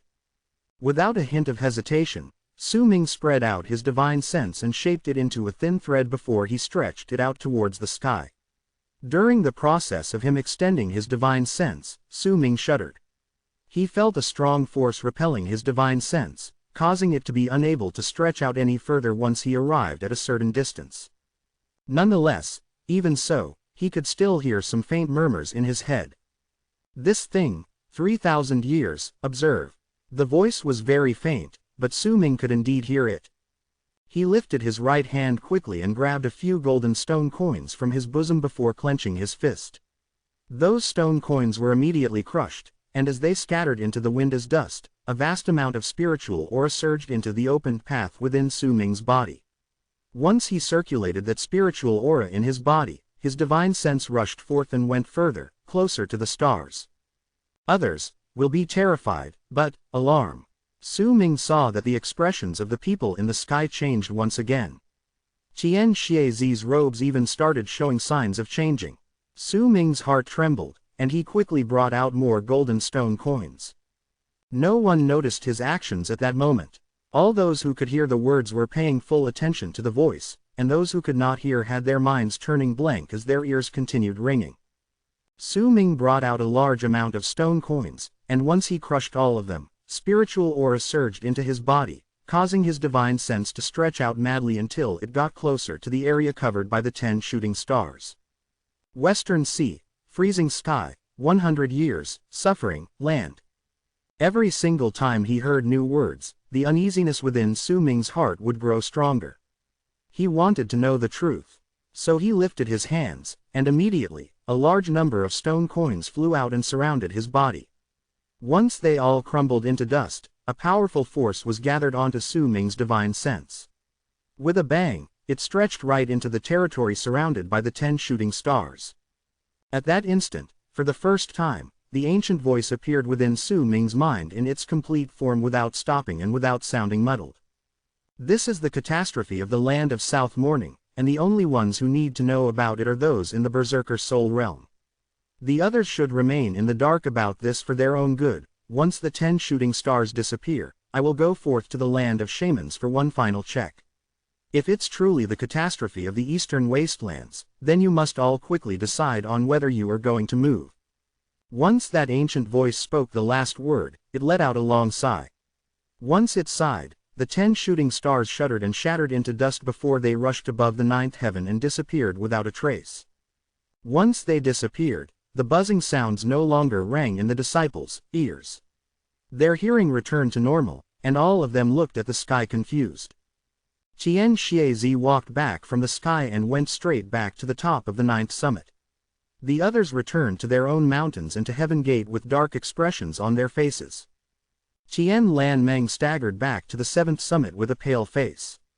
At the same time, an old voice came from Heaven Gate and reverberated in all the ears of Freezing Sky Clan's disciples. There is a change within the shaman tribe. We will march out before the scheduled date. That was the reason why Sky Mist City sounded the alarm. This is nothing major. Do not panic. All those who want to enter the battle, hear me. By tomorrow morning, gather at Frozen Sky, and we will move immediately to defend Sky Mist City. That old voice was very calm. As if it contained a calming effect, when the voice spread out and landed in the disciples' ears, it made all of them recover from their shock and stop making assumptions so that they would not think too much. The Berserkers have fought many times against the shaman tribe. This sort of thing has happened quite a few times in the past. Marching out before the scheduled date is not an uncommon thing during the great battle that only occurs once a century. That is why, All of you who are going forth, you must be careful, you must prevent all the actions of the shamans, because the land of the berserkers lies behind you.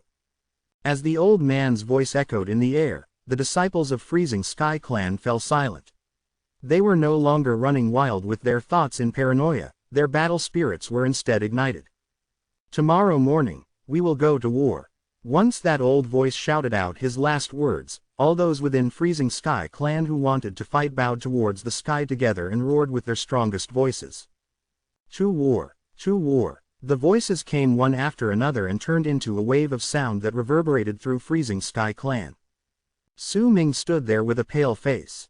He might not have heard all the words contained within the 10 shooting stars, but he had indeed heard of some secrets here and there. Because of that, he knew that the voice from Heaven Gate was lying. Or perhaps more accurately, that person was not dwelling on the crux of the matter. He did not tell them the true problem. The catastrophe of the eastern wastelands, what does it mean? Passionate shouts resounded in Su Ming's ears as he looked towards the 7th summit, then at the top of the 9th summit.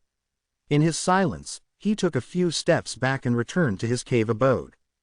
If Master refuses to say it, he won't tell me even if I go and ask him. Besides, Master is not the only one who can tell me about it. There's also Tian Lan Mang. Su Ming sat down in his cave. The passionate shouts ringing in his ears had died down somewhat. Are we about to go to war now? But I still have something important I haven't done. He closed his eyes.